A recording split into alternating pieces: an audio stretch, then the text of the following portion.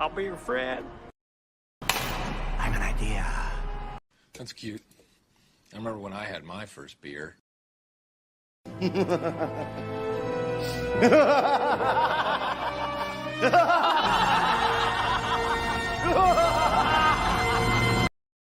Yeah, second Warner Brothers.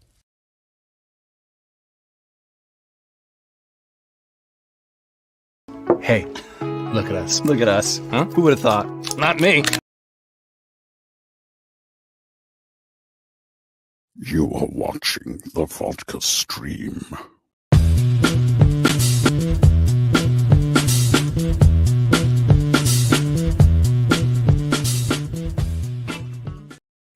Yo, what is happening, everybody? It's Friday. Sorry for the little mishap right there of like the opening little stuff right there. How's everybody doing? Hopefully everybody's doing okay. Made it through another week. How are we doing out there? File in, folks. The Vodka Stream Lounge is open. How we doing, huh? Man, do we have lots to talk about? We do. We definitely have lots to talk about. Of course, I'll get my guest in here in a little quick minute. Get to know Leo right here. And then we'll get a panel going, too. So what's going on, Miss Nighthawk? Happy Friday to the lovely people. Yes. And do what she says right there. Don't forget to hit that like, thumbs up also. What's going on, Jason? How you doing? We got Tony Movie Chappie and D9 Neil Blomkamp fan. How you doing? Clue, what's up, buddy? Hey, the guest is already here. That's right. Talking to you, folks. All right. Did you hear that Walter Hamon almost go? Yeah, I have a video planned about that. Planned. I didn't have time to execute because I was like, but yeah, I'll have a video about that tomorrow. But I'm sure, of course, we're going to be talking about that tonight. But I have like an initial video for tomorrow about that. Ahoy, ahoy, Mr. Jason McKenzie. What is happening? Hashtag Henry Cavill Superman. That's right. What's going on? JD McRae. Good to see you. All right. Who else we got here? Now tell me all. I know, right? That just happened right now. That just happened. We're like an hour ago or something like that. It's like, oh my God, we're so shocked. Pete Davidson and Kim Kardashian broke up. What? That's all we're gonna talk about tonight. That's all we're gonna talk about. Chloe had her baby. The Kardashian. Gotta love it, right? Oi. Oh, shush there, Jacob. Shush. Hey, what's going on, Miss Captain Gator Girl? Nikki, what's up? What's up? Who else we got here? Who else is making their way in here? Yeah, that's right. Yeah, Giants suck. They just suck right now. Like, yeah, there's nothing else I could say about it. They just suck right now. They didn't even play tonight, which is weird. Friday night, no baseball game. I'm like, what? That's weird. But yeah, Giants are just they're rebuilding right now. It's just that's what you say when your team sucks. They're having a rebuilding year. That's right. Yeah, a rebuilding year. So that's the way I say it right there. But anyways, good to see you, Jose. Hi. All right, what's happening, guys? Hey, we got Kat here too. Good to see you. Good to see you. Everybody saying hi. It's batting time. Oh yeah, there was something about that too that was showing up with that about that run. Yeah. Oh, just the normal Friday shenanigans. That's what the fuck is up. So you're doing that.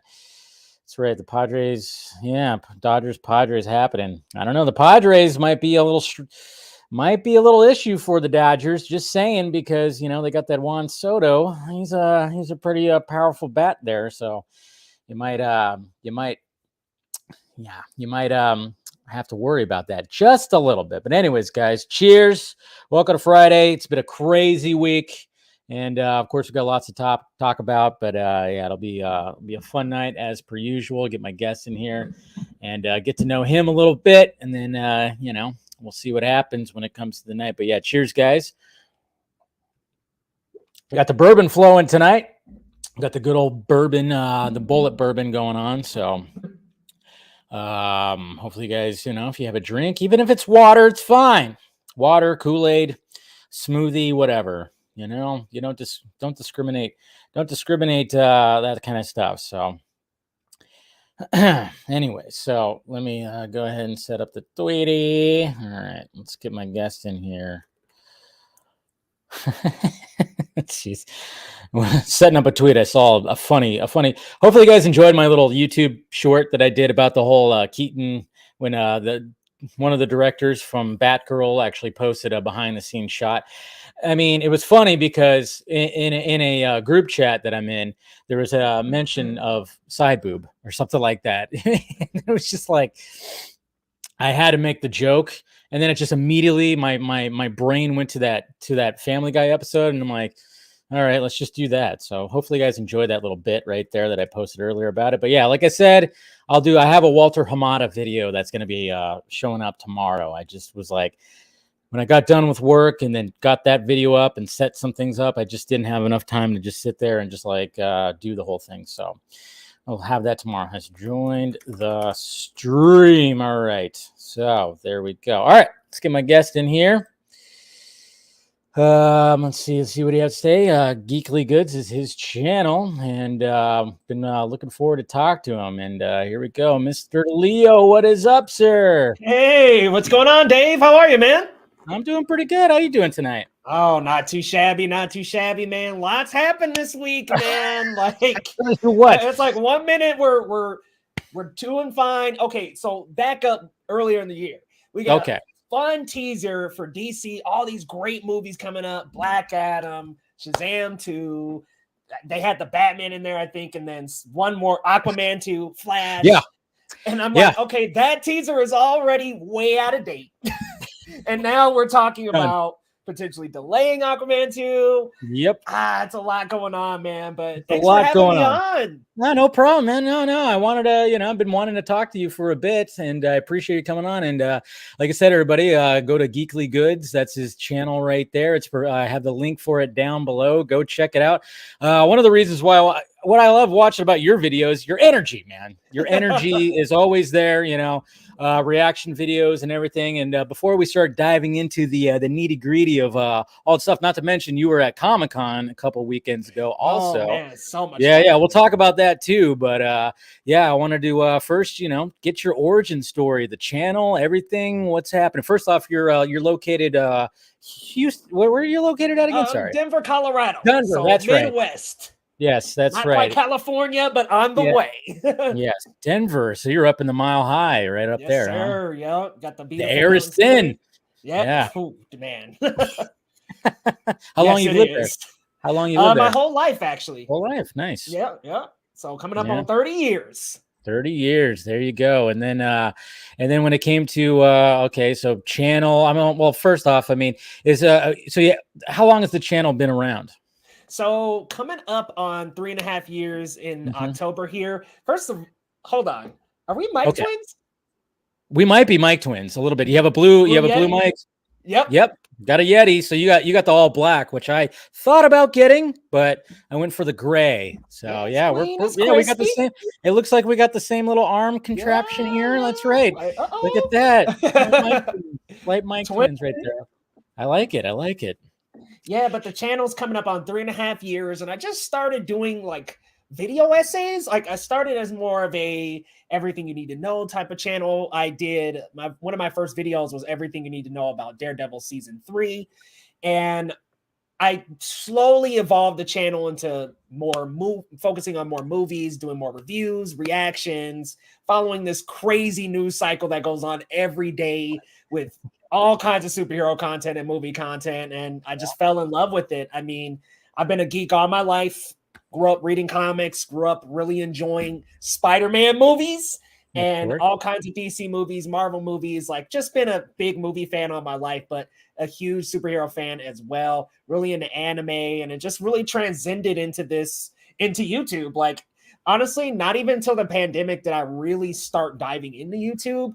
And I've been so grateful to make friends, to meet people like you, to be on live streams and to chat about Marvel and about all that's coming up. I mean, SDCC just had a great presentation for all that's coming up with Marvel. And I'm hoping, and I know I got a lot of Marvel around me, but I'm just hoping DC can steer their ship in that direction as well. I really want to see this 10-year plan that was mentioned. I want to see that come into fruition. I really do. But that's what we're all hoping, man. That's what we're all hoping. I mean, when it comes to this, but no, that's great. I mean, what's funny is like having my Friday stream. This is what I love, bringing on people, that have channels, especially because I always like I said, I like to get the origin story, like what provoked you to, start the channel and whatnot. And a lot of people say like, yeah, you start when the pandemic hit. I mean, what were people doing? It's like, I mean, I started really live streaming, doing my weekday live streams during the pandemic because I was like, you know what? There's so much stuff to cover. I might as well just do a live stream. People are at home. Why not do it? And it's grown into something that's really cool. I have a nice little fan base. I mean, it's pretty awesome. Like how just going like, all right, people want some entertainment. People want to hear people talk about this stuff. So, and like I said, and when people ask me, it's like, if I'm going to start a YouTube channel, I mean, I'm sure you've probably gotten asked that too. It's like, what do you do? And I always just say, just turn the camera on, turn the mic on, see what happens. Yep. Just go for it. Talk about what you're passionate about. Yeah. Trust me, you'll be ready. Exactly. You just got to have a personality. And that's what you have. You have a personality, and that's why I like I think I love it. And so that's good. And so are you just doing the channel by yourself or no? Yeah. Just me, one man band for right now. Thumbnails, editing, videos. Just released a Prey reaction today. I haven't seen it yet. So I'm like, oh, good, Dave. It's so good. I know. Best since the first one. Okay, so that's what I keep on hearing. And you know what? Like when I saw the trailer, I went, all right, there you go, guys. That's how to reinvigorate the Predator franchise. It's like, okay, what was the best thing about the original Predator movie? It was when Arnold Schwarzenegger had to go to primitive methods to take out the Predator. So it was like, there you go. 100%. So whoever came up with that idea, brilliant, absolutely brilliant, to reinvigorate, because the last Predator movie, they tried. they tried. I will admit I didn't quite hate the last one, but it's just another one on the list of pretty bad Predator sequels that have come for a while. It was funny because I had high hopes because Shane Black wrote it and he was in the original cast for the first Predator. And I like Shane Black as a writer, like Kiss Kiss Bang Bang. I'm even a fan of obviously he wrote the Lethal Weapon movies. I'm a fan of Iron Man 3, like his Iron Man 3. I know it gets a lot of it's divisive, better but than 2. Yeah. And then I was like, all right. So I was like, maybe it'll be. And then it just seemed like the studio was like, It was like the studio's a little like, oh yeah, we gotta like change this or cut this or whatever the hell this. And it was just like, oh man. And me and my brother walked out going, yep, that wasn't it.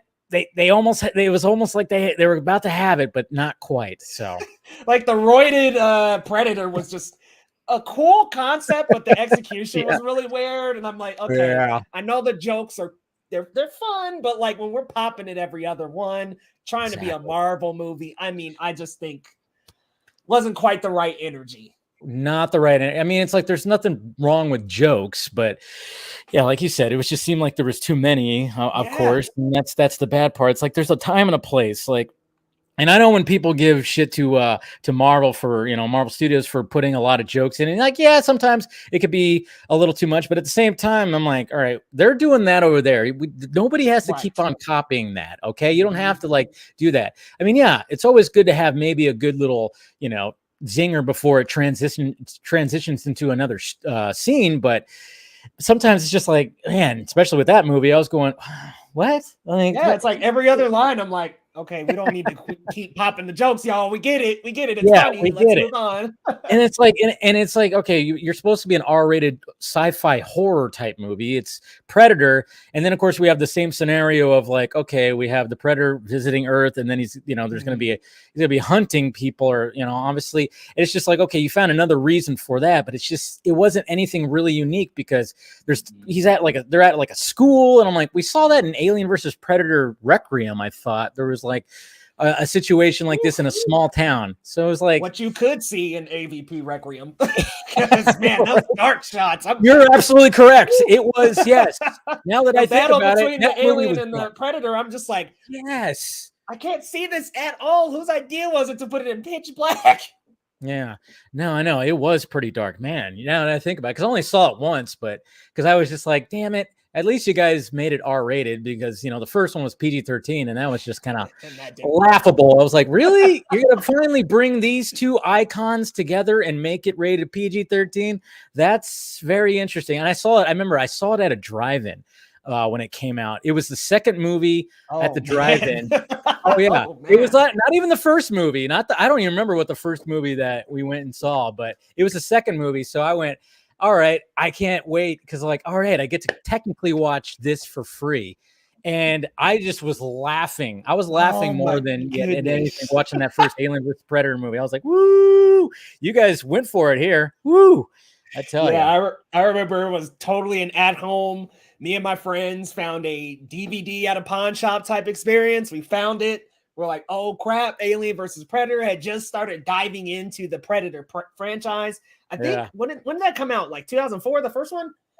Which one? 2003? The AVP? It was 2004. Yeah. Yeah. So I was only about like 8 years old. So stumbled upon that. We're like, okay, yeah, we love the Predator movie with Arnold. This should be super cool. Hey, that first Alien movie is great. Then you get AVP, and we're just like watching it as kids, 10 years old, and it's like, wait, this is comical. Like what? It very much outrageously violent other franchises. We bring it together, and it's like, oh no, we'll dial it down for you. Dial it down, PG-13, and make this weird here. I don't know. It was. They tried, and it was funny too, because I remember even like back in the 90s, kids, when there was arcade games and whatchamacallit. Basically, like there was a game, there was an Alien versus Predator game. I think it was also on like PC or whatever. I don't know. I remember that.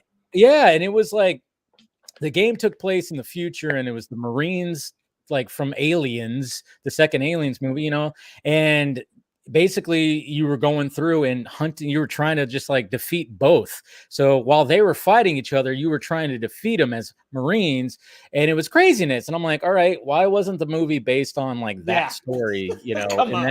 No, but it was like, oh, present day, there's a pyramid, and they're gonna go. It was like, just this weird circle around the block type of story. I'm like, okay, this is odd. Yeah, I mean, sometimes some of the fights were kind of cool. I remember there was like one part where the alien got his like tail like sliced by the Predator, and then he flinged his acid blood at him. I was like, that was cool. That was it. I mean, I guess, but that was in the trailer, so I'm like, I don't know. Well, see, they just shove it all in the trailer. Well, of course, they put it all in the trailer, and then of course they try to do, like I said, Alien vs. Predator Requiem. I think it was the dudes that did Crank and Crank 2, if I'm not mistaken. I think it was the brothers. I think they're brothers. They tried. I mean, they have definitely upped the violence, sure, but then it was just like the story was just kind of It just was and the violence was so dark. I just that's the biggest thing I remember about that, is just like watching the battle, and I'm like, I cannot even see what's going on. Like, come on, like. Can we turn a light on or something like that? What's going on? What's happening? I know, it's pretty crazy. But yeah, I'm looking forward to watching Prey. I'm going to watch it tomorrow. And it delivers. Like it yeah. absolutely delivers. I mean, on a cinematography level, on a thematic level, it really is the best Predator movie since that first one. It's so good. The main actress is really great in it. The Predator, when you get those scenes, I mean, there's a couple in the trailer that give you a little sneak clips. They don't really spoil though, and they don't dive into the outrageously good action in this movie. I mean, there's some really long takes. I don't want to say too much, but there's a couple of things in trailers, but I don't want to dive too deep. There's just some really good action scenes in it, man. Like, can't wait. And, I've been everybody that I've talked to, like whether in like group chats, whatever, they all been saying it's great, and even say there's like callbacks too from I mean, even though there's a prequel, it's a prequel essentially. It's gonna but it's still some good callbacks to the rest of the franchise, which that's what you want right there. As long as they handle them, as long as it's not in your face, like, hey, remember this, remember that, remember no, it's all over the place. Like, we're okay on that. Yeah, good. Drop it in here and there. Be cute with it. Be cool. Yeah, and anybody who doesn't like Predator 2, you're on my shit list because that movie is a great sequel. I'm just saying. Predator 2. Dude, I know. I mean, it's Danny Glover, man. Danny Glover. So good. So good. I mean, what better way to do a sequel? Like, I mean, you have the jungle in that was the first setting. So then just have it in LA during a heat wave. And a crazy, it worked. Like, don't sleep on Predator 2. I always say that. Don't sleep on Predators. Also, that movie that came out, I don't know when that came out. Remember that one?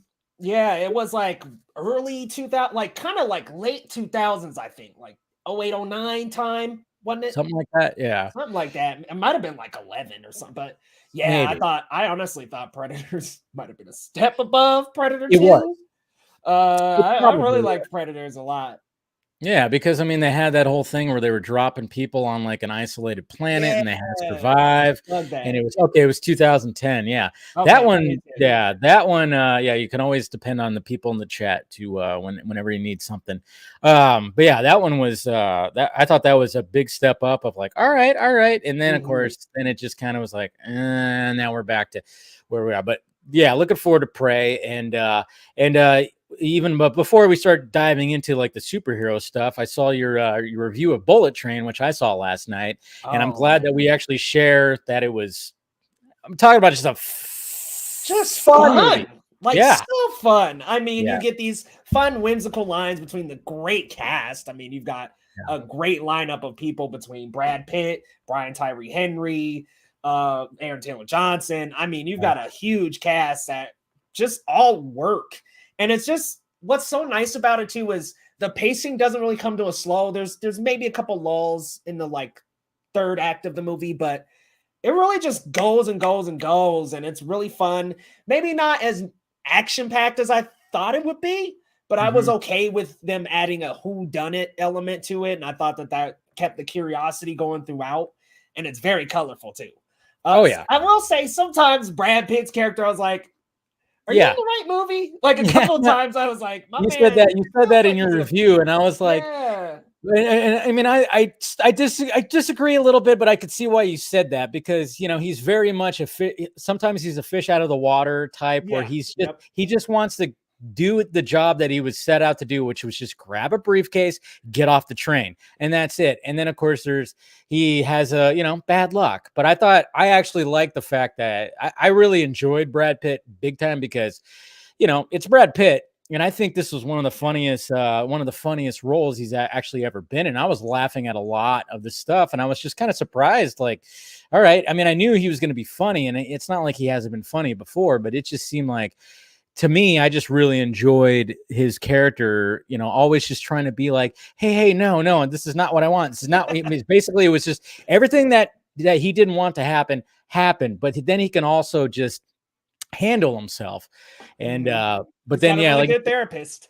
He has a really good therapist. Apparently he mentions that throughout the movie, but, no, I mean, like, it's just, when it first started, it was a little cluttered. It was a little clunky at first because there's a lot of establishing the characters. Yeah, lots of storylines going on. And lots of flashbacks. And I was kind of like, I think at first I was like, this could be a little jarring, but as they started sprinkling them a little bit more throughout the movie and spacing them out, it really worked to give us that present storyline because they bought back to the past quite a bit. But I'm thinking in my head, I was like, this is a better version of what Suicide Squad was trying to do. David Ayers was trying to do in the beginning. It's like, okay, you give us a little sequence, but keep some things in the dark, keep some things rolling into the story. So I think that's why this was more effective because it did piece together at the end of it.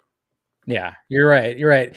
And it just, but at first I was like, oh man, this is kind of just jumping all over the place. And like I said, it starts off a little like slow and it just kind of eases you into it. And then it gets pretty outrageous, of course, when it comes to the fight scenes. And like you said, Aaron Taylor Johnson and what's the other guy's name? I always forget his Brian name. Tyree Henry. Yes, they were fantastic. Great chemistry. Yes.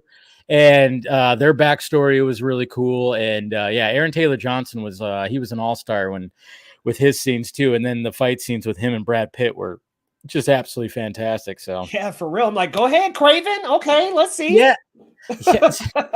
Speaking of that, being a Spider-Man fan, how are you feeling about Craven? Not great. Not great. I'm like, there you go. Are we gonna do the Craven's Last Hunt without Spider-Man? We're gonna really do a Craven story without Spider-Man. That's how I feel about the whole Sony. What is it? The Sony Spider-Man universe of characters. Whatever it is, SMUMC, whatever they want to call it.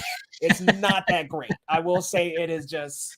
I Venom 1, I was like, okay, this is we can kind of tiptoe into Spider-Man, but it just seems like there's no getting Spider-Man back into this universe at any point, and there's no plan to. To me, it seems like they're on track to maybe doing their own version of a Suicide Squad, the Suicide Squad, and getting all these characters in, Morbius, Madam Web, and now that, spoiler alert for Morbius, Vulture's in that universe, he'll be a part of it.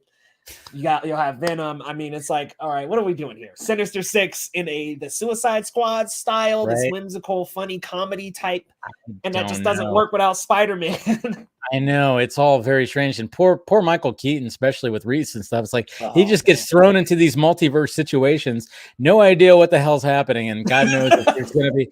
And he's just there to show up, do his job, and then leave. But he's just like whatever. Which I love Michael Keaton to death. But too, man, such a great actor, and it's just like he just got in a whirlwind of crazy multiverse concepts. But yeah, when it comes to universes, two universes, isn't that crazy? I mean, at least he has that. Like he's that much in demand. Okay, he'll be in two scrambled up universes. Yeah, I know. But it's like, God, how many times he gets called back for like, hey, you got to do a reshoot. You got to do a reshoot. Got to do a reshoot. It's like shit, man. But no, Craven. It's just like, I mean. I'll watch it, of course. I like Aaron Taylor Johnson a lot. But yeah, it just seems like when it comes to this whole like, hey, let's do a bunch of villain movies that are villains of Spider-Man. And I'm like, all right, love Tom Hardy, love, the first Venom movie. I was like, okay, cool. Seems like it was cut up a little bit and a little rushed. I'm like, but I enjoyed it. Second one, I was like, okay, you're going forward with it. And I was like hoping for a little bit more, but it didn't quite get what I wanted. But they knew what it wanted to be. So I was like, okay, that's fine. And then Morbius was just like, what? I was like, what the hell is happening here? Like there's many times where I was just going, wait, we're already in the next scene? Like, wait, there seemed like there was more to that. Jump after jump. I mean, and that's the way Venom 2 was going too. As I was watching it, I'm like, we literally sat on that scene for maybe 2 minutes and we're into the next one. And I'm like, okay, I'm really feeling the effects of them cutting that down to like a 90-minute movie. Yeah, I know. Wasn't it supposed to be like 2 hours? Oh yeah, it was going to be over 2 hours probably. I mean, there's scenes in there where you're just kind of going like, I mean, specifically, there's a scene where he's getting chased up to the rooftop, and then it just cuts to like he's already like in the orange jumpsuit, and they're interrogating him. I'm like, what the hell just happened right now? Like, seriously, like what just happened? They were chasing him up, and he went on top of the roof, and then Tyrese was right there holding the gun to him, and then it was just like, bam, here we are interrogating you, and I'm like, okay, what? Yeah. I know, where's that director's cut? My God, but I don't know. It's all yeah. Sony needs to release the Morbius cut. I know, right? It's Morbid time, y'all. Exactly. But all right. So yeah, I know I'm kind of worried about the Craven thing because it's like, all right, especially when Aaron Taylor Johnson came out, or they said something about, there was like news that came out where he talked about how it wasn't going to be like, I don't know, I forgot exactly what was said. Maybe someone will mention in the chat, but like there was something that where people were like, wait a minute, that doesn't sound like Craven the Hunter. And it was like, I forgot exactly what they said, but it just didn't sound like he was actually going to be hunting animals or something like I that. heard It's something like, about maybe he was defending them and not yes, like defend, more defending, like he loves animals or something like that. I'm like, wait a minute. I'm like, did they I don't know Google about Craven the Hunter? Like, yeah, man, it's always in a fur, man. Come on. he's not an animal lover. He loves the sport of hunting the animals. That's what it is. That's the whole cusp of his character. He's a hunter. He likes to hunt game. Like that's his big thing. And I'm like, okay, to strip that from the character completely, to try to make him fit into some kind of anti-hero universe you guys are making, it's just not even worth it at this point. Listen, I don't love the Amazing Spider-Man, but bring Andrew back if that's the solution. Because at this point, we got to get a Spider-Man somewhere. And they're using up all these great actors. Dakota's in, and Sydney Sweeney are in Madam Web. And Madam Web's going to be interesting. Yeah. I'm like, okay, if those two are in it and they're so good, but the movie sucks, it'll be Venom 2. Tom Hardy and Woody Harrelson. I think they're both great actors, and yeah, I felt like there was a little bit of waste, especially when they try to make Woody Harrelson look like a teenager in the beginning scene. I was like, what are you doing? I was like, no. I started laughing in the theater. I was watching. I was like, oh man, they're really trying to make it like Woody Harrelson. Like it's like, or like they're trying to make this character look really like young. And I'm like, it's just not working. I'm like, wait a minute, because if Cletus is this young at this time, Woody Harrelson's like in his 50s. I'm like, this isn't working. This isn't working. Like, I get what they were trying to do. They had like these other actors, and then you had his voice come out of the. It was very so weird. It was so weird.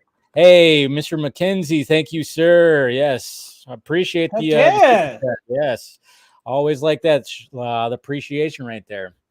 And then of course, yeah, like I said, follow Leo. Yeah, follow his channel. Much appreciated. Thank you. Yeah, for sure. But yeah, so we'll see. I mean, yeah, they definitely need Sony needs to figure out their shit too, because it's like, all right. What's so crazy is they seem far more confident in their strategy. They really do. He does. And I'm like, oh my goodness, we are 3 movies into this SUMC, and arguably 2 out of the 3 did not quite work movie-wise. Now, box office-wise, different story with Venom 2, but Morbius even didn't work in the box office, and they re-released it after the Morbin time stuff trended, and I'm like, okay, it's not working, guys, but they seem to think that they're on the right track. So it's like, do you stop them?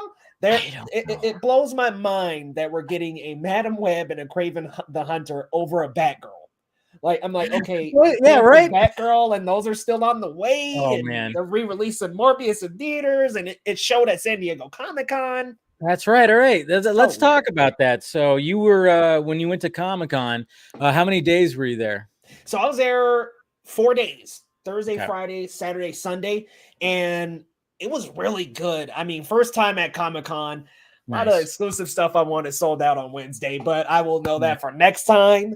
But a very fun experience, really crowded Artist Alley, but it was really cool to just see all the different vendors and see Netflix set up and Paramount Plus, Disney Plus, everybody doing different installs, and just so cool. I feel like I didn't get quite everything because I did have to be in Hall H for a lot of it, but I got to experience quite a bit. The Marvel animation panel was really good. Actually, Hall H material, they dropped so much, like for Spider-Man freshman year.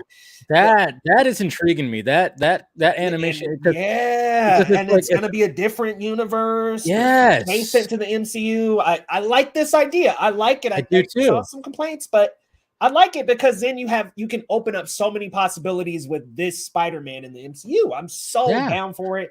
I like the whole concept of like the Civil War, when he like walks in and it's supposed to be, Tony Stark was there with Aunt May. But this time it's Norman Osborn. I like that. I like that. So switch it up like one little, and that's a cool. that's like a cool nugget in their whole multiverse setup, is like one little nugget that's different can span a whole different multiverse. And I really like where they're going with that. And what if season 2 is looking to be a little bit better? I didn't love season 1, but the first episode of season 2, they showed that at the presentation, and it was actually really good. You saw the whole thing? Yeah, I saw the whole. Oh, wow. It was the first episode. I want to say it was the first episode, but it may have just been an episode in the second season. But they went back to Captain Carter and did a story with her, so really cool. And then, gosh, that X-Men 97 was emotional. That I'm sure. I mean, I watched that like religiously when I was a young one. Oh my gosh! Just that theme alone will just get you back Man. right there. Multiverse of Madness when Professor X rolls into the frame and you get that little theme song. Like, oh yeah. Yeah, I know. So the whole theater was lighting up when it came to that. And then showing off, the old concepts of the characters. I mean, I will say that when they showed Magneto, I was like, okay. I mean, I get that it was pulled from, because obviously Magneto is going to be leading the X-Men in this continued thing. And in the books, they had this look for him where he had the long hair and he had this different costume. I'm not really a fan of it. But I get, okay, fine. They're going with that concept. That's sure. But I remember when I saw that, I was like, I don't know if I like this. I always like the traditional Magneto. Yeah. I always love that look, man. The red cape, even the helmet. I mean, it just fits. When they showed it at first, I was kind of like, wait, is that Magneto? They're like, yeah, and he's the leader of the X-Men this time. And I'm like, oh my gosh, crazy. Yeah. But I'm looking forward to it. They dropped like one little clip, and it was a storyboard animation of the X-Men versus the Sentinels in the new season. Looked really good, and it was like to the theme song, and really well done. And they showed this clip of all the voice actors coming back and dropping some lines and talking about their experiences coming back and just their experiences with the show. Everybody's so dedicated to this that there's just no way it could be bad. Like, it's going to be phenomenal. And it'll bring us back to our childhood a little bit. Exactly. Like, it's so cool. I'm looking forward to it. I mean, there's sometimes you could do nostalgia pretty, correctly. And then why not do it like that? I mean, it's weird because when it comes to the MCU, I mean, even when it comes to Spider-Man, it's still kind of wonky when it comes to Marvel Studios and both of those properties, because when it comes to Tom Holland, we're not fully sure exactly. It was like, all right, so what's going to be next for Tom Holland? Right. It's always a limbo. Yeah, it really is. And, obviously Sony is trying to hold on to Spider-Man as much as possible with their Venom or their villain universe that they're doing. But it's like, all right, but who's your Spider-Man? Like, we want to know. And like, you have and we don't know. Yeah. And you have maybe 3 options now, because I mean, the last one we had 3 Spider-Man. So, and it seems like Andrew Garfield might be, I mean, you have options, and I'm just really hoping that. But then it's just, I wonder what is happening behind the scenes when it comes to Marvel Studios and Sony. I mean, obviously, when you see them at the red carpet, they're playing nice. You have Amy Pascal and Kevin Feige taking pictures together. But then you just like, what is that? Crazy in that? Yeah, No Way Home promo. A little bit. Yeah. And then it's just like, all right, so what's actually happening here? Because obviously they both own the property. And even Tom Holland, like awkward looks in the corner. And you're just like, what is happening? And Tom Holland's not voicing Spider-Man in Spider-Man freshman year. Yeah, which is weird because what's his name? Charlie Cox is coming back. Yeah, I'm like, okay, he's doing Daredevil. Kind of weird that you don't have Tom Holland and him. Well, it's because they fully own him. I guess you could say, because Daredevil, they acquired Daredevil from Netflix, and that whole thing and everything's, so they have the full-on rights of Daredevil, so they're able to do that. When it comes to Spider-Man and Tom Holland, they can't do that. It's so weird. What a weird situation. And it's only films, correct? Like, it's like they can't really run with the films the way that they want to, which Marvel MCU Marvel Studios was also at Hall H, announced phase 5, phase 6. Being there was absolutely unreal. But it was bet, man. one little tidbit afterward was like, oh, no Spider-Man mentioned. And it's like, well, Sony probably was like, nah, you guys got your stuff, but we got to have our Spider-Man under us. So it's like, no Spidey, but I mean, the Black Panther 2 trailer looked great. Oh my God. That was the best trailer that came out that week. That whole weekend, that was the best trailer. I know I saw your short and I saw, you just, I mean, I'm sure I probably would have got put to tears too, being there, watching all that and watching that panel too, because obviously there was a lot of praise for Chadwick Boseman from Coogler and everything. Yeah. I mean, that was a pretty emotional panel, I imagine.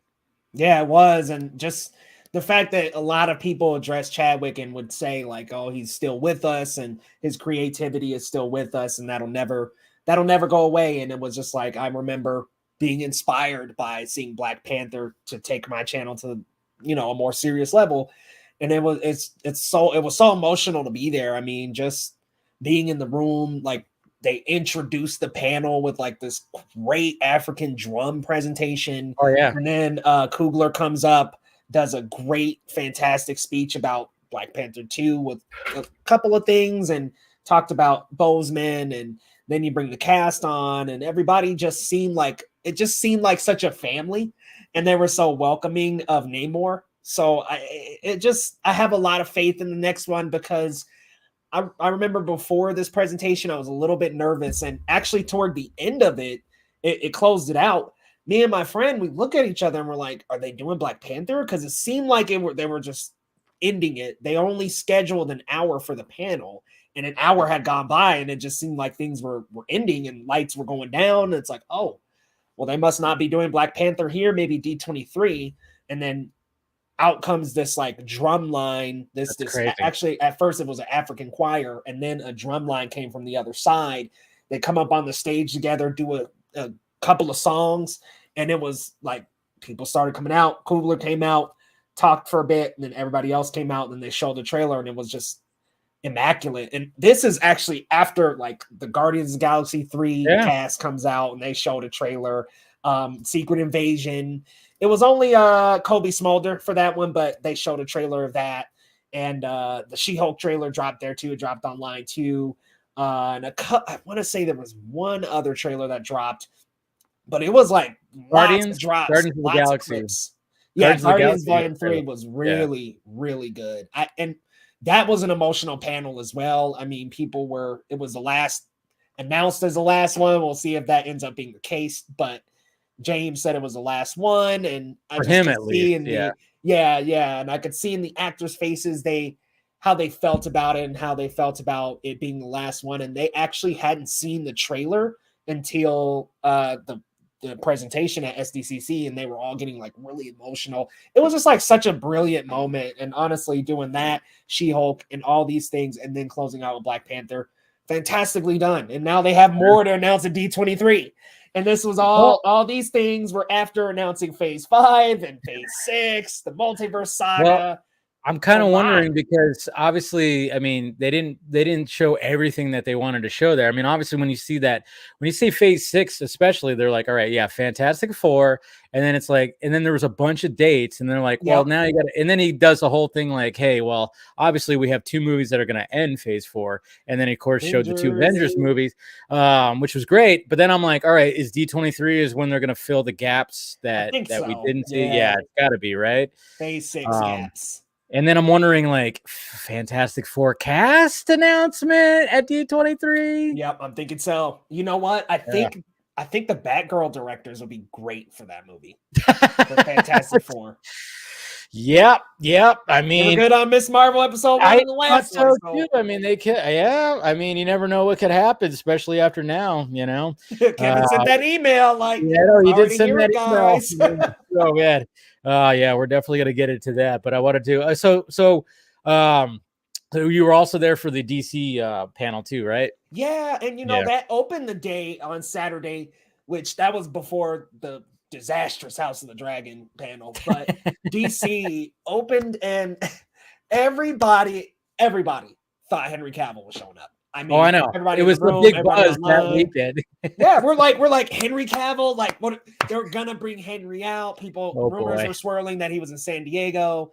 So the Shazam panel happens. Boom. Black Adam was really cool because like the Rock comes up, like there's like this smoke that goes out. The Rock comes up on this raised platform and he's in the suit, comes back down into regular clothing, and the cast talks. They release a new clip and a new trailer. And we had these lanyards on, and there was like these like they were like these lanyards. They were these cards that had the Black Adam logo on them, and they all glow blue. And it was just like this super cool experience. And it was like, okay, cool. And a fan gets up on the fan questions mic and asks, who would win in a battle against Superman and Black Adam? And the Rock's responds, it depends on who the Superman is. And I'm just like, come on, are they leading us up? Are we going to get to it? And yeah, we never got there. Another person did ask about Superman specifically, and both The Rock and Zach Levi both said we can't answer. So I'm guessing there's something going on behind the scenes, but definitely stuff going on behind. Like, going on behind the scenes. I'm wondering if they just can't reach an agreement with Henry, and so that's limbo maybe. From what I gathered, that's pretty much what's been happening for like the past ever since they shot Justice League, initially back in 20, whatever. It's been so long since he's actually, I mean, that was like 2016. That was like 6 years ago that they were filming that. I mean, and it's so funny too, because when it comes to that DC panel, it's like, yeah, the trailers were I enjoyed both trailers. I enjoyed Shazam and I enjoyed the first Shazam. I love David F. Sandberg. Seems like the nicest guy in the world. And then when it comes to Black Adam, I'm like, all right, I like it, Dwayne, but I think you might be overselling your hand here a little bit, because I'm just not sure if your name's going to be putting the butts in the seats. I mean, we saw what happened last weekend with DC Super Pets. Did not do that well. Yeah. Oh yeah, DC Super Pets just kind of came and went. No. Yeah, did you see it? Seen it. I still haven't seen it. You know what? I mean, it's nothing you have to rush to go see. Okay. Yeah.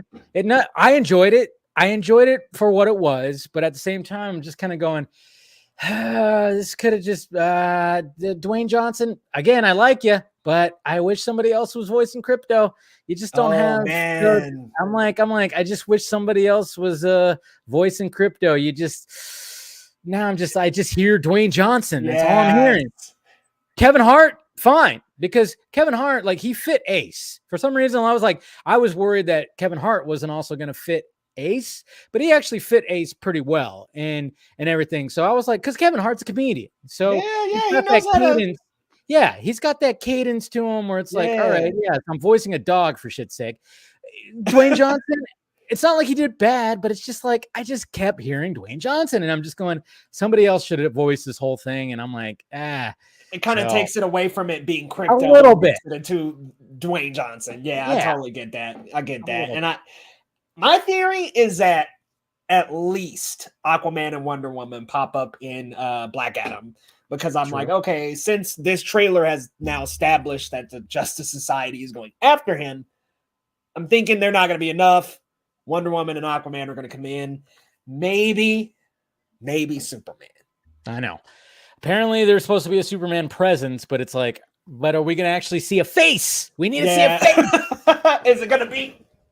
Yes, exactly. Is it going to be that, or is it going to be in the shadows? What's going to be happening? Right. Shazam, Peacemaker. It's like all these little teases. Come on. See, I really enjoyed Shazam, and that's now part of my Christmas movie rotation, since it's technically it's a Christmas movie. Yeah, but I just hate that last part. I'm like, you could have just not had that last part. I'm like, if you're not going to have what the Superman scene, oh yeah, in the cafeteria. It's like, come on. It's like you didn't need that. If you didn't get the guy, let's not just fake it, Yeah. Look at how do you do? Oh yeah, so you get zoomed in right there, right? Live stream. You're gonna have to tell me how you do that stuff. I'm sure there's like a little setting or something on my camera. Yeah, Sparko Cam is what the program is called. Sparko. Okay. I'm gonna have to hit you up about that. Interesting. Hey, I got you. Oh yeah. I just keep everything stationary, But anyway, so there's that, and then I'm like, all right. So, and then of course Sunday you head home? Sunday I actually just kind of walked around. Okay. Went to the Funko booth. I tried to get the Batman vinyl. Mondo posted a vinyl signed by Michael Giacchino. Didn't get it. But just explored the room. Went and met up with a couple friends, and then wrapped it up there. Like I said, I didn't get to get any exclusives though. Damn. But it was all right. I was there. I also saw the first 20 minutes of Dragon Ball Z or Dragon Ball Superhero on Friday, which was really good. Those people were hype as hell. I got this. This is the only exclusive I ended up getting was the Son Goku exclusive. Nice. Oh man, and I was like, finally could get something, but that was like the highlight of Friday, and then Saturday Marvel and DC. Yeah. And also on Saturday there was a House of the Dragon panel that just did not go great at all. Why? Why is that? So the moderator was asking some really weird questions. The weirdest one being like after people were dancing around not mentioning the actual title Game of Thrones. George had mentioned it as a show he worked on previously. So it was like awkward air in the room, and the moderator goes, "Is there anything on anybody's mind that they want to talk about right now?" And I'm like, whoa, man. And then a fan gets up on the mic to ask a question, and he goes, "Matt Smith, it's Morbid time." And Matt Smith is like, "It's what?" No. Like, no, I think I remember reading about that too. Oh man. Matt Smith was like, "It's what?" Oh no. It's like, oh man. And then he asked the question, "Do you think your character Morbius would be able to survive on Westeros?" And he was just like, I guess. Like he had no idea what he was talking about. Wow. Yeah. Jeez. And then there was another fan question where a fan had actually dressed up as a character and asked the actress portraying that character how she felt coming from a theater background and transitioning that into this big TV show. And she just like, I think it almost like triggered her a little because she just kind of like couldn't answer the question that well. And I don't know if maybe that was like maybe something she tried to bury. And I was like, oh, that just kind of got a little awkward. And the rest of the panel, I don't think they really asked Olivia that many questions. Okay. But and it was just kind of beaten all over the place. It was just not that. It was kind of weird positioned after DC too, because the interview in the room immediately dropped. Yeah. No Henry Cavill. It was like, oh, yeah, I know. If Henry had come out, maybe that would help them. Damn that Henry Cavill, my God. No, it's kind of funny too, because I mean, yeah, that was the most buzz that came out. And then of course, after like, almost a week later, what happens is they announce, Jason Momoa decides to drop a video on Instagram showing that Ben Affleck is going to be in Aquaman 2. And that got more buzz than anything from Comic-Con. It's like, it is just, I mean, I'm mainly a DC fan and I mainly cover that. But man, I tell you what, sometimes it's just, it could be just like, what is happening? I mean, I remember it was 2 Thursdays ago, I have a 4:30 showing of DC Super Pets. I'm getting ready, and all of a sudden I like refresh my Twitter and I see this image of Momoa and Affleck together, and I'm going, that's not real. My first thought was, that's not real. Yeah. And and then I send it to like a group chat. I'm like, hey, somebody tell me if this is real. I'm trying to get ready for, to go watch a kids movie by myself. And so I was like, so, and then I was like, shit, it is real. So I went, man, all right, I'm gonna have to like just shoot a quick video real quick or something like that before I go. And I was like, and then of course when I get out of the theater, I mean, everybody, it's trending, it's all over the place, it's crazy. Yeah, the timing of this stuff is never the best. It always will drop like right when you're in the movie theater or you're at a doctor's appointment or you're headed to the dentist and you're like, damn, here it comes. And when that dropped, I was just like, okay, so what about Michael Keaton? And now it just seems that maybe he's out of the picture. I'm not sure, but I'm unsure. But rumblings had said test screenings. People were like confused about him being there, and yeah, I can understand, especially if you're not really deeply ingrained into the DC universe, and you're just following this as a casual moviegoer, somebody who really likes superhero movies, and you're maybe not that deep into it. You probably would be a little jarred by Michael Keaton and his Batman popping up in Aquaman 2. I mean, here's the thing. It's like when they initially got all this and they were trying to establish something, they were like, all right, how are we going to get it? Oh, wait, we have the Snyderverse. Obviously, that was all established. It's like, all right, so how do we kind of, step away from that? And of course, there's like the Flash and this whole, timeline that he could change. Obviously, that's what Flash does. You read any comic books. I mean, obviously, when the end of New 52, what happens? There's like a whole thing, and just basically the whole universe gets rebooted into rebirth, which is cool because then it's like, people can go, all right, I could start over. And I really did that. I didn't really collect much of anything when it came to New 52. Yeah, me neither. Yeah. But then when Rebirth happened, I was like, all right, I'm going to really just start from, but there was so much. And, and where I used to live, there was a comic book shop like 2 miles away, which was nice. I made friends with the owner. Yeah. I made friends with the owner. I mean, it was like once a week I'd go in there and I would grab the books that I wanted to get, and then I would just stand there and talk to him for 2 hours. We'd be talking about everything, movies, all the movies. He was a big, he was a fan of, of course, like Man of Steel, stuff like that, and BVS, and then of course Marvel stuff. We'd talk about all kinds of things. It was funny because I would literally just be standing there. I might as well just went behind the counter and just pretend like I worked there, because I would just be leaned up against the counter, talking to him, chatting as other away, people, huh? Yeah, just chatting away, and then other people are like buying books and stuff.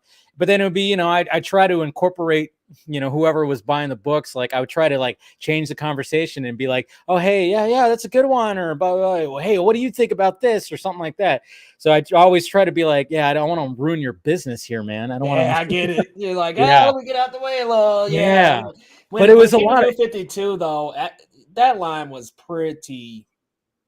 I really like some of the Rebirth stories, but yeah, some of the Rebirth was really good. I like that. There was a couple things that when it came to like the Trinity, I like when they had like a whole series dedicated just on the Trinity, and the first story was actually really, really good. And there's a lot of good little reboots, I guess you could say, that they had with some of the stuff.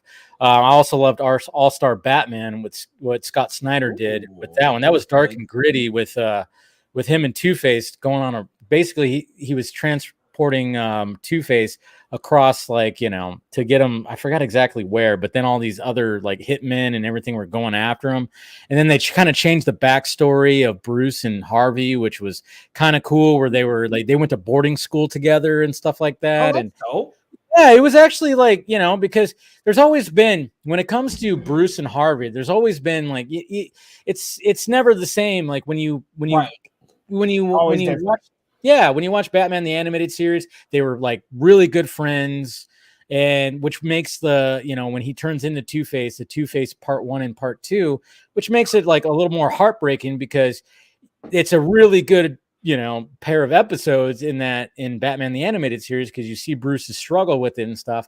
But then of course, then you'll have like stuff where it's like, all right, but maybe he didn't know him that well. He just knows him as the district attorney. If you look at like Dark Knight, he didn't know him at all, and then even Batman Forever touched on it a little bit, but it's like, were they actually friends? I don't know, because there's all kinds of things. So I thought it was kind of cool. I actually liked the storyline where Bruce and Harvey were friends prior to all the madness that's happening in Gotham, before they were who they are. I like the fact that they're like school buddies. I actually do like that concept. And I actually, if Matt Reeves is going to bring him into,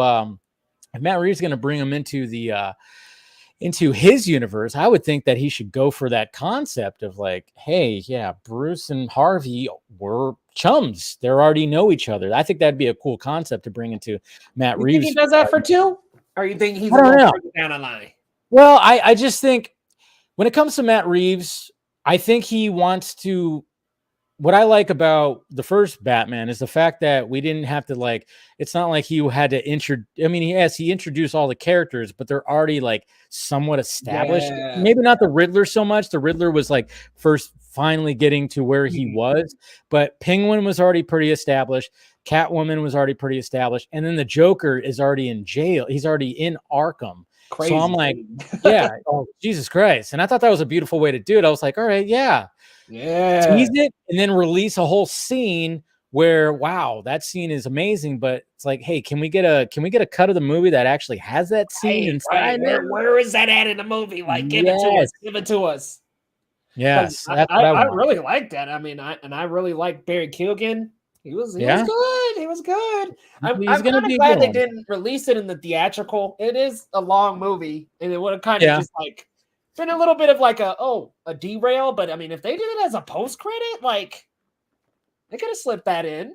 Yeah, they could have done something like that. But I mean, the fact that but it's like part of the story. I think that's what I mean. Yeah, I don't know. I think they were trying. I mean, but then again, you want to do something different than what Marvel's doing. I think that's the big thing. It's like they don't want to do like, you know, 2 post credit or mid credit and a post credit. So, but I know like that's the thing that I mean. Yeah, you have to be different. So I do like the concept of like, all right, yeah, there's a deleted scene. We're going to release it online and then it trends. Because even that happened with like Batman vs Superman when they had the scene where Lex is talking to Steppenwolf, which essentially is leading into Justice League, where he's like in the ship and he's talking to, and you see like the SWAT team like raid the ship. And then they're like, you know, and you see that silhouette of Steppenwolf. So I was like, that's cool because yeah, that's kind of like a post-credit scene, but they released it just online as a deleted scene. Then, of course, it got put into the Ultimate Edition. So I thought that was kind of unique. It's like, yeah, don't do exactly what they're doing over there, but yeah, when it comes, that's what I want out of DC.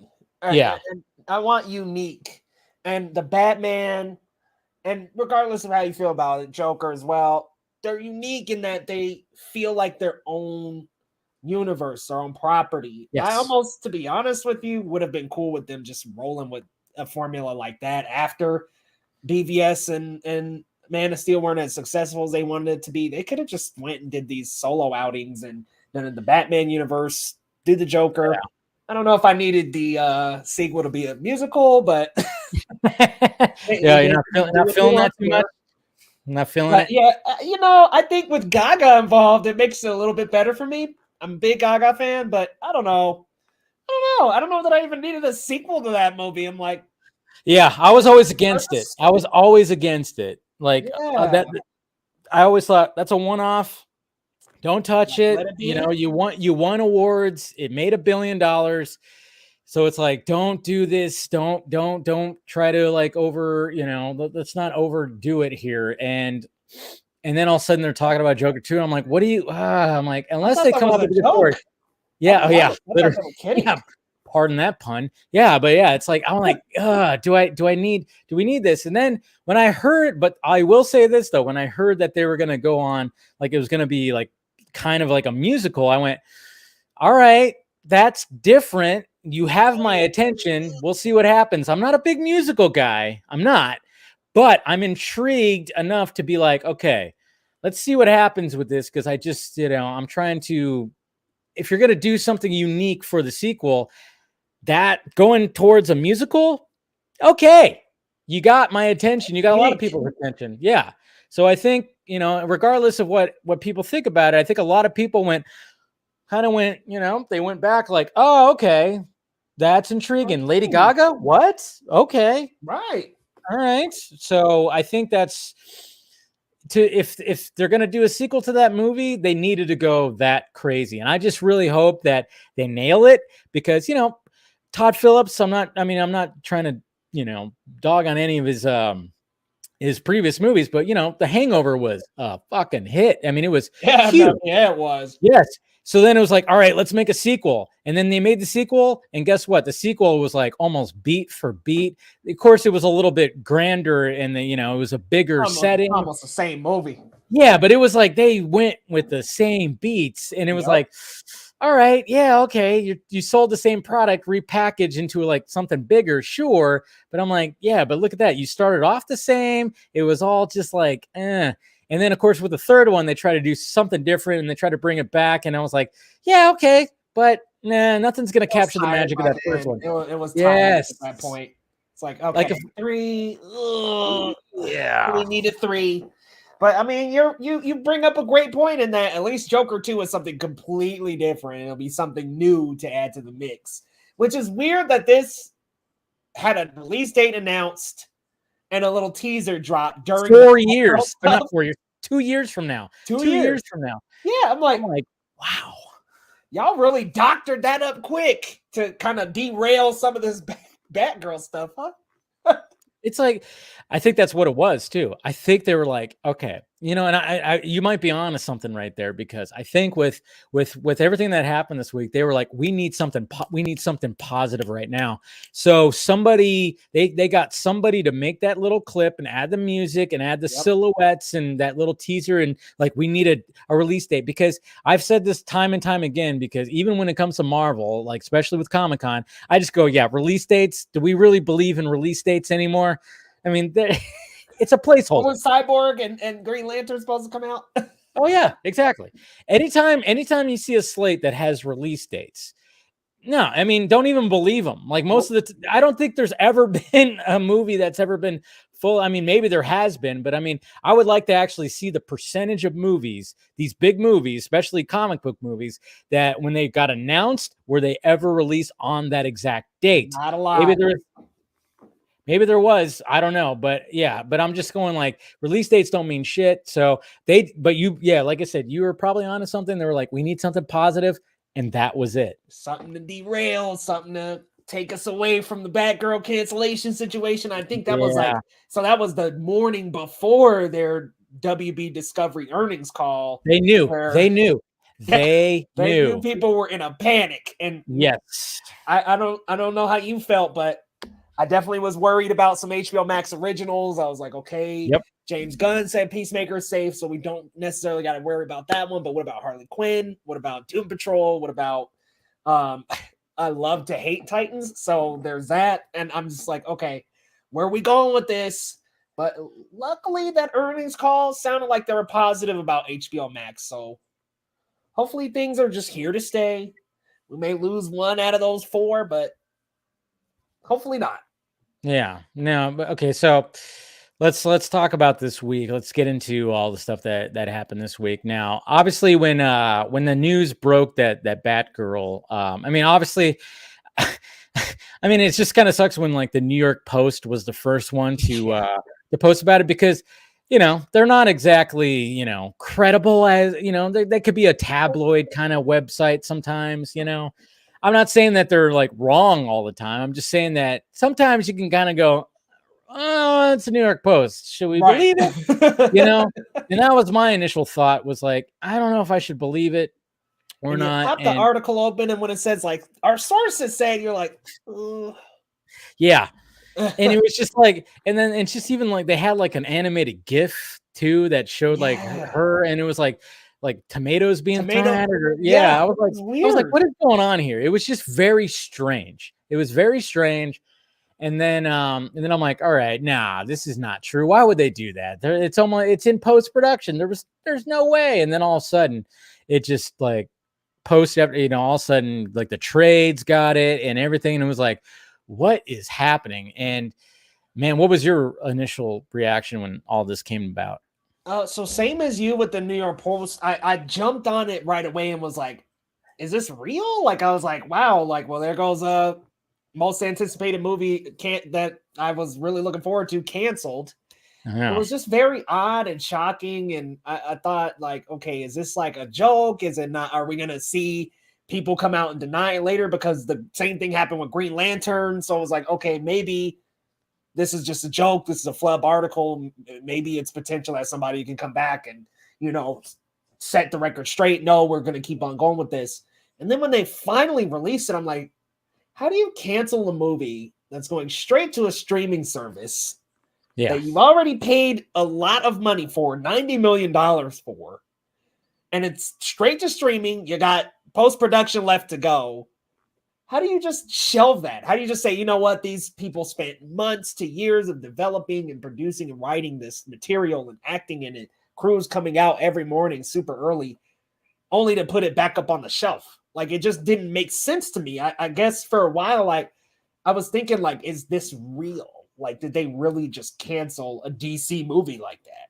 And so when I saw that and then the rumblings of HBO Max potentially going away and things like that, I definitely was a little nervous. I was wondering what was going to happen with DC and the DCEU. And then I think it was Variety or IndieWire, one of the two, had mentioned the possibility of Shazam 2 and Aquaman 2 being moved. And so I was just like, what is happening with this universe? Like, and it's weird that all this comes out and I'm like, okay, so now them not presenting Batgirl as DCC makes sense.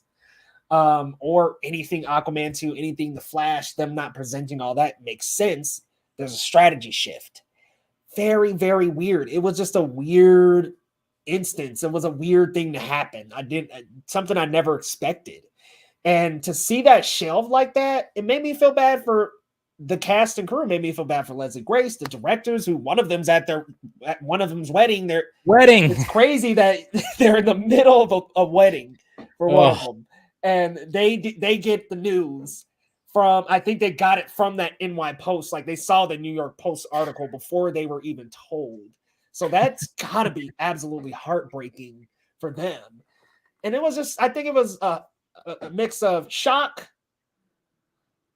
nervousness, because I was uncertain where the rest of the DCEU would go. And then feeling bad for the crew and cast and directors, putting so much heart and soul into this. And clearly it seemed like they were huge Batgirl fans. Yeah. To see that ship sink like that, and it could have been dumped on HBO Max. So weird. It's interesting because I'm like, okay, if it was that bad, I'm like, all right.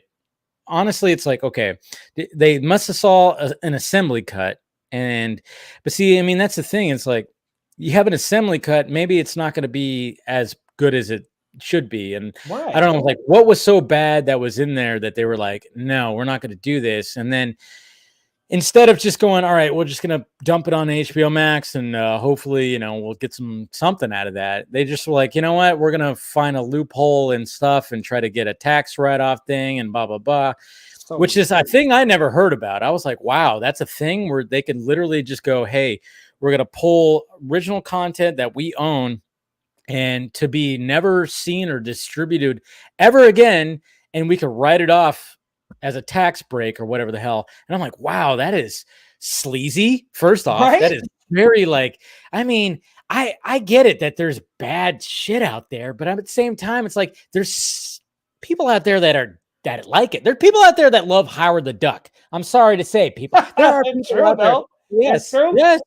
They love that movie. I mean, and it could eventually have a cult following, a guilty pleasure, something. There's always something good that can come out of something bad. When I mean, look at the Room with what's his name. Hi, Mark. That whole thing. Yeah, that is. It's so bad it's good. It's so bad that it's good, where he turned that awful movie that he made into something that had a huge cult following, where he was having sold out screenings, all kinds of things. Tommy Wiseau was showing up to the screen, signing stuff, like it's bonkers. So it's like, there's always something that you could turn from, like, even if it's really bad, you could turn it into something. I'm like going, all right, this is okay. It's Batgirl. It's got Michael Keaton. It's got Brendan Fraser. We always got to not forget that Brendan Fraser was Firefly in this thing. How bad could it really be? How bad could it really be? How bad could it really be to the point where it's like you just full on scrap it? I get the business decision, because, like, all right, if they looked at it like, all right, if we don't put any money into marketing, we save. Well, I think they released the numbers like $20 million, 20, 30 maybe. I don't know. But then I'm like, okay, but all the marketing is happening right now. You shelved it?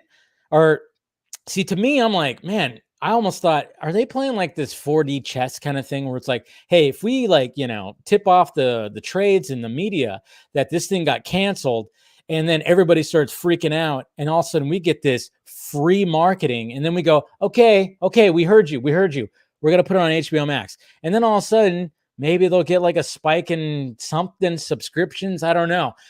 I don't think that's, I mean, it sounds like that's not happening, but I was like, wouldn't that be a kind of like a strategy that they can take? Yeah, it's one route. I mean, look, we got Zack Snyder's Justice League. So it's like, okay, that's one route they could have taken to bring some awareness to the Batgirl movie at all, because they had done no marketing. All we saw was that photo of Leslie Grace in the suit and then some various behind the scenes pictures. But we hadn't seen a clip. We hadn't seen a trailer, a teaser. That DC, that the video that I mentioned earlier in the stream, they didn't put it in that video. And it was just like, okay, what is happening with Batgirl?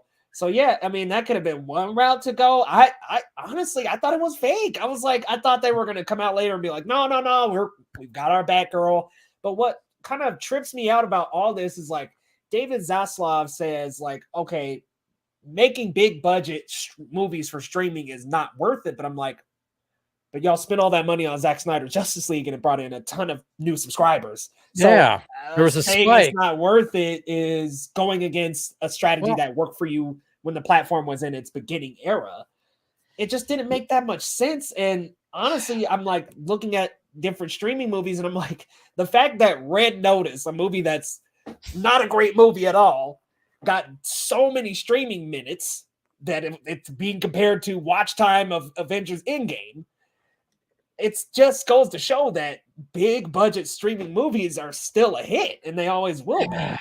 Especially with where things are moving. I mean, 45-day rule, they said they're going to go away with that, but it was just like, okay, people wait for streaming. Lightyear, a lot of people waited for streaming.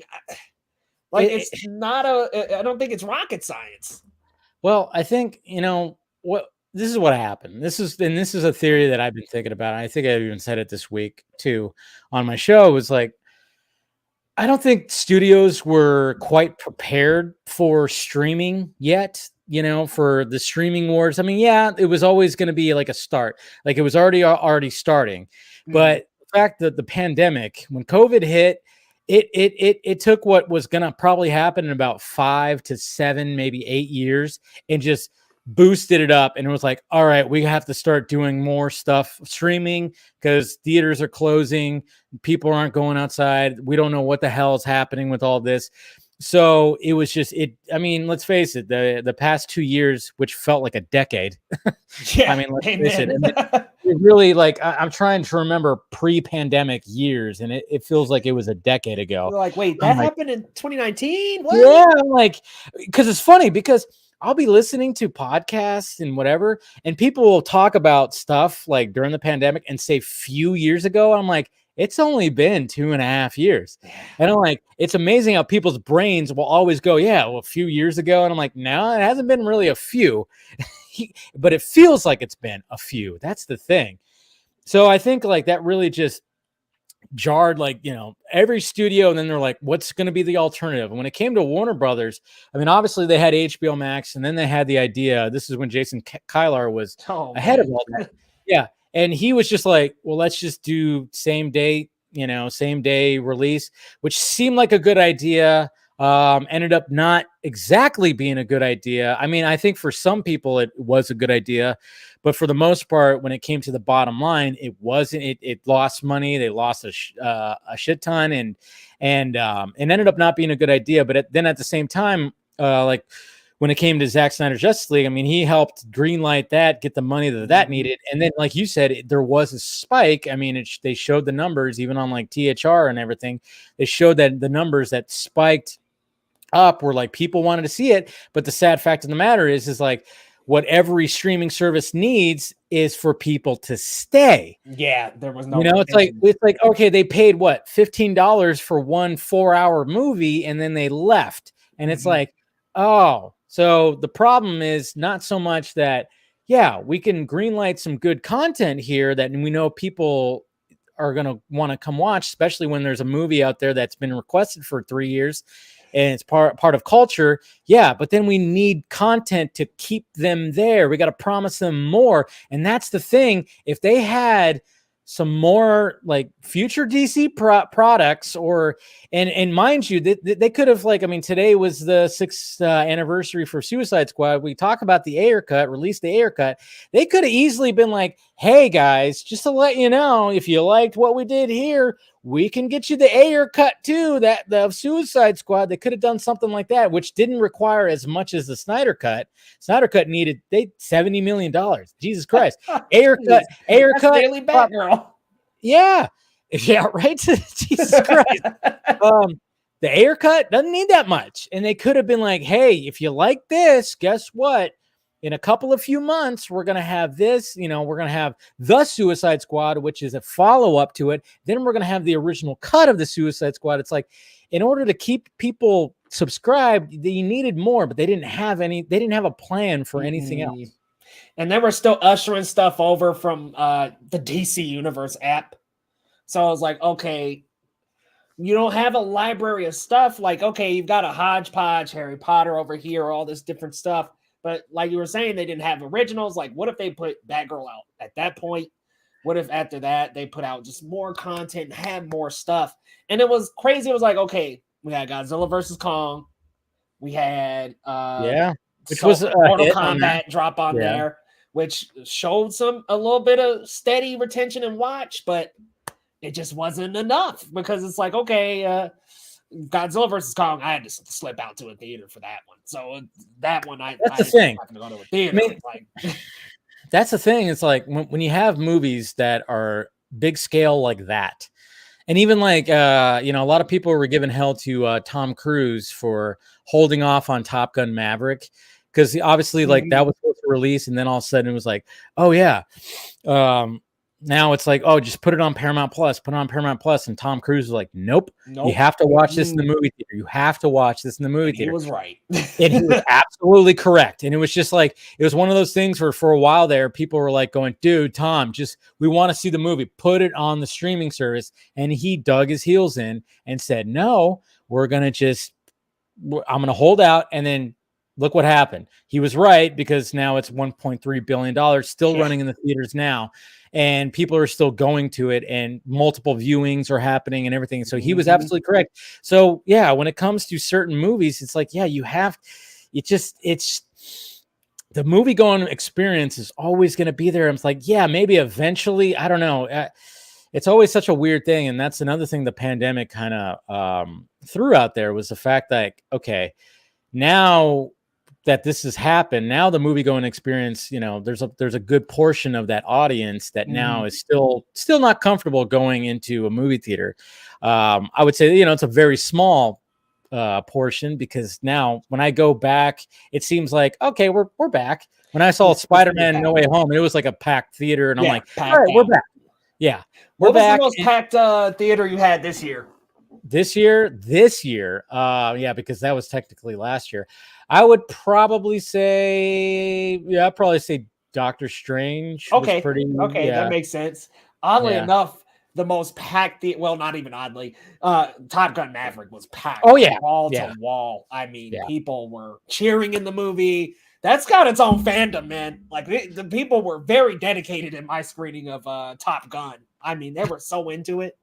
It was worth it. I mean, it was a great movie. I even thought it was better than the original. Of course. But that's the thing. I know when people talk about, like, people almost are afraid to admit, like, it's better than the first. Like, no, admit that it is. It is. Everybody, it is. Okay, the people love that first one. I get it. There's a little bit of a nostalgia that goes with that first one, Yes. And for its time in 1986.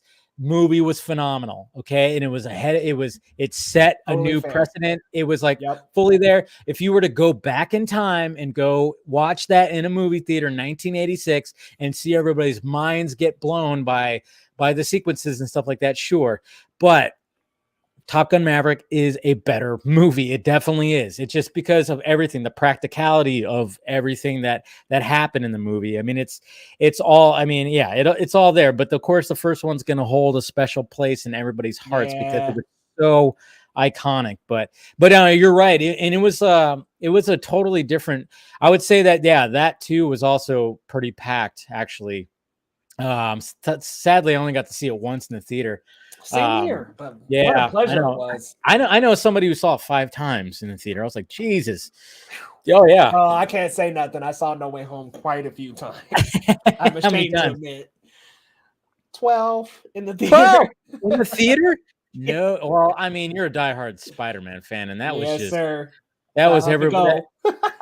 Anybody who was a Spider-Man fan, that was their wet dream right there. I mean, my God, it was just, I mean, it was everything. When Andrew comes out of that portal, and honestly, it's like when Andrew just turns around, you see the different eyes. It's just like, oh yeah. Everybody in the theater is just like, that ain't Tom, that ain't Tom. Dude, like I remember like just being in that theater, and first, I mean, I remember I had energy just like crazy. Yeah, I was spoiled, obviously, because doing this, you get spoiled, you know. Oh no, what you get spoiled with? I got spoiled with Charlie Cox, man. Oh, same here. That was the big thing.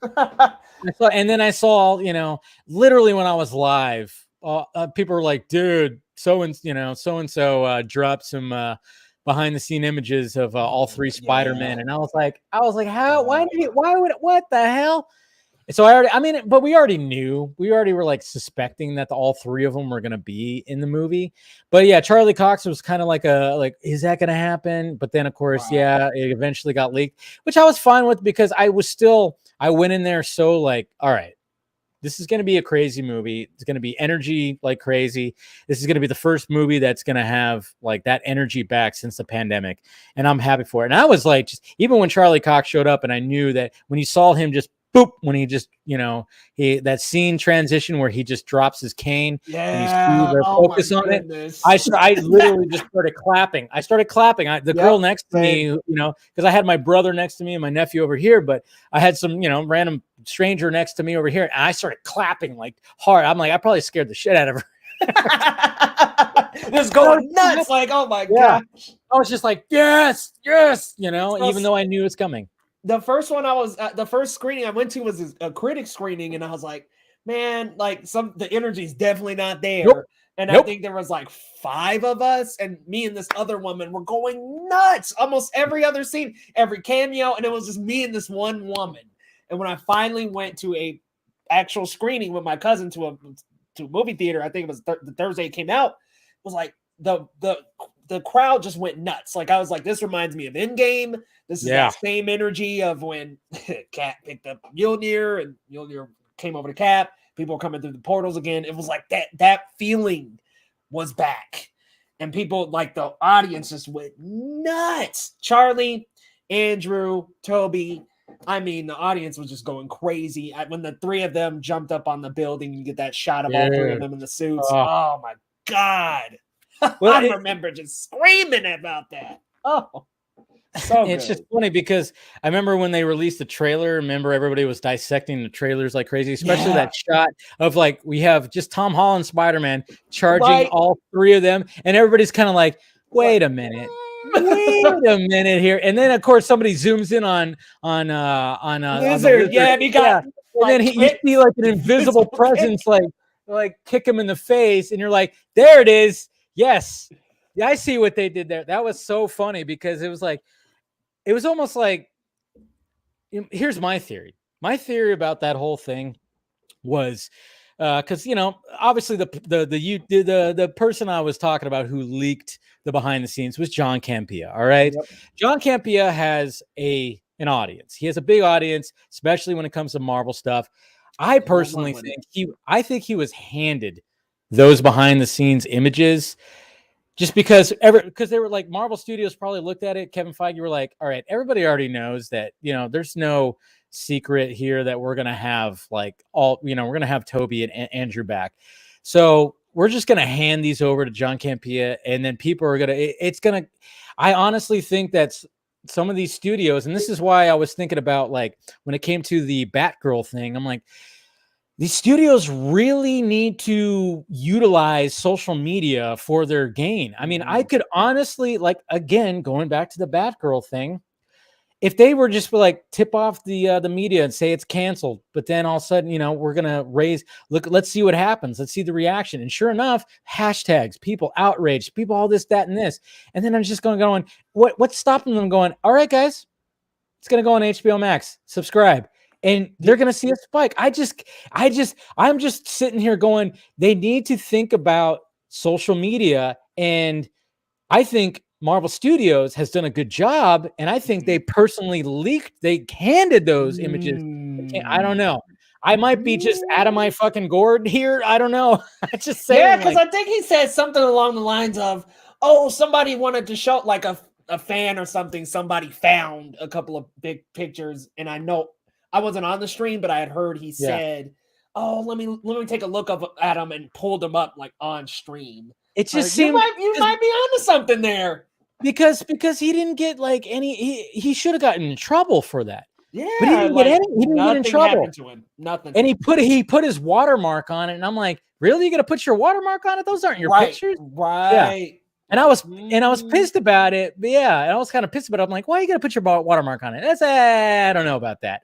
I don't know about that. That's super suspicious. Yeah, I think you're onto something. Marvel's slipping out some stuff to people. Okay, and then I'll even. I mean, and one of the things that so for instance, and I'll lay this on you because I'm sure you're going to totally agree with this.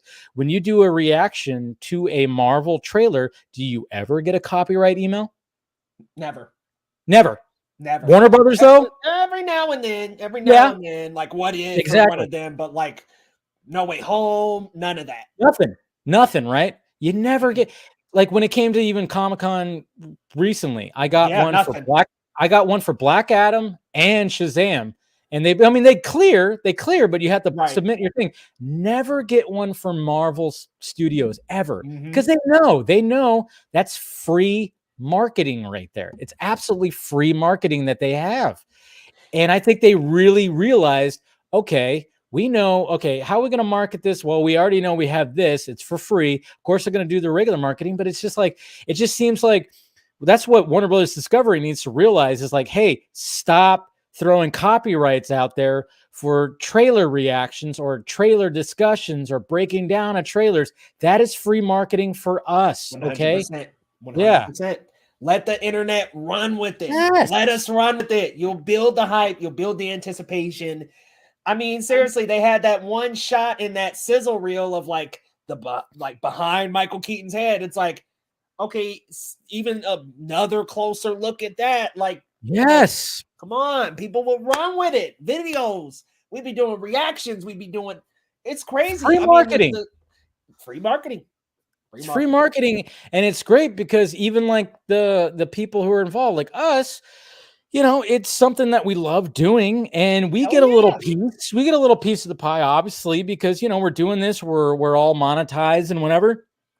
It's a win-win. It really is like a win-win. It's like a system that all studios need to realize with this whole digital era that we're in is the fact that it's like, okay, you could cut the marketing budget a little bit if we utilize social media just a little bit more and like YouTube with YouTubers and stuff like that. They really should really focus more on that. And WBD needs to really jump on that bandwagon. And it's so weird that they did Fandom and there was a sizzle reel of reactions to, I think it was the first Batman trailer from the first Fandom. And I'm like, yes, that thing was huge. Yeah. And I was like, okay, so why are you guys collecting these reactions, but then not really doing anything with them after? I know there was one, I think they did another sizzle for either Mortal Kombat or Godzilla versus Kong, but I'm like, keep these coming. Like this is free advertising for you guys. All they have to do is email every person who does a reaction video and go like, hey, can we use your footage? And I'm sure like pretty much everyone will be like, go for it. Like, yes, use my fucking footage. Please do so. Like, WB with millions of YouTube subscribers? Yes. Yes. Put my reaction there. Utilize that. But give them the credit too. Put them underneath your video to their channel, so then people can go, if they like the reaction, do that stuff. So, and speaking of, we got somebody who's joining in right now. We got Mr. KC. What is up, sir? Hey, how you guys doing? Hey. No, we're doing good. Just having a little chat about digital marketing and what some people should be doing, and we're kind of wondering, talking about, I don't know, some of the stuff that might have happened this week. I don't know. Did you hear anything that happened this week, Casey? No, it was a pretty boring week. I mean, I was just sleeping all week. Nothing happened. So uneventful, right? Nothing happened. Yeah. No, but yeah, we're just kind of going like, because Marvel seems like they have it tapped in where, I'm sure, with your channel too. I mean, I don't know if like you've shown like Marvel stuff or done reactions to Marvel trailers, but I never get an email going like, oh yeah, you got a copyright on the trailer and blah, blah, blah. Never for a Marvel trailer, not even a Disney trailer. I mean, let's face it, it's all in the same umbrella. But when it's Warner Brothers, I always have to dispute something. I mean, I can always get it cleared, which is good. But at the same time, it's like that first email shouldn't happen at all. To be honest, they should be clearing that out. Like, no, don't even do that. If it's a reaction video, don't even worry about it. It's free marketing. A lot of the times it won't even finish uploading, and it'll just be like, oh, yeah. Oh yeah, when it does the new checks tab. Yeah. Yes, the checks, it'll already have that exclamation point. Yeah. I actually like that checks tab now, but again, like you said, it should not, ding it in the first place. I like it the way Marvel does it. Like I did the Spider-Man No Way Home first trailer, I think, and they never sent anything. Like nothing.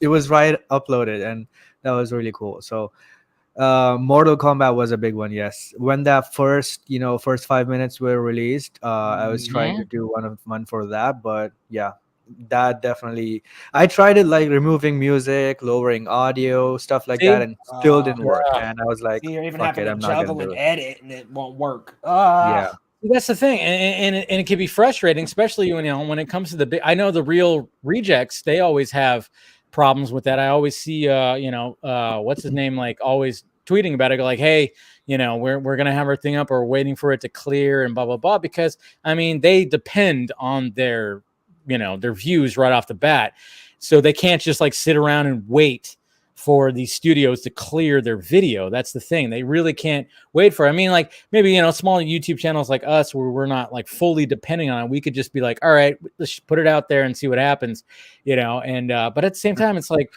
all they have to do is just clear. I mean, and what another frustrating part about it too is like when there's music in there and the music gets you, it's not the trailer footage, it's the music.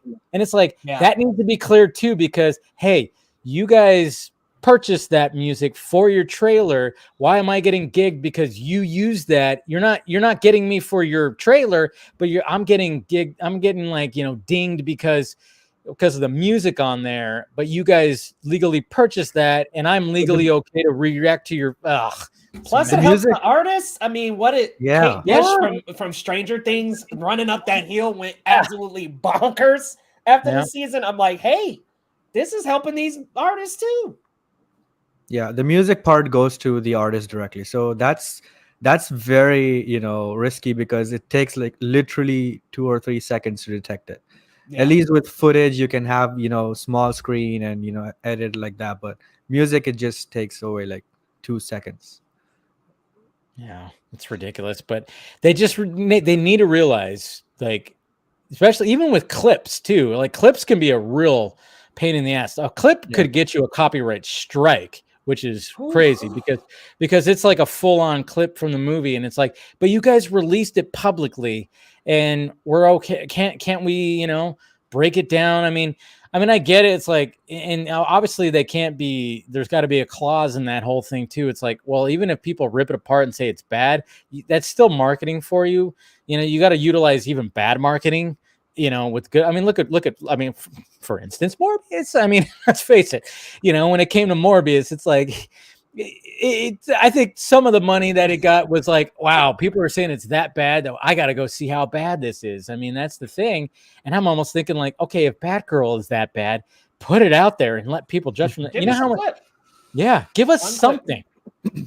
Let me ask you guys, what did you think about that 2-minute Morbius clip? Because I remember when it came out, I was like, oh yeah, is this what we're working with?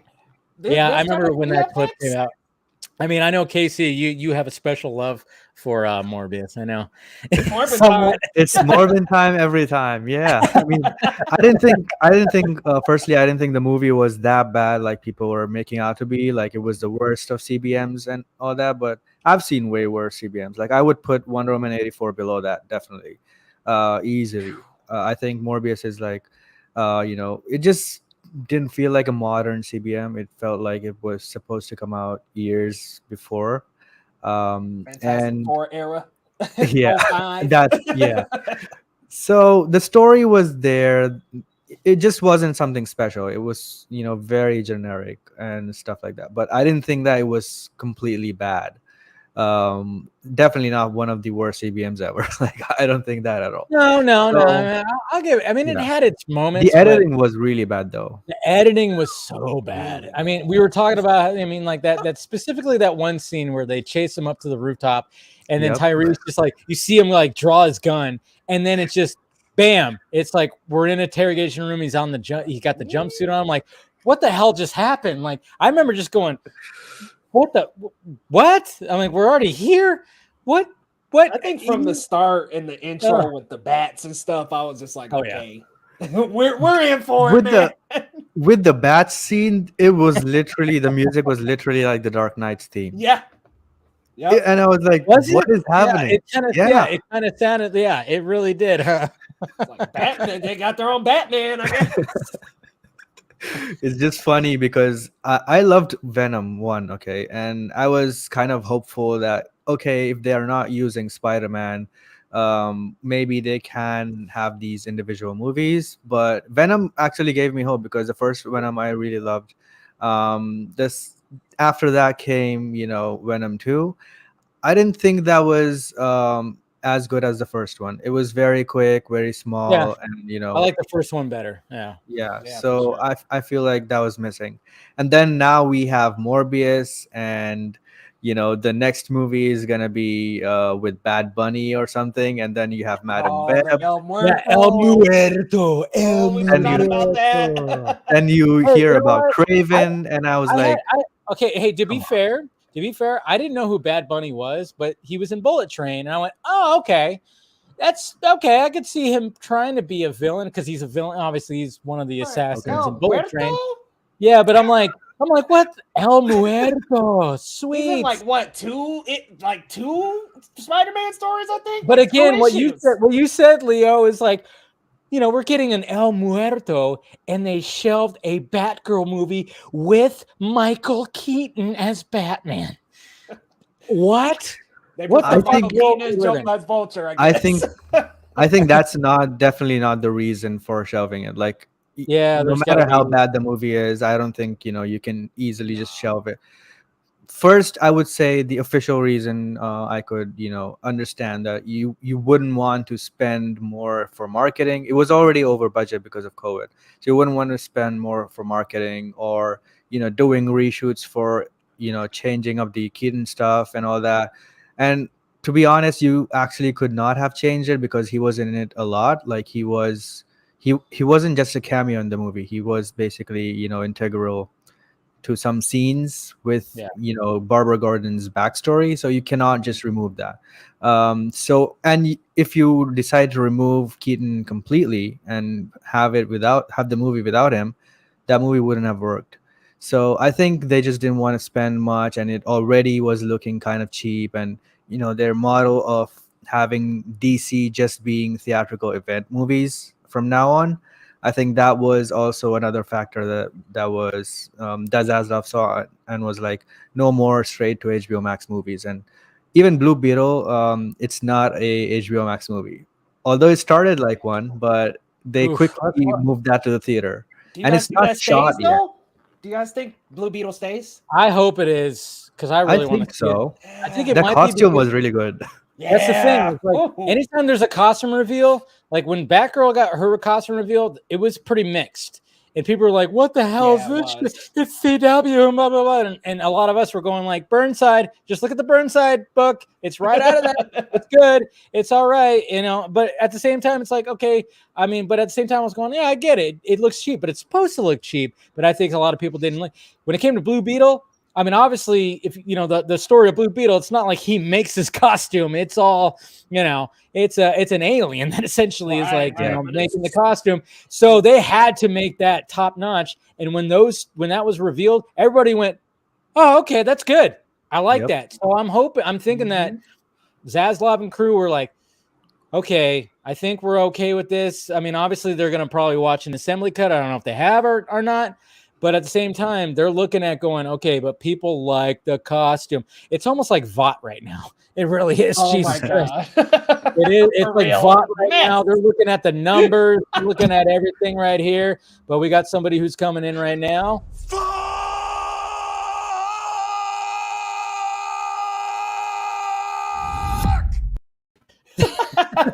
Sorry, Tyler. I was going to give you a good drop, man. That's what half the chat says when I come in here. Like, oh no, oh no. How's Go everyone on, doing? man. David, good to see going you. on, Leo, nice to meet you, sir. Nice Hope to meet you're you, having a good Travis. Friday Okay, going good on. to meet you too, man. I see we're Yeah, twins thank here, you. Travis. Yes, I have some Got good that amazing posters fantasy, going on. baby. Yeah, I shifted my podcast room though, so they're just in the bad background now. It used to be that corner, but it was too close to the door. But yes, got some stuff going on there. Nice, so. nice. I was a little worried you're almost about to bring me on the Sony talk. I'm like, oh, this is how Dave's gonna bring me in when we're talking about Sony, Marvel, and stuff like that. But. Oh, we're talking about every. I mean, Mhm.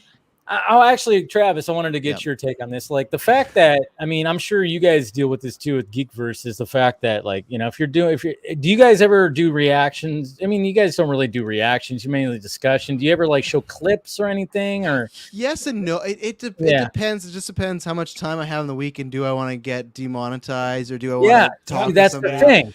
Yeah. And I think most YouTubers know this. When it was probably around 2017, reactions were huge and they were very easy to pop. There were so many people, like, we could balloon our YouTube subscriber base so easily because you would put out a video and it would just like boom, 25,000. This is when we weren't even like 1,000 subs. It was like a lot easier, the algorithm. And then something when they did that whole like change up in 2018, 2019, that's when we kind of stopped doing them because they didn't pop as much. So there'd be semi ones, and we sometimes use clips. I think the most we use them is when we are talking about a trailer. We'll bring it like scene by scene breakdown, like, oh, pause, talk about it here, instead of being like, oh, you remember that one thing. So it varies, but not as much as in the past because it's just not worth it as much. You'll get a video that's 7 days later, oh yeah, it's approved, but no one's viewing it as much anymore and it's gone. So Not worth it. no, not at all. No. Yeah, the BVS, the Suicide Squad trailer, the BVS trailers, and the Civil War trailer, all of those, that time was really like the reaction videos were really hyped.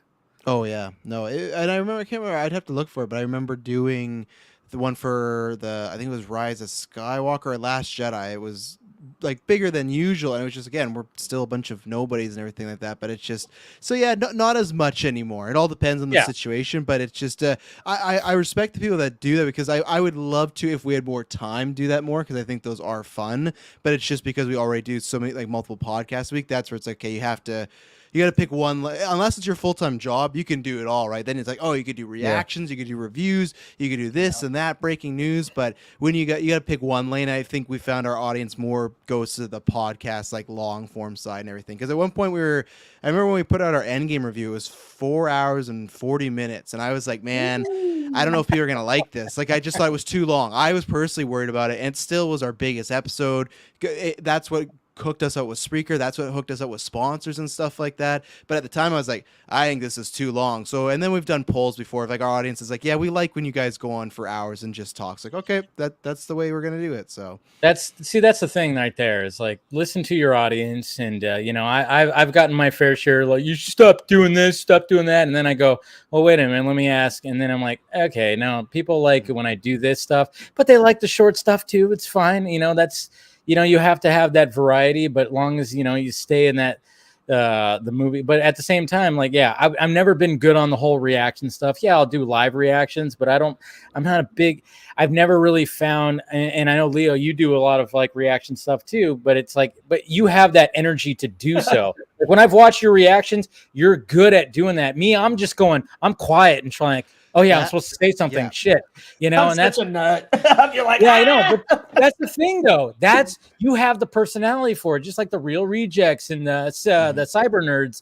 Those guys, I mean, you guys really have that energy that has that. And I'm not going to sit there and go, okay, yeah, I'm going to try to do that. No, I'm going to be like, all right, if I'm going to do a video about it, I'm going to react to it and then I'm going to break it down and just kind of give my like points and blah, blah. That's what people, they want to hear my opinion on it. But I want to watch the trailer first, like, you know, and that's the thing. Or maybe I'll do like a different kind of reaction where it's like a scripted reaction where I make like jokes about certain things or something like that, which I'm toying with right now when it comes to certain news, what I've been doing with like little short videos. But I'm just like, but I do appreciate, like I said, if there's a trailer that comes out, I'll go to the people that are like, who are the high energy people? Like, you know, your Leos and your cyber nerds and your real rejects. That's who I'm going to go down that rabbit hole of trailer reactions.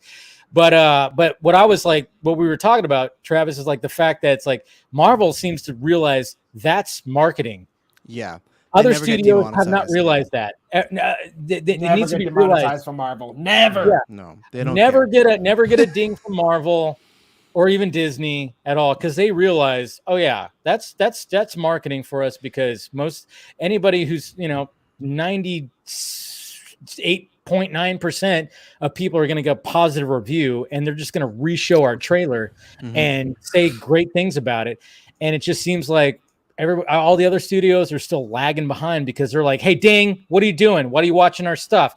Oh, okay, I guess we can let you pass that. Like, yeah, it's in the freaking laws, guys. Yeah. It's copyright law. I mean, fuck, you know? So they really need to tap into that. That's the thing. And we were talking about this earlier. It's weird that Warner Bros. Had a strategy for that. Like, they were releasing sizzle reels for Mortal Kombat. They did one for Batman and DC Universe. And then they just like dropped it. And it was like, oh, okay, now we're going to keep copyright striking you. And it's like, like, why would you create a whole strategy and then just drop it there? And nope, we're going to keep on copy. I mean, Mortal Kombat, I got a copyright strike on the trailer. Warner Brothers would never start up a strategy and this kind of drop it a few months later. Doesn't sound like them at all, you know. Even with their YouTube, there's no way, you know. So yeah, they drop a big DC sizzle, and those movies are all still coming out on their release dates. Yeah, I know. It just seems like right now. I mean, obviously, there's with everything that happened this week. I mean, let's face it. When it comes to the new regime, they acquired a steaming pile of debt. They really did. And that's why Zaslav, when this whole thing started, Zaslav, when he came in, it was just like, give me the numbers. I'm sure like there are probably people that were probably working long days and everything, crunching numbers, because he is all about the numbers. If you know his history and you've read, he's just numbers. He's not caring about, all right, what is this going to look like? What is this, you know, because obviously there's going to be backlash when it comes to a lot of decisions. There's backlash when it comes to Batgirl. Obviously there's going to be, and it's just like, but at the same time, it's like, they're like, no, it's not about that. It's just numbers. We're looking at the numbers, and they're going to take the heat that they're getting, which they are getting. And you know, and I'm just kind of going like, man, I mean, anybody going to want to work for you guys? Yeah, after this? And I'm like, but then at the same time, I'm like, when I'm talking to people in the biz and going like, maybe this is going to say, because I've said this, you know, during the week, is like, and we were just talking about it before you guys came on. Me and Leo were talking about it, is like, I don't think the studios were quite ready for the streaming wars to be this intense right now. The pandemic kind of just pushed that to the forefront. They were probably preparing for it slowly, because it was going to be another 5-7 years maybe before they were like, all right, streaming is it. But the pandemic was like, nope, you better find a solution. People don't want to go outside. It's the end of the world. You know, it's apocalypse right now. Like, give them the entertainment right there. So they weren't ready for it. So they're just kind of like, that's why, especially Warner Brothers, and Jason Kyler was like, I got the plan. And he was like, let's do this, let's do that. And for the most part, we like what he did for the most part, but at the same time, the numbers didn't show for it. And that's the bad part. So now when Discovery comes in and Zaslav, they're looking at it going, God, we got to like really cut, because Netflix, even though that they were like putting out so much content, they are not making money. Their cash flow is bad. They're big in debt right now. Yeah, they're doing real bad. Let me ask you guys a question. Do you think it would have been more beneficial if they did the day and date release of just like the first couple of movies. Yes. Like, so say they First did 6 Mortal months Kombat. even. Yeah, they did Mortal Kombat, Godzilla vs. Kong, and then the few that sprinkled after that. And then Matrix 4 came out in theaters exclusively. Everything else past that came out. Do you think it would have worked out a little bit better for them? Because it seems like it would have worked out if it would have just been 2 tent poles and then the rest we're going to release in theaters. But it was like, okay, nobody stopped to really think, how are we going to make that much money if everybody's watching on HBO Max, paying a $20 at most fee to watch this for months and months on it? Like, nobody stopped to think, hey, how are we going to make money? Yeah. What do you think, Casey? Oh, yeah. Or no. Yeah. Casey, you haven't talking to one. What do you think? Yeah, I do think, I do think that strategy was good for the beginning, and they should have done that with some movies, though not every movie, because even Dune and stuff like Matrix and the Batman was in with that, but then they shifted Batman for that. But yeah, I mean, doing that to all the movies, especially when before talking to your talent, will definitely breach some contracts and cause outrage and stuff like that. Firstly, how those people see streaming right now. Like they always prefer their movies to be traditionally theatrical releases. They go to premieres and all that stuff. So premiering on the first day right on streaming is, whether it's true or not, to them it's kind of like a downgrade and huge embarrassment and stuff like that. And I felt that they should have first talked to the talent, but maybe if they did that, then nobody would have agreed to that. So I don't know. It was just a weird strategy, and I'm glad that I like the 45-day window. I think a 30-day window is also good, but that might be pushing too close. A 45-day window for almost all movies, and an extended like 3-month window for movies like Top Gun or the Batman, that would be the ideal situation. But again, it's not just Warner Brothers. Like every other studio is also having the 45-day window, so they have to compete with that as well. So it depends on the market, and I feel like 30 to 45 is ideal for most movies. Yeah, I think with that, it's because around that time, obviously, like Black Widow came out, made some money, had that big drop. But I think it was around the Suicide Squad time where it's like you could have maybe got some more money out of this if it wasn't the 45-day one. So I would have thought the whole year was bold. I thought they should have done at least even just 4 to 6 months, see how it goes. And at that point, I think, like Casey said, Dune was the big one because I think they could have made even more with that one. At that point, they didn't really, I don't think, needed it anymore. And I think 45 days is good. I think even for the bigger temples, you could even argue 60. Like I was still surprised Jurassic World was like Jurassic World was still in the box office making money, but you could still for $20 rent it or get it or whatnot. So, and obviously Top Gun, I think when most of Paramount stuff they have, like I remember Sonic was on there right away, but Top Gun, it's still not on there. They're not doing that. Yeah. And even today it came out like, I think it was a few weeks ago, it was Baz Luhrmann was like, don't expect to see Elvis in that 45 days. So I think it is smart to be selective about it. Don't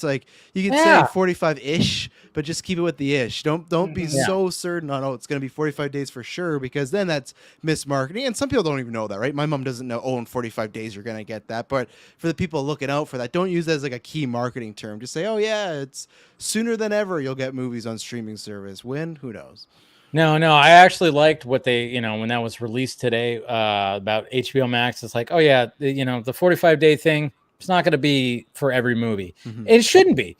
It should be like a thing where it's like, just determine whether it's like, if the movie's doing well, maybe a movie will do well better. Super Pets would do better on a streaming service. Mm-hmm. I'm sorry, Dwayne Johnson, but it would. Like that movie, that's a family movie you could watch at home and kids would like it and blah, blah, blah. I mean, I enjoyed watching it on the big screen. It was fine. Like it was an enjoyable movie. But at the same time, I'm going like, you sell this on a streaming service. Same with Lightyear. Lightyear underperformed too, I guess you could say. And a lot of people, I think, thought it was going to just go right to Disney Plus. So it's like some of these movies, they're just not that. But there's some movies where it's like, you have to see in the theaters. And then when there's a big audience like your Top Gun Mavericks and whatever, you just play it by ear. It's like, all right, we're going to keep this in theaters as long as possible. I mean, it's still out in theaters. It came out in May. Yeah. And we're in August, guys. And it's still out in theaters. It's still not out on video. We still couldn't watch it in our homes yet, which is fine. That's perfectly fine. It'll probably get there, Paramount Plus, and on video it'll probably be showing up this month or possibly even maybe till September. Who knows? But that's the way it used to be when, like, before all this, like back in the 90s, 80s, 90s, there would be movies that were in the fucking movie theaters for like 6 months. Yeah. You know, and it was like the only way you could see it was at the movie theater, and it should still be like that. But I mean, obviously, it's not going to be like 6 months, sure. But it's like, you know, you still have that option. But then it's like, all right, when it gets to like they should determine like a certain line, and once it gets to that line, it's like, all right, let's drop it on our streaming service. Let's drop it on Blu-ray. Let's do all that stuff and everything. So, but Leo, I know you got to take off in a little bit. You got to take off right now. Before you, I think Mr. Samuel wants to say hi first. Yeah, he was just showing up right now. Hey, what's up, man? Yet. How's it going, Leo? Good to meet you, Samuel. Yeah, Team JBS. What's up, man? Nice to meet you. Yeah. So I thought I'd bring him in before you take off. You know, I saw him in the backstage. But Leo, I know, yeah, you said you had to take off right about now. I know you've been in here for about over 2 hours. And hey, great conversation, man. Hey, great time, Dave. Yeah. Thanks for having me on. It was great. Yeah, you're welcome back. Chatting. Quite the discussion about HBO Max. It's like, man, I thought Super Pets was for sure going to HBO Max for the longest time, to be honest with you. I thought that was going to be a day and date of release, but no, it didn't end up being. But yeah, great discussion. Not a lot of news this week, right, guys? Not a lot of news. Not a lot at all. Nah, what are you talking about? It's been boring. Batgirl who? Yeah. But thank you for having me on, Dave. And guys, it was great meeting you all. Yeah, thanks, Leo. All right, make sure you guys follow him. Links down below. Take it easy, Leo. Take it easy, y'all. All right. Thank you to Leo. That was great. Yeah, I know he hit me up. He's like, I got to be gone in 10. And then, Sam, you just like showed up right then. I was like, yeah. But thanks for coming on, Sam. Been a little bit since you've been on. You awake? Man, look, it's 1 o'clock. Yeah. Yeah. I'm good for a good 30 minutes, man. All right, man. Well, that's good. That's good. Yeah. I saw you in the chat. I saw you like do the hand wave thing, and I'm like, yep, we got Sam here. So then I went to the DMs and I saw you. I was like, yep, there's your link if you wanted it. So thanks for joining, man. But no, we're just talking about our feelings, and Pete Davidson and Kim Kardashian. They broke up. What are your thoughts about it? Wait, they broke up, bro? Yeah, they did. Dang. I just saw him in Shocker. Was it Bodies 2 days I haven't. ago. How was that? Was movie? it good? How was Yeah. How was it? That movie is the movie is so weird and yet crazily entertaining. Yeah. I think it's gonna be a make or break for some people though. Like I think there's some satire there. The tone is really strange, but it's kind of dark. But then it's kind of funny, but it tries to be a little woke. It's weird, but I liked it. I actually enjoyed it. When I saw the first trailer, I was kind of like, this could be either really bad or really good. It's A24 though, so I'm like, right. It's weird. So the past few A24 films, they haven't been hitting like that necessarily, but this one was really entertaining for me. I actually thought it was pretty decent. A24, they did Men too, right? They did Men, yeah. They did Men, yeah. We've talked about that. Casey, you still haven't seen Men, have you? I have. I like it. Oh yeah, you did see Men. Yes. So we've all. You saw Men too, Sam? Okay, yeah, okay. But you heard things. It sounds like you heard stories. I heard somebody stories. told you stories around a campfire about seeing a movie called Men, and the last 20 minutes totally changed my life. Oh my God. Yeah. No, but I mean, like A24, they go for it. They go for it. They give, it's very artsy stuff. And, they have a good batting average for sure when it comes to their movies. Is everything going to work now? Bodies. When I saw it, I was like, okay, a different take on a whole whodunit kind of thing with some young people and blah, blah, blah. I want to see it. But it's like, and this is what I hate about when it comes to release dates, I'm like, this weekend, there's 3 movies that I wanted to go see. I wanted to see Bullet Train, most of all. That was like my most anticipated movie of the month because it just seemed like I was like, I'm down for a good original action film starring Brad Pitt and then a great cast. And then I wanted to see the Joe Coy film because I like Joe Coy because, a movie that's like kind of based on his life, Easter Sunday. I don't know why they're releasing it in August. It's called Easter Sunday, people. Hello. And then, of course, I wanted to see Bodies. I'm like, why is that all coming down like this weekend? I'm like, shit. I only have time for one, guys, so. Yeah, don't forget about Prey, too. Yeah, Prey, but luckily I could watch that. I'm going to watch that tomorrow, first thing. And, yeah, I know. Okay, KC. I was talking to KC about this. Apparently, KC has not seen any Predator movies before this. Wow. Yeah. I will watch it, Dave. I will watch it. I've seen the 2018 one, unfortunately. Okay, yeah. Yeah. But I've seen Prey, and I will definitely go back and watch those. See, okay, yeah. I told you, I was like, watch, okay, now. Because obviously Prey is the prequel. So, obviously you don't starter. Yeah. And what's good about it for KC is the fact that it's like, all right. And I told him, like, watch Predator 1. Obviously, it's the best one. Get to the chopper. Come on. Do it. It's the best one. Watch Predator 2 because it takes it to a whole different level. And I don't care what anybody says. Predator 2 it's Danny Glover. It's LA. It's awesome. Right. And then after that, it's like Predators, the plural one, underrated. I think that's a great one. Mm-hmm. The AVPs are not that great. You could skip those if you want. Yeah, exactly. See, Sam knows. So those 3 at least, and then go back to Prey and look for the callbacks and the Easter eggs because I'm sure there's plenty of them, and I'm looking forward to that when I watch it tomorrow. So that's what's good about even though KC, I was like, what you haven't seen, and then I was like, okay, but you have the advantage of like watching these beautiful pieces of cinema that is these 3 Predator movies, and then going back and seeing the callbacks and Easter eggs, and I'm like, I actually envy you for that, sir. So. Good luck. Yeah, I will definitely check them out. Prey got me interested for sure. The 2018 one didn't get me interested at all.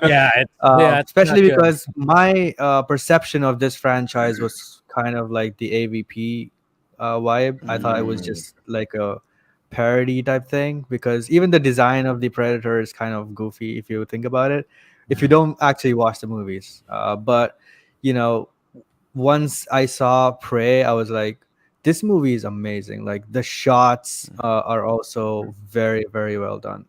Some of the camera work is just, amazing. And Dan is, I think his name is Trachtenberg. I don't know. Trachtenberg or something like that. Yeah. Yeah. So he did 10 Cloverfield. 10 Cloverfield Lane. Yeah. I really liked that movie. And, at that time, I didn't know why people were not watching that movie. And I had no one to talk to about that. But apparently the general perception is that it's a good movie, and I was happy to learn that. So, because I really liked that movie because he built this tension and suspense throughout the movie, and the ending was just surprising. The whole movie, there was no Cloverfield stuff, and it was always making you think, is it true, is it not true, and all that. So he did a really good job. It was claustrophobic too because it was all like in the basement, and then like the whole time, and then when she finally got out and you see that ship go, I'm like, I went, oh, it's true, yes. I was so hoping, I was rooting for it, like, yes, let there be aliens. Sorry, any spoilers here. I mean, it's been out for fucking years, so sorry. Right. But my God, I was so happy because I was like, please not let it be some, please let there actually be aliens out there. Yes, there is. Fuck. Yeah. It was amazing. So I think he outdid himself in Prey.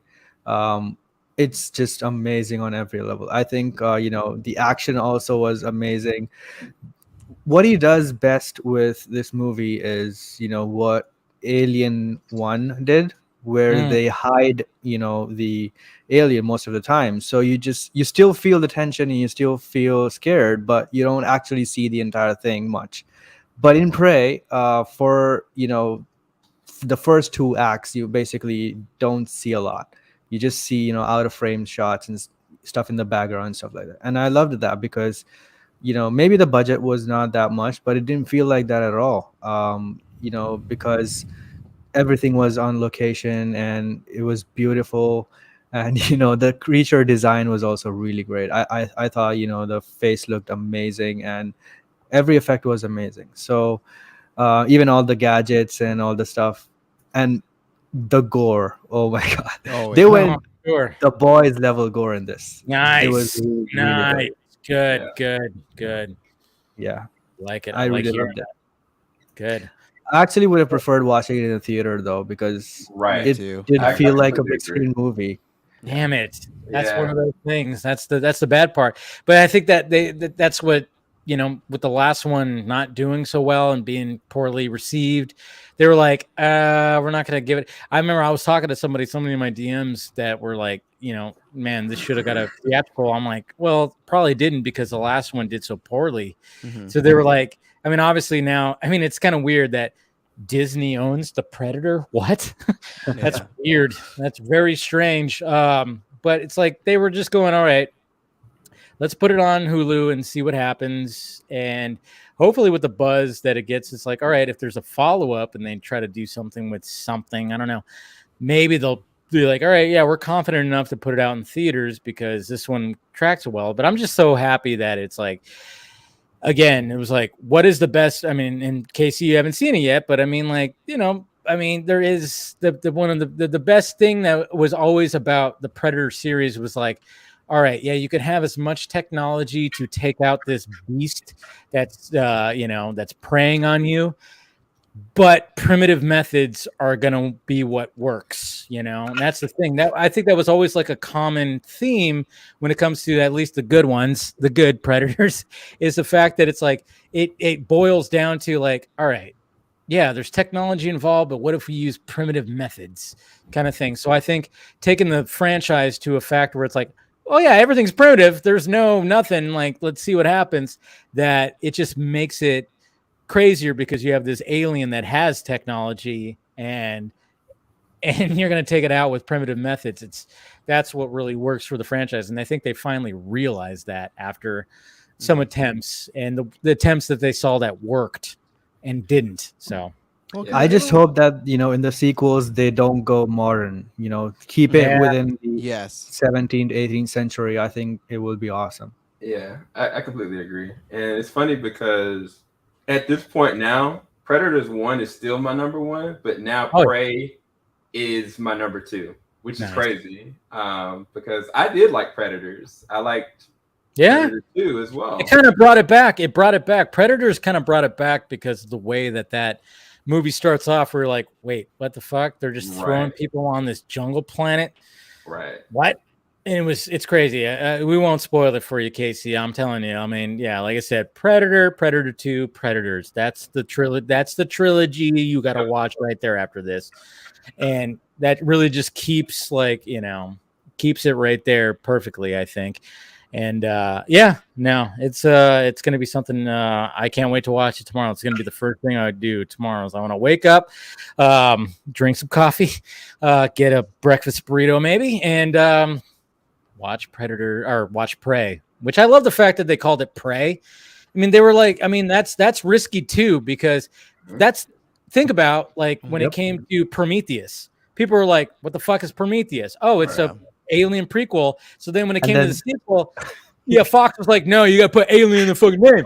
And so he's like, shit, okay, Alien Covenant. And it's like, and I'm still mad about them not doing the third movie for that, because I loved both those movies. Yes. God damn it. It's like, that's what sucks is like studios are like, hey, I mean, that's what's sad though. Is like, it's almost like a keyword, SEO thing where it's like, you have to have the name in there. And luckily they're like, when people are saying Prey, they know, oh yeah, that's the new Predator movie. Thank God. Hey, there's three letters at least. Prey, Predator. It's, it's right there. The first three, it's close enough, Maybe that's where they were like, okay, we're fine with that. But or maybe they didn't want that attachment to that movie because of the previous perception. But yeah, I do think they have something solid here, and I think everyone will like this movie. I literally didn't find anything to complain about. I don't know why people would complain about this. Casey, is it in your top 5 films this year? I would say top 7 for sure, but I'll have to think about it. Because I said my top 5, a couple of Vodka streams ago. So, I might have to think about it. But I really, really liked it. I was surprised by how much I liked it because the trailer really set the expectation for me. It was really high already, and despite that, I liked it. So. Okay, Sam, I have to ask then, what's your top 5 right now? Because I know you get a lot of advanced stuff and, stuff I haven't even seen. What's your top 5 right now, you think? I'm going to keep it mainstream because there's been some stuff that I've seen, like foreign and stuff with film festivals. But definitely Top Gun Maverick is up there. I don't know if it's number 1 or number 2. The Northman. Yeah. The Batman. I would probably also give Everything Everywhere All at Once. And honestly, I might give Prey my number 5. Honestly, no shit. Like I watched Prey now 3 times at this point. Oh wow. And it's kind of like I've watched so much stuff, TV shows and movies so much. So it's like if I go back and see something again, it's doing something. Like honestly, at this point, it used to be I'd watch stuff all the time, but now I don't have the time anymore. No. I just got done looking at a Netflix film called Carter, and I was hoping it was going to be pretty dope. It had some great camera angles, but it was just kind of all over the place. And then I can't tell you about this other film, but it's coming out August 11th. It's on Netflix. It involves vampires.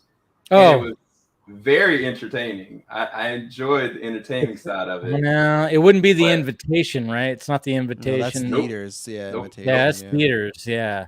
I saw that trailer. That movie. You saw the trailer. It shows the entire movie. You know exactly what's going to happen. I know it really did. They even get down to it looks like the last scene of the movie. Dude, they literally they did. Like I there's like a scene in there where like you actually see in the trailer. I'm like, that's got to be in like the last 20 minutes. Yeah. Right? The trailer sets up what the ending could be and then it shows the ending. I'm like, I don't need to see this movie in theaters for me personally. Like, I might. The premise was all right, but it also just looked like Ready or Not, just with vampires too. That's what you. Thank you. That's exactly what I thought about because it was like I remember because on my Wednesday show I started I always do I try to do a segment when it's like a new month and I'm like, all right, what's the new movies of the month? Let's talk about what's coming out. And The Invitation, I was like, I have no idea what this is. And then I finally I saw the trailer last night before Bullet Train and I went, oh, okay, this is okay. I saw this on my feed because it has what's her name? She's in Fast. Natalie something. Natalia. Yeah, we're talking about. Yeah. And Annabelle. Yeah, Emmanuel. There you go. Yeah. And then I was like, okay. And then it's like, okay, yeah, she has a cousin. And then all of a sudden, the good-looking dude shows up. And of course, oh yeah, the good-looking dude. They're gonna have her I'm like, and then immediately I went, oh, this is vampires. It's like, even before like they revealed that it was vampires, I was like, oh, it's vampires. I already there's totally vampires, I liked when the first half of the trailer looked like it was just a romantic drama of she was falling in love with the married guy and gonna not learn that it was like, oh, that you're the husband and whatnot. But no, then it takes a shift. And I actually missed the first time I saw that trailer that they were vampires. I didn't see the teeth at all, so people kept saying the vampire one. I'm like, there's no vampires in that trailer. It's just they're like a cult, but no, there's vampires. So yeah. Vampires. Yeah, and I was like, and then like I said, throughout the trailer, it was like, wait a minute, there's like a scene where like, that's in the final act for sure.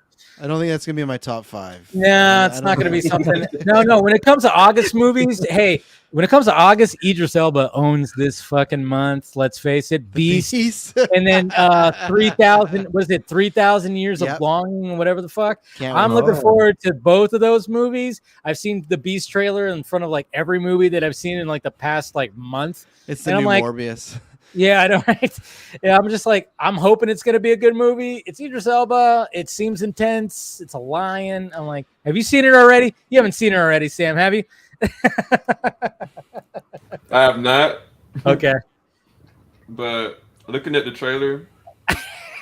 Well, you don't like it when he punches the lion in the face at the end? I'm with Samuel on this one. I'm skipping that one. I don't need a night out for that one. Maybe on Netflix one day. But Damn, I actually liked it. I have to review it, but yeah. Oh man, you know what? I actually liked the trailer. Yeah, so did I. I like that. And what's his name too? Sharko, whatever. Yeah. I like him too. So I'm like, it's got, I'm digging it. I'm digging that at least. That's what's driving me to it. I will say it's a little like at the end of the trailer when they literally show a clip of him punching the lion in the face. I'm like, all right, that's a little extreme, but whatever. I don't know the context.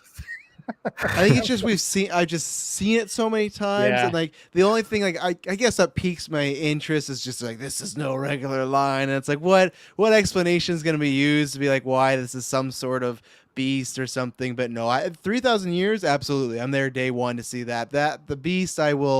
I'll happily skip that one and see. Hopefully people will come out and tell me, oh, it's a surprise hit. Hopefully it's like the Gray, I hope so too. where when like remember when the Gray was coming out, Liam Neeson, everyone thought it was gonna be like another bad like straight to B-rate Liam Neeson movie, and it was like the Gray is actually not too bad, and it's actually really emotional, and you might cry at the end. Where I don't know if I get that from the Beast. I don't think that's gonna be, but maybe it is. Maybe because they didn't show them the Gray trailer. The Gray trailer was just Liam Neeson versus wolves, and then this is an actual movie about a guy contemplating suicide. In the snow. This is like a really personal journey of like he's lost and has no idea what to do with himself, and I don't know if the Beast is gonna be that. I don't foresee that happening, but you never know. But I'll echo Casey sentiment. Prey was great. I actually have it ranked 1 as far as the Predator films. Predator I would put still 1 as far as like if you want that good time, movie with a bunch of people, fun laughs, good one-liners. But as far as a film, I put Prey over it. I really, really enjoyed it. I liked everything Dan's done so far, and I can't wait. He's talking about more of this franchise. I'm interested to see how this does streaming-wise. But no, I really liked Prey. I was interested in it already, but it exceeded my expectations. So between that and Bullet Train this weekend, It's been a good weekend. So. Did you just say it's a zombie lion, Sam? I just looked at the chat and I'm like, you said it's you think I don't think you're wrong. It could be might that. Not. Yeah, you might be right. You might be right. I don't know. See, I'm hoping that movie throws me a curveball. It might not just do that. I'm just hoping for it because I like Idris Elba. Mm-hmm. I mean, it seems like anytime that he's in a movie, if the movie's bad, it's like, Idris Elba, he's good. There's actors that even if they're in bad movies, you go, but he was good. Your Stanley Tucci's, those kind of guys. Idris Elba is one of those guys where he's just like, I'll watch it for him, at least. Yeah. But I just like the fact that he's in 2 movies and George Miller coming back doing a movie that's just falling right under the radar, which is that 3,000 Years of Longing. Oh, yeah. You watch that trailer, you're going, what the fuck? He's a genie in a what? Like you don't even... And you watch the trailer and you go, yeah, I'm in. Look at some of the cinematography looks really good. And it's George Miller. So of course I'm going to watch that. And I worry that that's going to fall too much under the radar. Hopefully it doesn't. It's coming out at the end of the month, but I'll be there for sure. And opening night, but let's see what happens. But guys, like the main thing is like, all right, obviously talking about Warner Brothers Discovery and, Sam and Travis, since you just like came in, Casey's already kind of briefly talked about it. I mean, what was your thoughts? First, Sam. I mean, before with the news, what was your initial thought when you heard like Batgirl's canceled? Huh? New York Post. What are they? No, it's funny because Travis. He DM'd me, and he GMs. He's like, sure, Jan, sure. It was like, and even I thought that too because I was like, yeah, that's bullshit. That my initial thought was like, it's a New York Post. I don't know. They posted an article about Disney offering Johnny Depp $301 million. Yeah, $301 million to come back for. Yeah, and I was like, they're kind of because they were shitting on it. Yeah, right. That's what made me think like what are all these tomatoes on the picture Yeah. and stuff? It was Yeah, so they had a GIF. unprofessional and They didn't have a weird. featured image. They had a GIF that had Yeah. and it was just like, oh, this is a joke, right? And then all of a sudden it was like, oh. And even when you read the the article, if it kind of feels like someone was mad at this movie and they're writing something like that. Yeah. And for whatever reason, like I don't know why you would be mad at this movie, but they wrote it like that, and then nobody else reported it for like 10 minutes. And people were wondering what is happening with this, and it was just really shocking. Yeah. But yeah, Sam, what'd you think when you saw that news? I initially kind of felt the same. I was like, I don't know if this is credible. I was like, I don't know if this is actually true. But I knew going into this week that David Z was making some really big moves. Like he's trying to recoup money any way he could, and just structurally, he's trying to change everything. So I was kind of like, what is he about to do? And then when that came up and then it was finalized, I was like, dang, they not only cut out Batgirl and Scooby-Doo, they couldn't even keep for the kids for Christmas. Oh man, Scooby-Doo got cut. And so I was like, it's unfortunate because I'm a fan of everything. You guys know that for the most part. Like, I would love to see, Zack's vision continued in whatever capacity. And I saw some people hating on Batgirl for whatever reason because Michael Keaton was in there, because Ben Affleck wasn't implied in there. And so I was kind of like, but I was like, I really wanted to see what Batgirl was going to be, irregardless, And so I was like, this really sucks because it seemed like they put a lot of effort into whatever was going to be. You have Brendan Fraser in the movie. So it kind of sucks from that standpoint. But from a business standpoint, that's a ballsy move, man. Like you're directly saying, look, there's a possibility that this might not work, so we're going to cut it right now. And we know for a fact that we're going to keep the Flash. We've already tested for Shazam. And the weird thing about the Shazam situation is it tested, I think, the same. That's what all the reporters said. Yeah, right. I don't know if that's true or not, but I'll say this because I was at San Diego Comic-Con and I saw, the Hall H presentation. I was kind of like, when Black Adam came up and The Rock, he came up in his presentation and they showed like the opening and introduction of Black Adam, that whole scene, I was like, I'm all for Black Adam. Nobody's seen it yet. It hasn't been posted online, but that opening is raw. It's vicious. I was like, there's no way anybody's going to stop him except for Superman. But that's a whole other thing. But with Shazam, I was like, this seems interesting, but I don't think that this is going to garner people wanting to see it more than anything like Batgirl. So it was really weird. So I don't know if it's a testing thing more so than because it was initiated for HBO Max. I think that they're looking at it from a business perspective. They're like, okay, this is streaming ready, but this isn't movie theater ready. And if they're not putting it on HBO Max, then it's like we have to dump what $40 million more, bump it to about like 120 million for the budget just for marketing and getting it to the movie theater. They're like, nah, I'm not gonna do it. So from a business standpoint, I get it because Shazam, Black Adam, all those films, they've already kind of budgeted for those and pre-allocated it. But for this, I think that they didn't make it for theatrical. And so they don't want to put it on HBO Max. It sucks.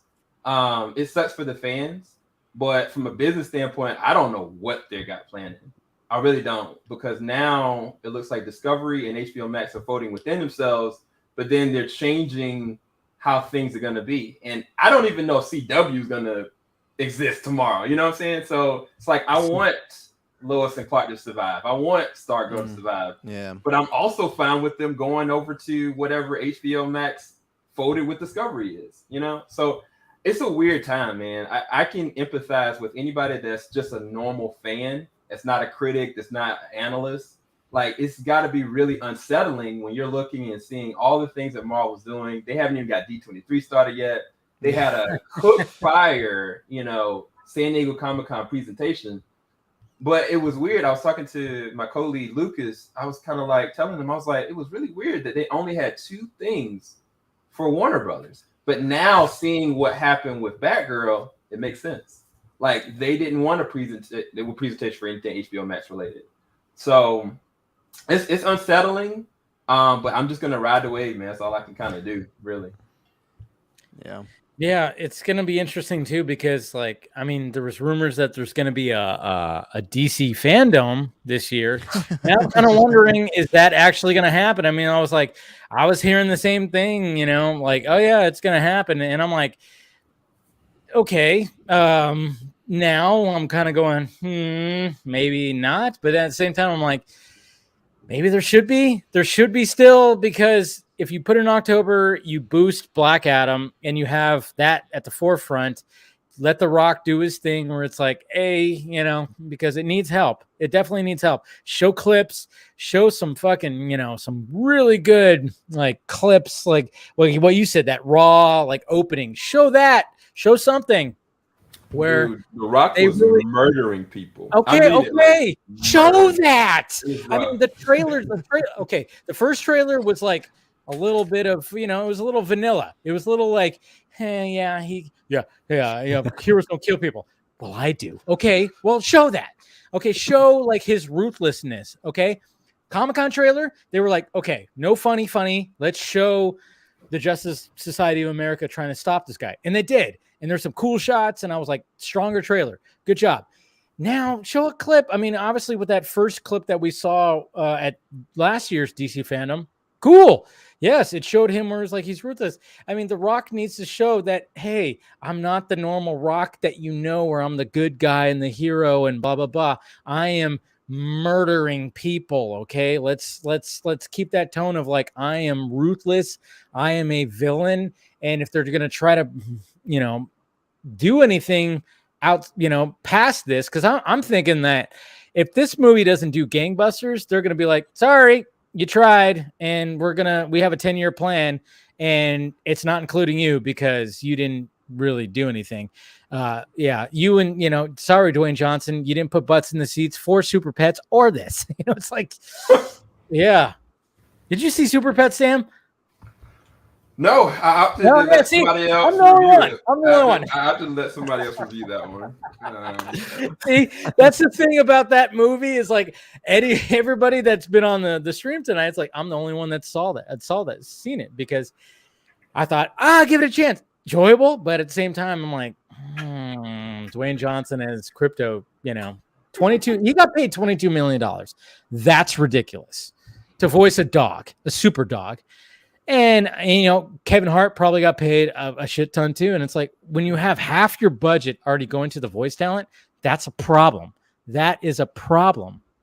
When you could have easily paid, you know, fucking a fraction of that to like somebody who's just a voice talent already, and given them like that person a couple of $1 million or something like that, pay them nicely, more than they probably ever been paid. But like, you pay like voice talent that actually just has something in their voice that's a little more uplifting, and it's like, oh, I'm listening to it, and I'm just hearing Crypto. I'm not hearing Dwayne the fucking Rock Johnson coming out of Crypto. That's the bad part. It's like, and I think we're now realizing that it's like, yeah, it worked at one point. Yeah. When Toy Story came out, Tim Allen, Tom Hanks, sure. Woody and Buzz, that worked out.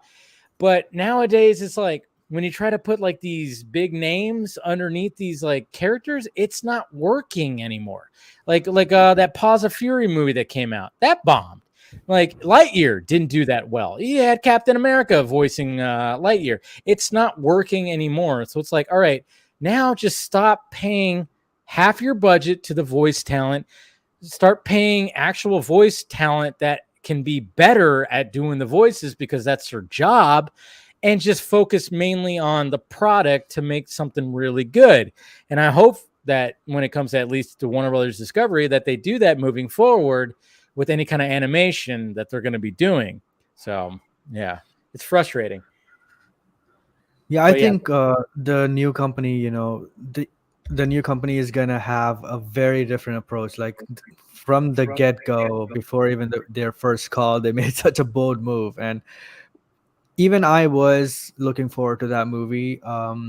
I didn't want Michael Keaton in that movie, of course, because obviously, especially because you have J.K. Simmons Gordon. Yeah. If at least you didn't have him, I would have been like, okay, you can just say multiverse or whatever. But you actually integrated him into the new timeline and have him be in the backstory with Jim Gordon, who is in the Snyderverse. And I'm like, what are you doing? Like, even the director said, it's a spaghetti multiverse, whatever. So I guess that is also another factor in, Zaslav actually not wanting that movie out, because he removed that from, the other movies. Aquaman, yeah. Yeah. And apparently from the Flash also, he will be, not continuing that. So Well- I'm hopeful for that. But yeah, like the move to dump Batgirl, I didn't like it, but I'm okay with it because of what it promises. I'm looking at it from a 2 hours, 34 minutes for anybody who wants to clip this out and cancel Casey. No, I mean, I actually really like I get it. the set videos, the photos. I really liked the Christmassy look and, the actors, the vibe. I liked it all, but even the directors, like just because of them, I wanted to watch it more because I was so impressed with Miss Marvel. But it's just unfortunate, I'm half of me is sad about that. Half of me is happy because finally, after years and years of trash management, finally we have someone who said, it doesn't matter if it's a tough choice, we'll make it because we have this 10-year plan that we want to make. I want a whole different team to come and take over DC Studios or whatever, and they will definitely have a plan for 10 years. 10 years is basically what the prime MCU was, from Iron Man to Endgame. So they also probably want that same kind of success with their cinematic universe. And I feel like if you have a consistent plan like that beforehand, not after one or two movies, beforehand, if you have that, I feel like if you even bring back Cavill and Affleck now and start with them, solo movies with them, I think they would definitely have a really great start, and then you can build to Justice League 2 and go on from there. Then Batgirl can return as well in some other movie or their own movie, which they'll have to remake with a higher budget, maybe for a theatrical release or whatever. So I'm actually not that sad or upset like people are trashing Zaslav and all that. I actually like his way because he's promising something the previous management never did. At least he's giving hope and giving us the idea that they have a plan and they have a aim to achieve. So the previous management never even talked. So I don't know. It's a massive upgrade for me. Yeah, I mean, it's just it's weird because like I was even saying before, I'm like, man, what if when they don't want to spend this money on the marketing for Batgirl, but it's like, but the whole canceling is involuntary marketing because look at everybody's been talking about it ever since, and there's now campaigns for it to be like release Batgirl or release the Batgirl cut or something like that, which I mean I mean that's what's happening. Everybody's been talking about this since, and it's like they could almost be like, okay, yeah, we'll put it on there. And then they might see a spike in subscribers. Maybe they're playing 4D chess. I don't know, but maybe not. I don't know. But yeah, like you said, Casey, it's like you actually have somebody in there we have a regime now that is going like, hey, we watched what is happening. And not to mention, like, when people want to put full blame on this new regime, you have to put a lot of blame on the old regime too. Like, they're the ones that greenlit all this stuff and not really knowing, and with the plan. He didn't have a plan at all. Even Zaslav put the blame on them. Actually, he said that he didn't believe in the movie outright, and also said that he would never put out any movie that is not of high quality, and if it's not finished or up to their standard. So stuff like that actually gives me more hope. Exactly. And then and originally, obviously the Flash was supposed to come out before Batgirl. and that was going to explain why Michael Keaton is the Batman. Right. So when they did test screenings and people were like, "Why is Michael Keaton all of a sudden here?" It's like the initial reveal of him coming back was supposed to be in the Flash, which is supposed to be something epic and outstanding, which is, I'm sure it still is, and I'm still very much rooting for the Flash movie, even though that's wrapped around controversy after controversy, obviously. But I'm still going to make that movie better. Yeah. Okay. Yes. Oh wow. Good luck. I mean, I don't know what you're gonna do, but man, that's gonna be interesting. But maybe bring back Ray Fisher. You know? Dude. Dude. Hey. I mean, the Hamada thing that came out, where it's like if Hamada's on his way out, they might be like, "Hey, we kicked this guy out. We're sorry for what the hell happened. What say you? We have this idea for you to show up, man." I mean that's not out of the cards right now because the Flash is not coming out to what, June of next year. Yeah. So it's not out of there. It's not, with the Walter Hamada stuff that came out today, and obviously it was like a mix of things. It was like, hey, he was about to quit, and then they'll convince him not to, and then maybe he'll quit after Black Adam, but maybe not. I don't know. There's all kinds of things. I'm going to do a video about it tomorrow when I have my more thoughts about it and what I've, stuff that I've talked about with people. But yeah, it's all a big weird thing, and they could really right the ship when it comes to that. It's like, look what happened with the Rolling Stone article when it came to the Snyder bots, and they're like, hey, whoa, don't even talk to us. That wasn't us. That was the old regime. They could do the same thing if they get Walter Hamada out, which hopefully they do, because it doesn't seem like he did really much. They could be like, hey, Ray, that wasn't us. They were new, and we're sorry for what they did. But, hey, if you want to, come back, we wanted you in the first, Muschietti wanted you in the first place. You met with him. And we know that for a fact. Even Ray said that himself, that Muschietti, he met with Andy Muschietti about being in the Flash film, but he stood his ground, which is great when everybody goes like, no, he was fired. I'm like, no, he stood his ground, which is better than being fired, that he was like, fuck, no, I won't do anything with that guy's name attached to it or these people's names attached to it. That's better than being fired, which I still don't get why people don't understand that. But I'm like, he dug his heels in the ground and he was like, I don't care about my career. I'm going to fight for what I believe in. And that's why we respect Ray Fisher for doing that. Sure. But at the same time, it's like, all right, that's the old regime.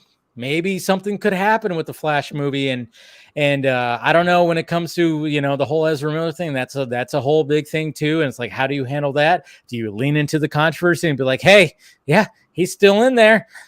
You want to see if it's good or not? It's like, I don't know what it's all very much up in the air, but I think Batgirl suffered because it was supposed to fit in a specific spot, which was after the Flash and during Christmas. It was going to be released on HBO Max in December, right after the Flash, which was going to be released in November, and it would have fit perfectly. And I think that's where that whole thing fell apart, was the fact that it was going to fit in a specific spot. And when things got rearranged, it effed a lot of things up. And that's why when it came to test screenings, people were like, why the hell is Michael Keaton Batman? Like, what happened here? It's like, oh, there was a multiverse thing that changed. Oh, yeah, you guys didn't see the test screening for Flash. Shit. It's like, so they don't know. It would have been like if they test screened Spider-Man Far From Home without you seeing Endgame, and like, oh, Tony's dead, and this is the situation. Peter's back. The blip happened and stuff, and like the Ray Fisher thing's possible because like we had a movie completely shelved and canceled this week, right? So it's like I won't say like anything's possible, but almost anything is possible as far as like things are going to change so much. And I think with the Batgirl thing, I'm so torn on kind of everything. Like I would have wished they just did it, even if they would have said, hey, we're going to throw it on Max. Some of the stuff maybe doesn't make sense, but it's just a multiverse tale. Take it as like a what if, Elseworlds tale. Like, oh, this is, because even then I'm not sure what exactly happens in the film, but you could even still spin it that it's just, hey, it's still Keaton's Batman from '89, whatever, watch it like that. But I think the Batgirl thing will be looked upon 5 years from now as either maybe like one of the best things they did or one of the worst things they did. And I personally don't think it's going to be I don't think it's going to be the win column. I don't really trust the new team as far as I think they just used a lot of buzzwords this week. And I think everybody uses we want to be like Marvel. We want to use a 10-year plan. They're the inspiration. But we've heard that from them multiple times. We've heard that from the Dark Universe. We've heard that from so many times of, you see what Feige's doing? We can do that. And it just doesn't happen. And even in the call, like he'd say things that, kind of went back and forth on himself, where same thing like Casey was talking about those scores of like, okay, he says they want to make sure that Shazam films or not Shazam films, but DC films are the best, right? They're going to be the best quality when we release them. If it is true that it's testing the same as Batgirl, you have that case of, if that's all true, and multiple people report that are more like the A-tier scoopers and whatnot, if they're reporting that, like you said, maybe it's this multiverse kind of mumbo jumbo where, we don't want to put it out right now and stuff like that. But you're going to have that argument of, okay, if people felt very similarly about Shazam that they do Batgirl, you can't really stand on the quality argument, because then you're just putting out something similar. And from that perspective, you never know what could hit, even if they put it in theaters, because I know people are using the examples of like Batgirl tested similar to the first It, which like that made $700 million at the box office, right? So it's like, how many bad movies have we seen, not just from DC, but like many companies make tons and tons. Like, look at Transformers. Even if you like Transformers, like great, but notoriously, but even then, until the last one, those things were slinging $1 billion easy. And critics would say they hate them, fans would say they hate them, but they'd come out and they'd cash that check and be nothing, right? And it's just, I don't know. I'm interested to see what they do. I just don't actually believe. I think the 10-year plan is. I want to hope that it's a real thing, but I really don't, and I hope that they do somehow. If they write it off, then it's not going to happen. I wish they'd just drop it on a max and just say, hey, this is what it is. This is the best version of it. Because I do think creators, like the way the director's like, we talked to Edgar Wright, we talked to James Gunn and stuff like that. I think it does hurt them a little that way, or it just strengthens a lot of contracts in the future. So in the future, this can't happen, or you're going to owe so-and-so a lot of money. So I don't know. This whole week, I'm just flimsy on them. I don't think it's a great start, and we'll see. I think I've said this so many times with Vodka Stream, I think they are just trying to wait as long as possible. Even the reboot thing, I feel like it's like we get a sign of, they are rebooting, and then it's like, no, they're not. Like, I feel like every direction of they're rebooting, they're doing the DCU, they're bringing the Snyderverse back. There's like a tidbit for everything. It's like, I don't know, anyone... This is a deep cut, but the show Dexter, at one point, he's a serial killer, and they're hunting him, and he works for the police force, so he knows how they think. And what he does is he writes this manifesto to send the police, and it like has a bunch of quotes as far as political, religious, like all these things, so it will confuse them. And that's what I felt this week was, where it's just like a lot of everything that people want to hear, but there's still not a clear vision. Like, there's so many headlines of like, they have that 10-year cohesive plan, and maybe they do, and maybe it's just behind closed doors, but it's just we've been through this rigmarole before, right? Of new ownership, new guys coming in. They're making some bold plays, but the future's looking bright. And I don't know. I mean, to your point, I would say that they don't have a plan yet, but they will make it when they hire that team, right? So to your point, it really, really depends on who they hire for that studio, because you can bring in, comic book artists, and that went wrong in the past. You can bring in, really good executives, and that also went wrong in the past. So it's really, really difficult to find another Feige. Like, even I would argue with people, asking, okay, fine, you would need another Feige, but it's extremely difficult to find one, because even, if you ask like people, list your top 3 names to come in, and they cannot even list one. So it's that rare. No, they say Debbie Snyder, Jay Oliva, Lydia. Jim Lee. No, Jim Lee. No. Those are always the 3. People think from the fan perspective about what projects they want to see. Don't think about the fan perspective. Work like that. No. Yeah, like even the projects, if suppose they are, getting Jay Oliva or someone like that, and they greenlight Batfleck movie or Deathstroke movie, and those 2 didn't perform well, what then? What about the next 9 years? So you have to bring in somebody who the thing I liked is he said team. So you need to have a head. You need to have a person who actually maps out the plan. You need to have some comic book artist who knows, DC. You need to have another person, which Marvel also has, who keeps tabs on the continuity between other movies. So directors don't need to talk to each other about what your movie is doing. The continuity person will take care of that. So if a team like that exists, that will definitely help the universe a lot. But that was literally non-existent in DC, even when Snyder was there. So I feel like this is a very drastic change from everything we've seen before. So I'm a little bit more hopeful than Travis. Can I ask y'all a random question? I don't know how to. This will be my last question because I gotta get ready to go to bed. It's like almost 2 o'clock. Be careful of this question. Do you guys think? I mean, just in lieu of this week in the news, have Warner Brothers Discovery already lost their DC fan base? And take time to really think about that. And I'm not just talking about, the Snyder fans. I'm just talking about in general. The reason why I ask is because in all my chats, I've got like Marvel enthusiasts like, see, they never have their stuff together. I got DC passionate fans that are like, what are they doing? Keep with the plan. Is this about money or do you care about us? And then I have some people like me that I'm like, okay, they finally sit there. They look like they got a plan, but I don't know structurally what they're doing yet. Like I need to wait and see where it's going to go. So I'm asking, when you have just normal consumers, have they lost their fan base? Because realistically at this current time, what they're looking forward to, I think most are looking forward to The Rock and Black Adam. I don't know if most general audience people are looking forward to Shazam. I could be wrong. I think a lot of people are very excited for The Flash, but the controversies behind it. I think that more people are very excited to see what the new Batman 2 would be. I mean, you got the Joker 2 announcement that came out, but I'm just asking y'all's personal opinion. Like, have Warner Bros. Discovery lost their DC fan base, or is it still just in limbo? Because I feel like being in a state of limbo isn't consistency. People want stability, they want something to rally behind so they can hold on. And whenever I go to San Diego Comic-Con, that's one of the biggest things of being in Hall H is having that presentation. When that presentation goes, no matter if you had talked trash about whatever studio, if they come with it strong, everybody's gonna be talking about it for the whole entire rest of the year. And that's what happened to Marvel. Like everybody was talking a little bit of trash with Marvel because of their fades. And whatever came from Hall H, when it was there, I was there. I got my hat to prove it. People were screaming. People were screaming and crying. There was people during the Black Panther presentation, they were crying around me. Not just the people on the stage, but people around me. And so, I don't know. I'm just curious y'all's perspective on it, and I'll leave that there with y'all.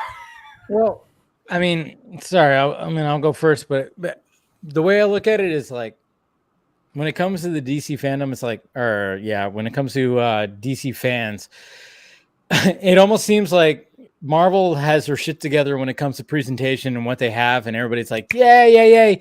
When it comes to DC, it's like the drama is what goes, that's what is driving social media. Again, it goes down to social media no matter what. I mean, as gross as it might seem, it's like, God damn it. But at the same time, it's like, when there's like, what the fuck? Like when the Ben Affleck Aquaman thing happened, that was bigger than anything that happened at Comic-Con. Henry Cavill's speculation was bigger than anything at Comic-Con. And then when it came to this week with Batgirl and what Zaslav had to say, it was that's what was trending. It seems like when it comes to Marvel, they're like, oh, what's the next thing? That's it. We got the next thing there, and everybody's cheering. When it comes to DC, it's like, what's the next drama? It's that. It's like it's just a different. It's a whole different beast, I guess you could say. So to the point where it's like, even if they hit the reboot button, which is always a possibility, they hit the reboot button, people are going to be like, all right, well, let's see what this whole new thing is going to be. If after the Flash, they just absolutely go, we're rebooting everything. We're starting from scratch. That's our 10-year plan. People are going to be like, all right, goddamn, you've been throwing me through the ringer this for like the past 7 years, 8 years, whatever the hell, decade. People are going to be like, all right, All right. So all that's behind us now. Everything, we could just finally get past all that.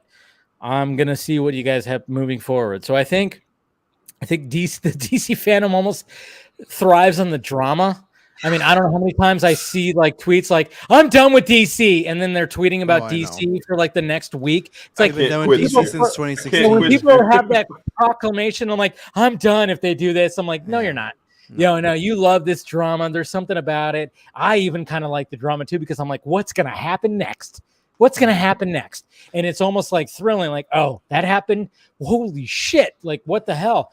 And, you know, do I think it's fucked up? Yeah. Do I think what happened in the Batgirl movie is fucked up? Yeah. I don't think that's good. And people that celebrate that, no, especially Snyder fandom, I don't think, how could they celebrate directors losing their vision when the whole basis of the Snyder fandom was trying to get a director's vision back? I hate that shit. I think it's hypocritical, and I called it out like during the week, and I'm like, fuck, man, I hate that I've seen all that stuff, and I'm like, yeah, do I hate the infighting and stuff like that? Sure, but at the same time, I'm just kind of going, it's all we got right now, guys. We have the drama. Marvel has like everything, like, oh, they're like in heaven, we're in hell right here, just going, what is happening with the next, you know? And it's, yeah. So right now I'm just kind of going like, I think if whatever they do, people are going to be like, what is next? Because people kind of just like the drama, to be honest. They do, even though they claim they hate it. Bullshit. I think they kind of like it. I think they like it. I think fans actually like it. And I enjoy covering it because it's just like, I'll rant off and stuff like that and just be like, it's a discussion thing. Mm-hmm. And I hope to a point where it kind of, maybe it's going to reverse. I mean, imagine when it gets to a point where Marvel is like going, oh shit, we're like, now we're getting to this point where we're like, maybe people are like wanting Tony Stark back. What are we going to do? They want Steve Rogers back. What the shit? You know, what are we going to do here? What are we going to do? I think there's been people that we know that go like, imagine them. I think Steven, who's not here tonight, he couldn't make it tonight. He's even talked about, imagine when they have to reboot like the MCU or Star Wars. And people are like, Star Wars, really? Please. And it's like, you just proved my point.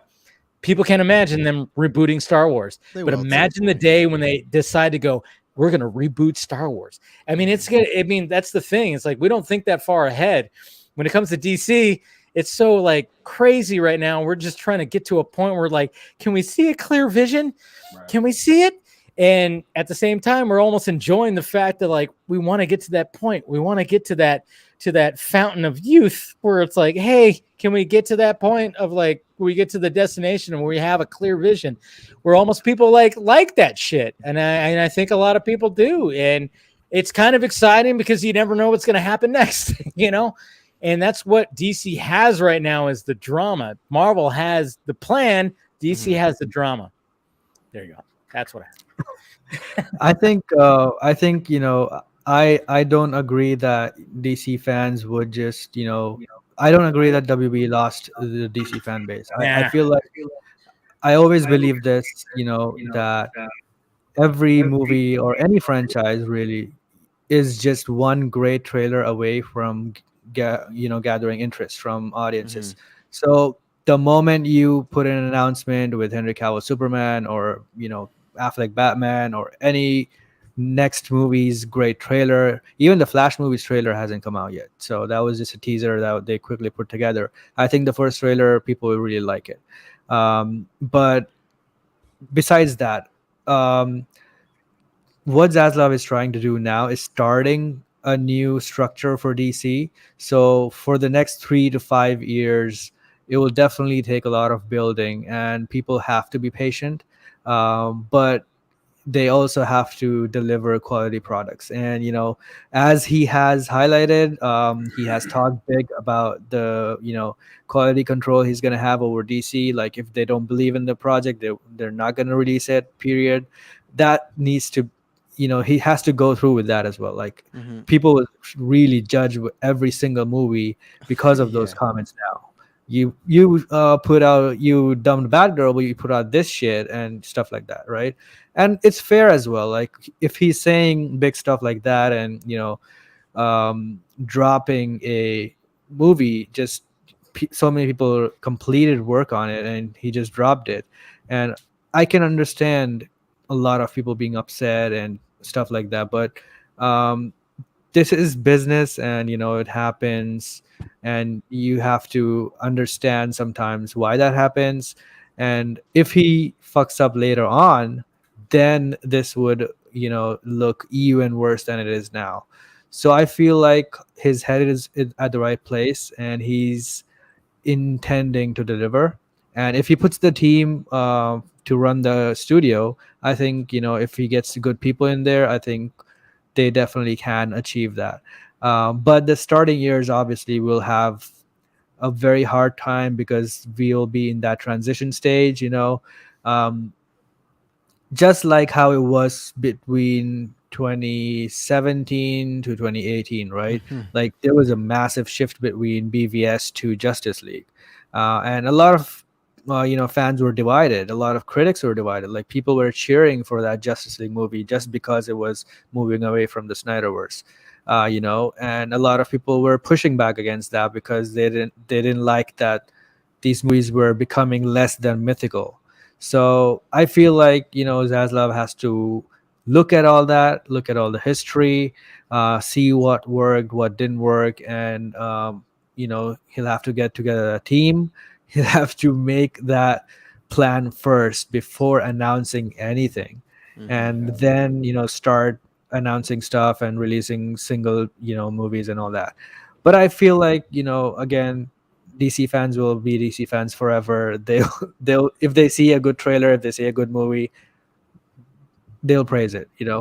Between all the drama and all that, fandom came out and everyone was happy because it had just Zack Snyder's Justice League. It had Zack Snyder on there.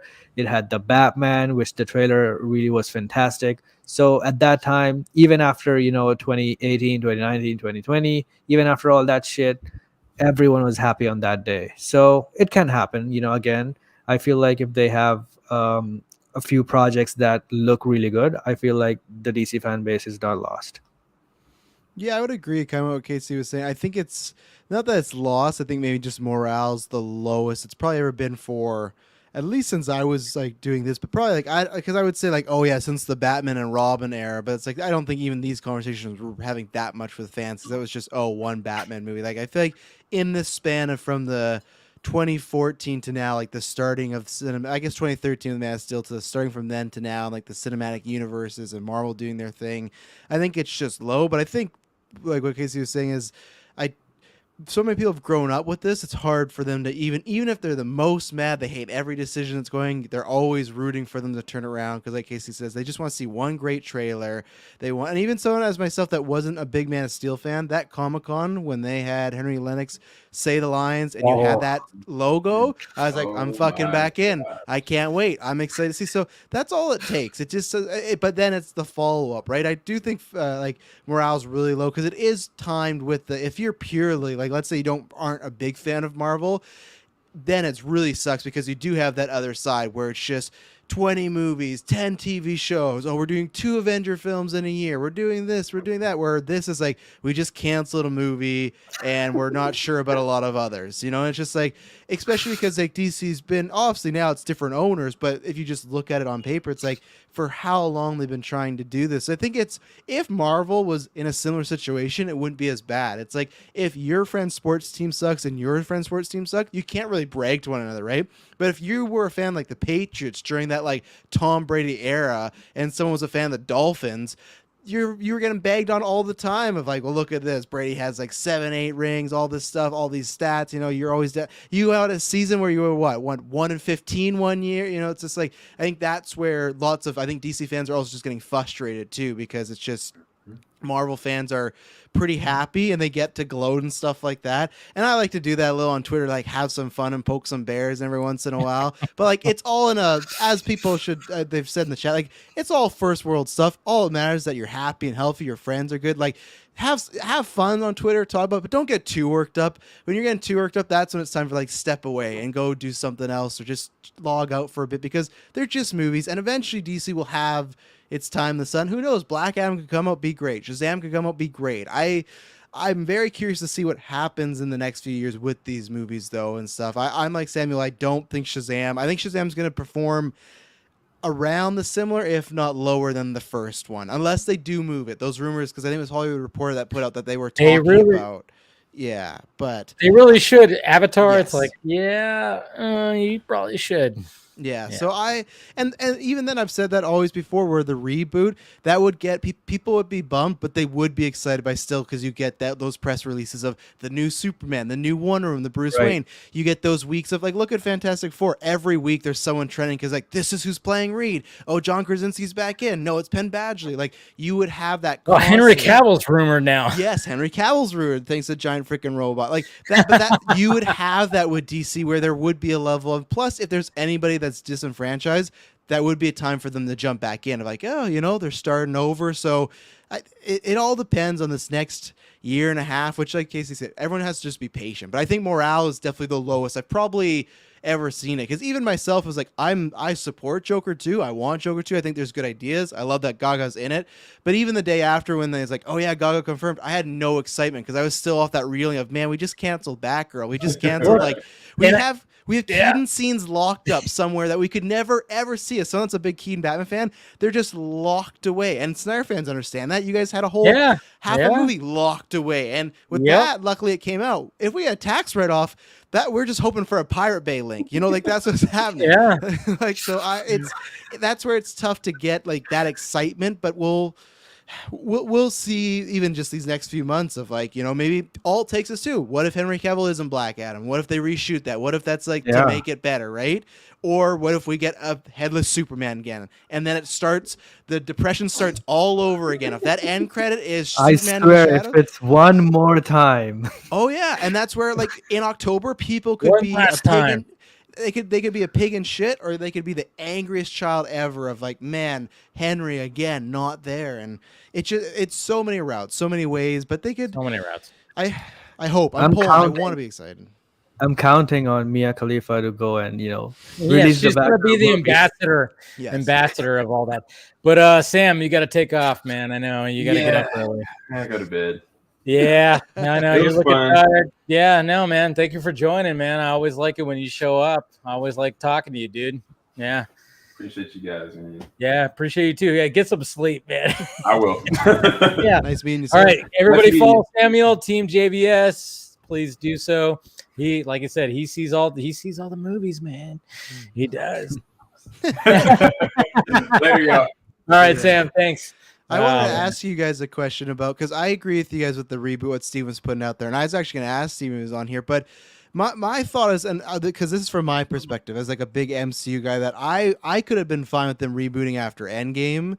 And I wonder if there is still a perspective of fans, though, of the whole narrative. Oh, they are, pompous and they're always considered winning. If that's why the reboot might not be as bad of a pill to swallow when it happens. Because if you look at the MCU and you look at like the past 10, we're going on 13 years now and stuff like that, I think there's going to be a portion of people that will be fine, because it's like, well, we've been lucky this long, like we've been lucky to have the Comic-Cons, we've been lucky to have the phases and stuff like that. So I don't think they'll have as much trouble as Star Wars. I think Star Wars, that's going to be tough because everyone associates one person with one role and there's a continuity. But MCU, you're definitely going to have people that are going to be mad, and you're never going to see a Downey again or Chris Evans again. But I think with the fact that we've had so many good years with a lot of fans, it's like, okay, I could be open to something happening. I think the more tipping point is when Feige ever leaves, if he just retires or if he gets like brought in by another suit, which I don't think is out of the realm of possibility with Zack coming to DC. I don't think it's out of the realm of possibility. Like, because I would love that, just because how many people would be mad at that? People would lose their shit. I would personally love, because again, I love Feige at MCU, but it's like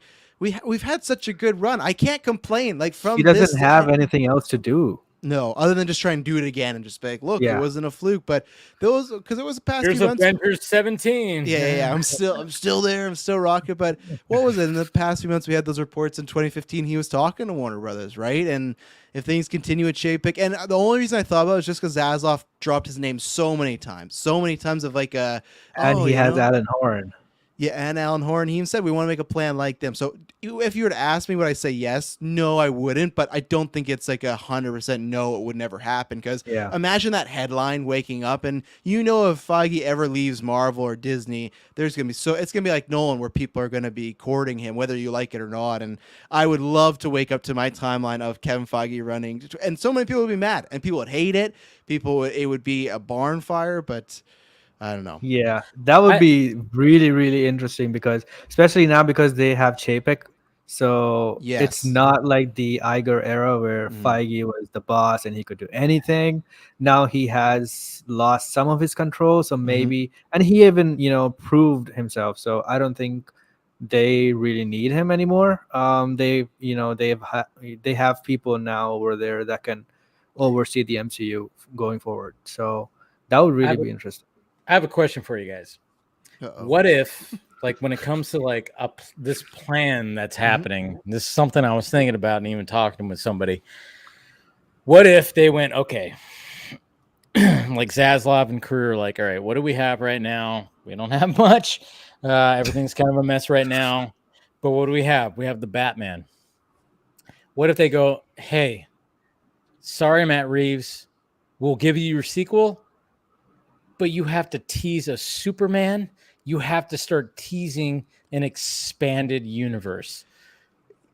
I said, how do you feel about that? I said that last time as well when we were discussing this. Like they could do that because it's not really his movie. Like they could just say, you can do your sequel, and then if you don't want to do the shared universe stuff, then let's part ways. So they actually can do that, but to me that would be a little bit disappointing because I wasn't the biggest fan of the Batman. So starting the universe with that movie would be kind of like, a little bit weaker than Man of Steel was started for me. So I would be interested, of course, but I don't know if that would be the best move forward. Yeah, I feel like Man of Steel, like, obviously they don't, like, okay, they have like the Wayne Tech stuff in there, but I feel like it's just set itself up more for that world of like we could do more of this, where the Batman does feel like, I feel like Reeves on purpose, like, we're gonna make this very, very narrow minded in the way of it's just the Batman and it's just these characters, right? And I don't think, like, the good thing is the Batman 2 technically got announced in the Zaslav era. He cited it as a success in this earnings call, but again, like the Feige thing, I don't think it's out of the realm of possibility that we wake up one morning with a Matt Reeves has left the Batman 2, because just because he's saying all this stuff now, what happens when they actually start getting to, production talk, budget talk, dude, story?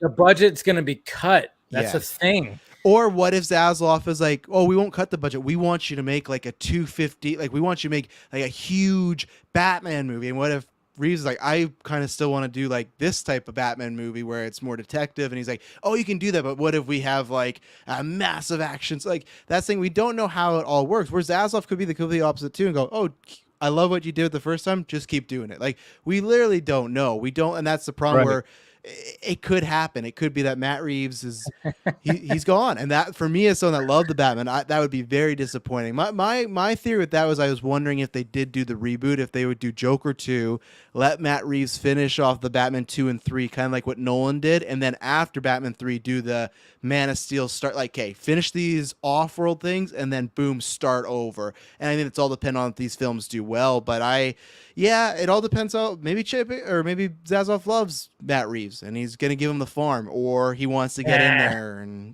there's gonna be a scene in the Batman 2 where he like breaks into somewhere and then he's gonna like look off and he's gonna be like, what is that? And it's a green rock, like in a safe, like what the fuck? No, I don't know. I wanted to put out that question because I'm like, you better believe that that's on the board. When it comes to all this, it's like, hey, Matt Reeves, you have this universe already. It's fresh, it's new.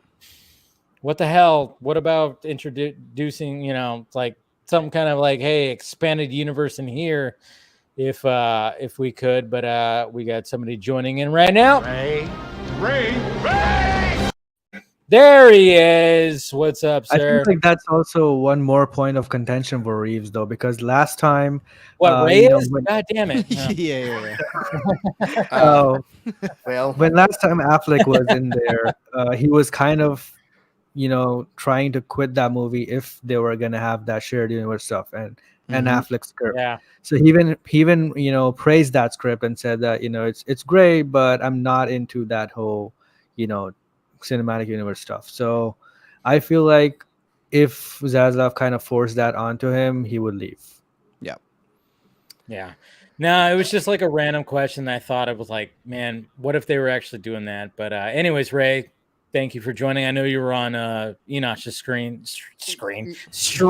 Technically a screen, yeah. So it was like I think it was a little after 11. He just sent me a link, and I was like, oh, well, I'll stop by and just talk for. Is that you can't nerds? There's no such thing as. You'll just stop by and like have a short. When you sent me that message that you were on a stream, I'm like, if you don't even show up tonight, I would understand, because the conversation goes. I would not feel like offended if you didn't even show up tonight, but thank you for showing up tonight. Okay, the whole night Dave was like, "Fuck Ray, he's a traitor. He turned back on me." How dare you show up on canceling? And I'm not even kidding, Travis. Like, there's a part of the back of my brain that's like that is thinking all of that is true. But like, I'm cheating on Dave right now. He's like, damn it, right? No, it was spirited discussion on the all positive, subject. Right? Yeah. So it's they're a lot more positive than like Enoch is way more positive than I am about like all of this stuff. He really is. That's what I love about Enoch. Yeah, see, but what I love about our little fandom is like the different voices and different perspectives, and that's what I like. Enoch he's always like that ray of light. That's why I like. I'll hit him up. I'm like, hey, you want to join tonight? Hey, you want to join tonight? Does he always join? No. And I'm not offended by it because I'm like, hey, make it if you can. I know you're busy. You have your own channel. You do this shit too. It's fine. But when he shows up, I'm like, cool. Enoch is here. Ever since we got to know him, ever since I had him on the first time, I'm always down for Enoch to come on.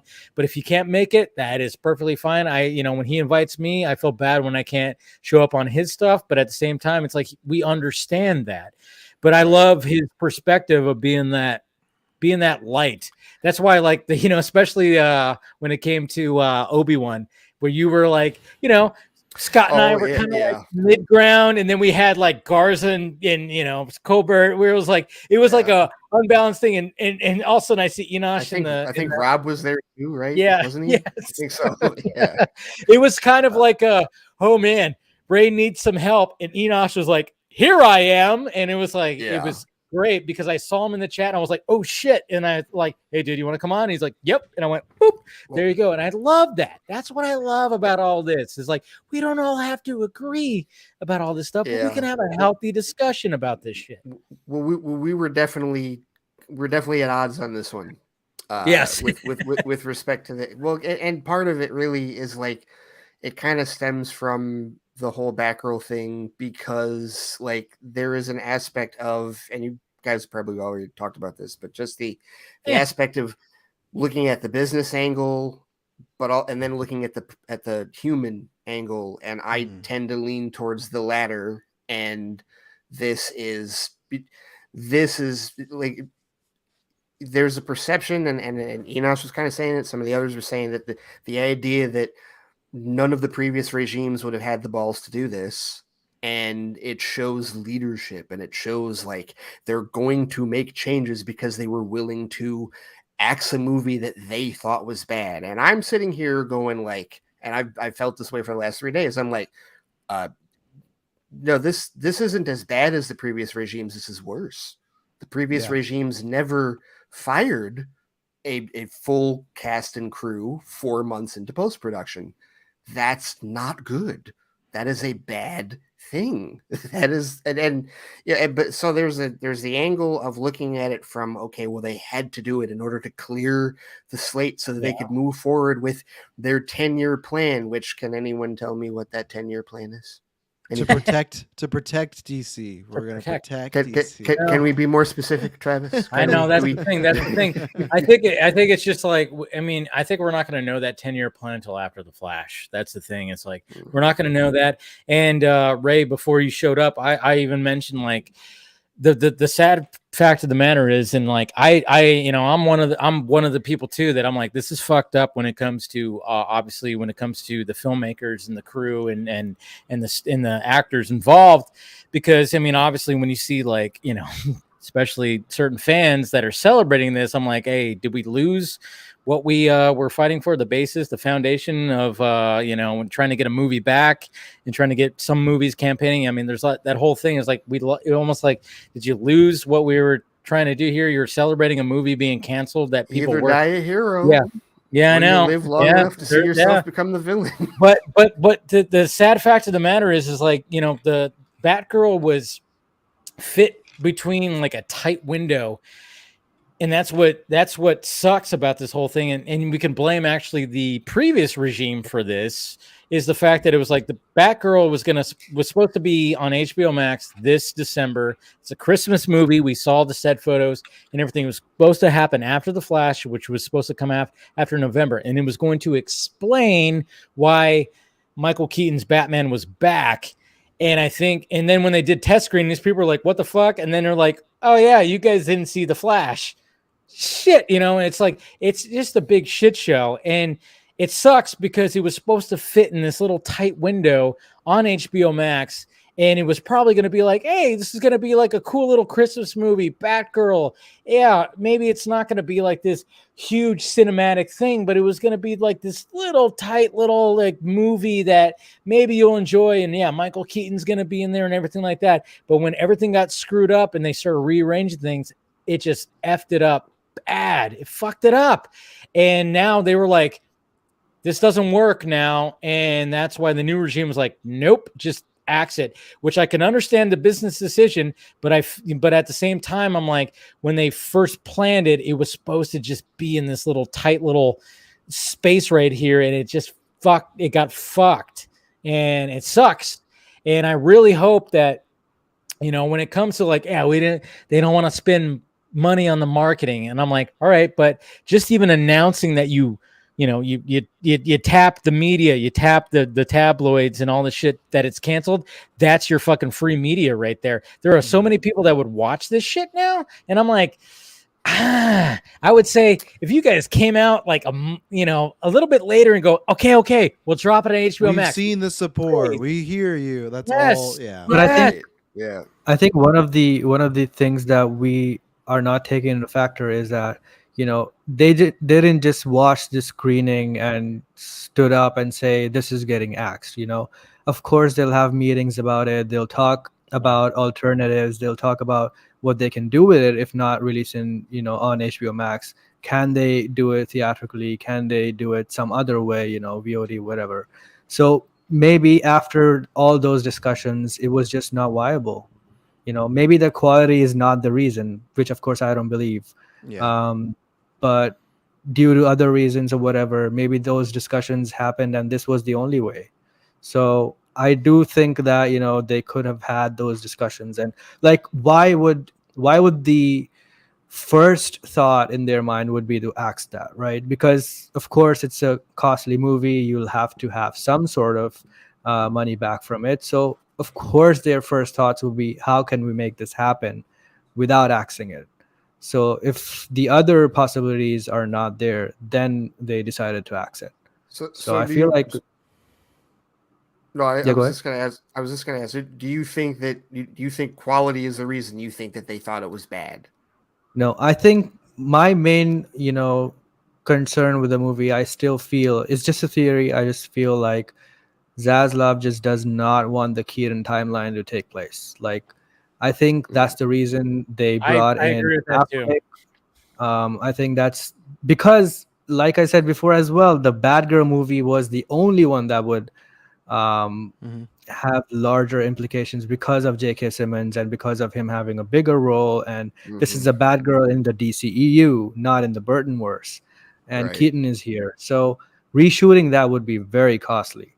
And even marketing it and all that. So I feel like there are other reasons like this. And again, they would, if they said that, then people would complain like, why couldn't you do it for this? You paid $70 million for Snyder cut and all that shit would come up. And I feel like, they just simply blamed on the previous management and said, the HBO Max thing and just moved on. I don't believe that at all. Quality cannot be the factor just to, drop a movie like that. Maybe it is a small factor. Maybe he watched the movie and just didn't think that it was a big event movie, that they are planning to put out. But maybe that's just a small factor. But you cannot drop a movie straight up just because of that reason. That's bullshit. So yeah, I tend to agree with it. Yeah, and see, and right there, like the comment that he's made about like he wants them to be like the big theatrical spectacles. Of course, as soon as I heard that, I'm like, oh jeez, all right, okay, so we're just here we go as far as the just ignoring the evolution of the industry yet again, right? See, that it's weird. I told Enosh this. I said, Enosh, you remember how you felt when we all talked about like the aftermath of Hall H? Like that was the most negative I've seen him that day. Yeah. Like as far as like I don't trust them. I have no more hype and all that. And it's funny because that's how I feel now. That's really like how I feel, and it's like I look at the. All right. When the biggest thing that came out of Thursday yesterday, 10-year plan. 10-year plan similar to. Are you happy about that though? Disney, and I'm like, Kevin Feige is the inspiration. Quote. And again, Travis, stop triggering him. and again, Travis, I understand that from a structural standpoint, yes. I agree with it on a structural standpoint. I do not want Superman to get forward. I don't want that. Sorry. Taika coming in. None of us want that. No, not at all. But you don't want director freedom then? That's the argument someone would go to you, right? That's the problem. That's where we argue Taika got that with Thor, right? Okay, but here's the thing: like, who set it up first? Like, who gave the blueprint first? But no, here's the real concern, Travis. The real concern is that it's just buzzwords. No, like, I agree with you. It is. I'm at that point right now. Yeah, that's right. We did talk a little bit about it on Twitter, but like I'm at that point now, guys, where like I need more than words. I need a hell of a lot more than words. And you can sit there and you can tell me that you have a 10-year plan laid out for DC, and then I will go, well, where's your boss? Where's the DC Studios boss? Like, where is that person? And why are they not here on the ground floor for your why didn't the 10-year plan come from them like it did? I don't think he said that he already has the plan. He said he will be having a 10-year plan. So he needs the team to make that plan. He won't be making the plan. Even then, though, without a gut, like the 10 years thing sounds so specific, because I think that would be the head too to come in here and be like, oh, we need 10 years. And it just happens to be what Feige said a month ago. Yes. When he's like, we're going into the bunker to plan the next 10 years of Marvel content. Zaslav was there. Right. It was cookie cutter. He basically saw like what Feige said and went, okay, let me say this. So it's like, what I mean? The only thing is like, say they hit that reboot button after the Flash. 2024, new DC. Yeah, I'm just saying if there's a 10-year plan, hire nothing but no names as all the characters. Fucking do it. Like do it and just see what happens. I'm just saying, like, I mean, we've already talked about like how voice acting, when it comes to like DC Super Pets, look what happened. And we had Kevin Hart and Dwayne Johnson lead that shit. Didn't really, I mean, again, it underperformed. I don't know what's going to happen. Same thing with Lightyear. It was like Chris Evans, Captain America is now Buzz Lightyear. Still underperformed. Things underperformed. Now it's like people are names. They're just like, hey, let me just see something, that whatever. And maybe just like go forward with like, hey, we don't need names, which is what Snyder actually did when it came to his Justice League. It was like, there was no names except for Ben Affleck. I mean, nobody knew who Henry Cavill was. Gal Gadot was like, oh yeah, the girl from Fast and Furious. Jason Momoa. Oh yeah, the guy from Game of Thrones, maybe. Ezra Miller. Nobody knew who that was. Upcoming. Ray Fisher. Nobody knew who that was. And it's like, it's all about the content that he put, like when people go like, oh my God, Ray Fisher, look at his performance as Cyborg, because nobody knew who Ray Fisher was, but you watch his performance as Cyborg and they go, oh, that guy can act. Like do stuff like that where it's like, yeah, hire these no names, which would cut the budget. Again, it's all about these salaries that are so fucking inflated now. And Zaslav's the numbers guys. If he wants to cut down these budgets, it's like, yeah, cut down the salaries big time, and like get actors that could just like really perform, and and then get good writers that could write some really good dialogue and good content.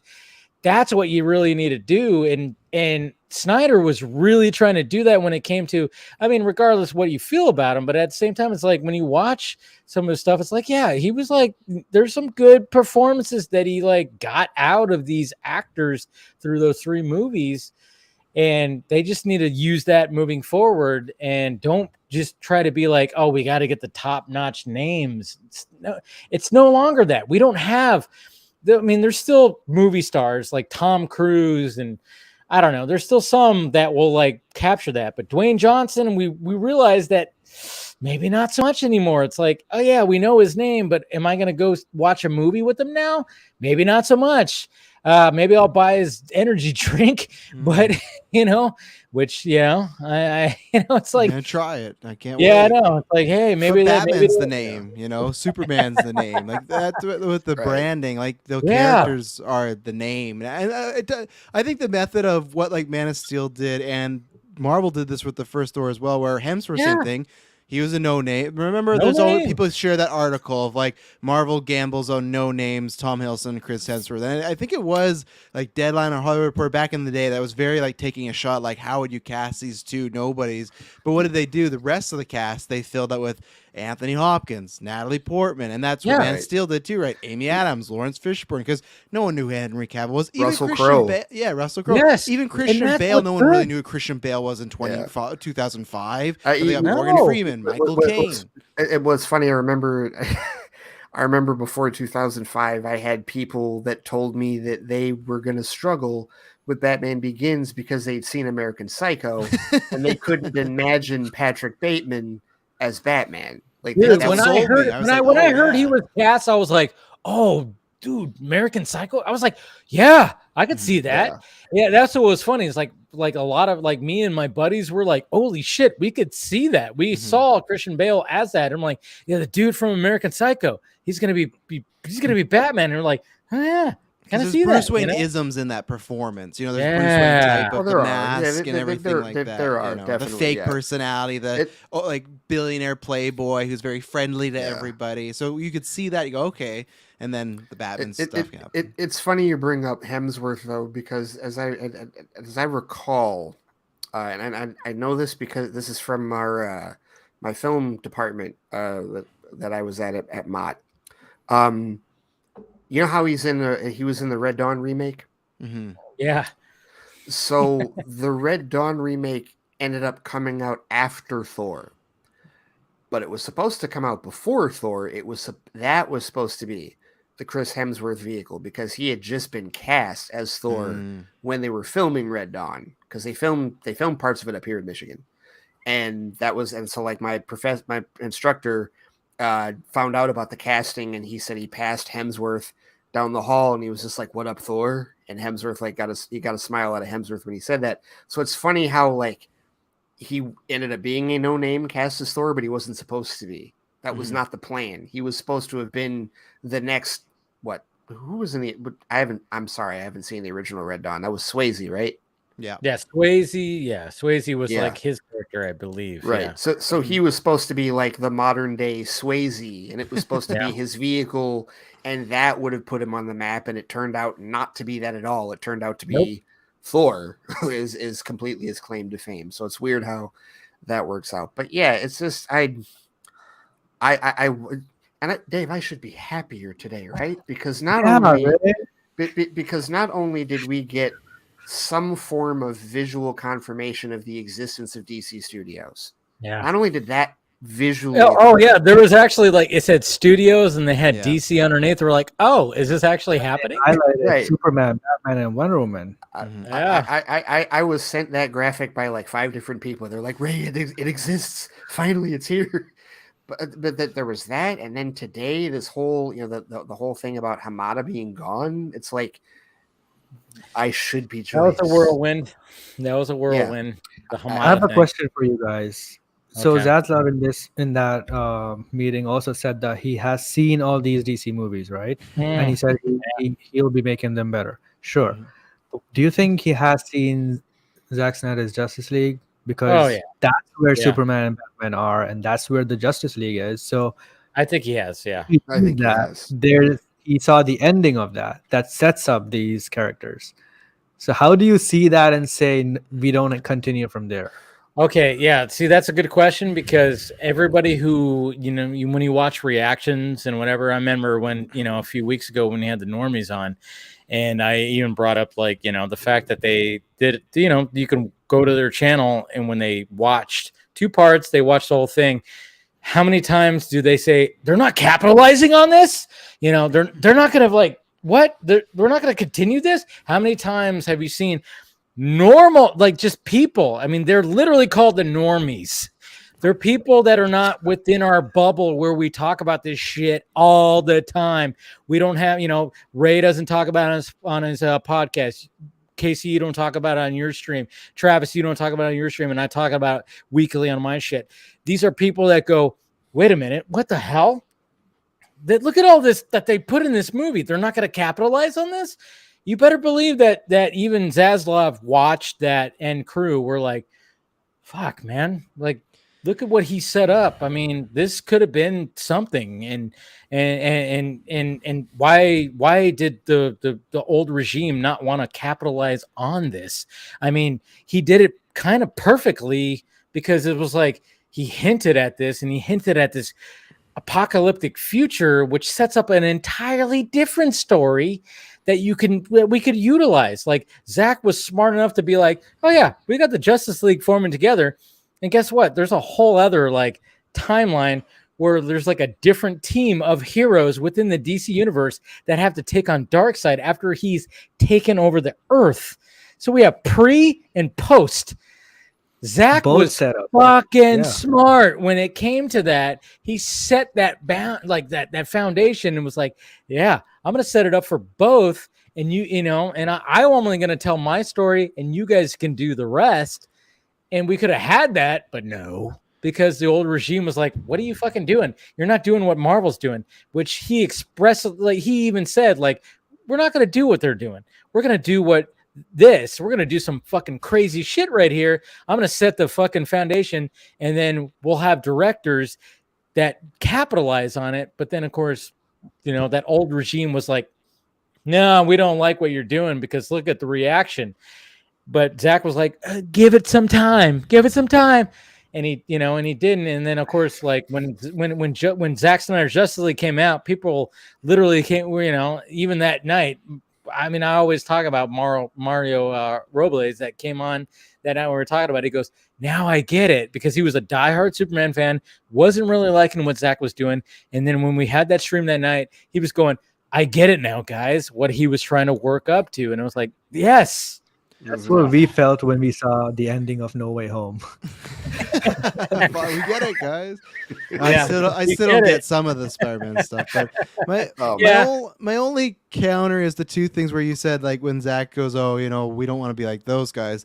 The problem is you just had Zaslav be like, we want to be like those guys, right? Now we don't know, we don't know if that is creative, right? That could be just the structure. But all we have to say is we want to be like those guys. And the only thing about, as far as, because that was the thing that got me the most excited, and then I end up loving the Snyder Cut, but we're filming more stuff in the Nightmare stuff. I'm like, oh, superheroes and apocalypse shit, give me that 24/7. But the problem is, if Zaslav looks in that and feels like that's like too narrow of a box of like, what if he wants the Justice League, like the animated show, like in towns, in different, like not that storyline? Because I think the 2 things is, that pigeonholes the team, and that going that direction also might pigeonhole them and feeling that they don't want to have, and not even Zack, like, oh, we don't want to work with Zack, just the fact of they may feel we have to get Zack. Like if they say, hey, we're doing the Nightmare Justice League, but they announce a different director that has nothing to do with Snyder and there's nothing to do with his team, they might feel people might push back against that hard and say, oh, you're kind of, taking his vision and running with it and stuff like that. Like people already do that with Aquaman 2 when there's stuff shown. They're like, oh, Zack already pitched that, and they're doing that, those bastards. And that's where it's like, right. that's where I wonder if it all depends on how he would feel about that Nightmare stuff. But if he feels like that's not a direction he wants to go with superheroes in the apocalypse, and he wants it to be present day, the superheroes, super friends fighting people, that's what I think would deter him. Even if he likes the idea of that's not where we want to be right now, he might back away from it and go, and especially we still know what happens in Flash, right? Because Flash could cut that possibility out of happening as far as that future. Maybe they fix it. That bad future is what they fix in Flash, right? So and that Nightmare is also a few years away, maybe, right? Like 2 years away or something. And maybe they revisit it later, do a couple films of just in the epilogue scene. They were showing Clark, ripping open his shirt, walking, flying. You showed Wonder Woman, looking at probably going back to the mascara. Showed Cyborg, removing the hoodie and flying, and showed Flash being happy and finally, being at peace. So that's basically where you start the next movie, with them being a team on a mission, right? So the Nightmare stuff doesn't necessarily need to happen right away. No.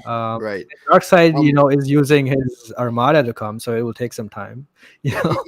So I forget who wrote this, but like, after I think it was Tuesday. I think it was like the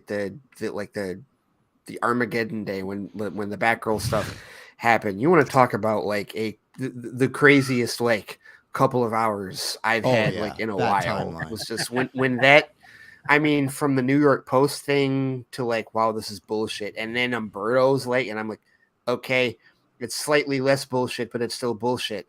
And then the trades is like, oh my god, this is real, son of a bitch.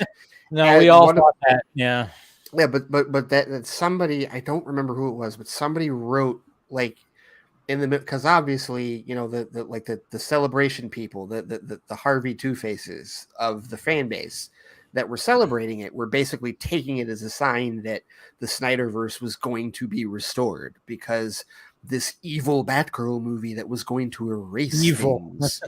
That's how they're treating it, right? So Flash is next. Right, but that's totally how they were acting on Tuesday, and I'm sure many of them are still acting that way. But someone had written that they thought that like there was a chance that Zaslav could have enough of an ego as an executive that he might actually try to say that not only will I restore this, I'll do it better. Like he just like the ego of like, I can do this, like almost like, does he, it's kind of the question, does he feel like he can do it and also have the 10-year plan? Like, can he do it the Disney way? Right? Like, is there a way for him to do that? So of course the diehard, the cultists are not going to be happy about that because it's not going to be exactly what the Justice League sequels were. But I think something that a lot of us have talked about over the last year is the idea that even if there is a continuation, even if they do pick up with this group, like if we get the dream scenario that they're all remain as that the 6 of them remain as the Justice League, it's more than likely not going to be those sequels. It's going to be something different. It's going to be, and it could still be something involving Darkseid and the Armada, but it's not going to go like, I don't know that it'll do Nightmare. Like, I don't know that it'll acknowledge that. And, because Casey, I do believe he's watched Zack Snyder's Justice League. Yes, I do. I don't know how he feels about it.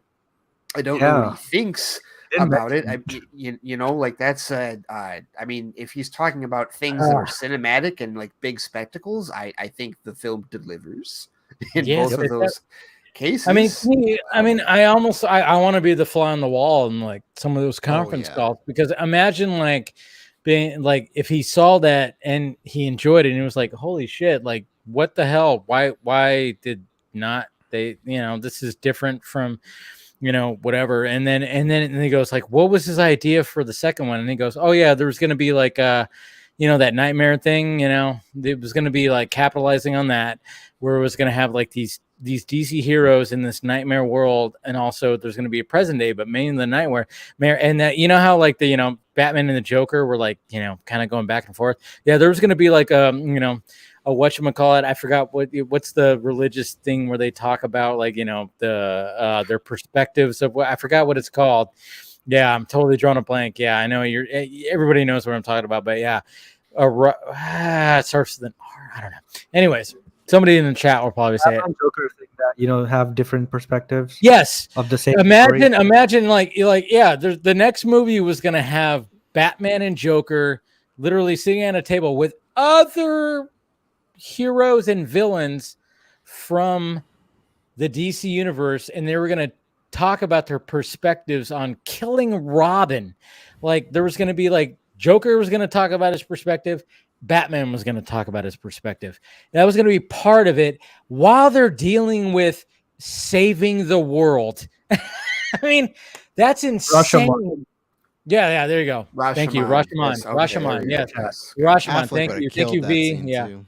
But I mean, Yeah. my God, can you imagine like having a scene like that in a post-apocalyptic world where you have Batman in his costume with a trench coat and you have the Joker who's wearing like dead cops' badges in a fucking vest, and they're sitting at a table probably like on opposite ends with various different, your Mira, your Cyborg, your Flash, like in that table, and they're talking about the killing of Robin, and they're flashing back, all in the middle of trying to save the world from Darkseid.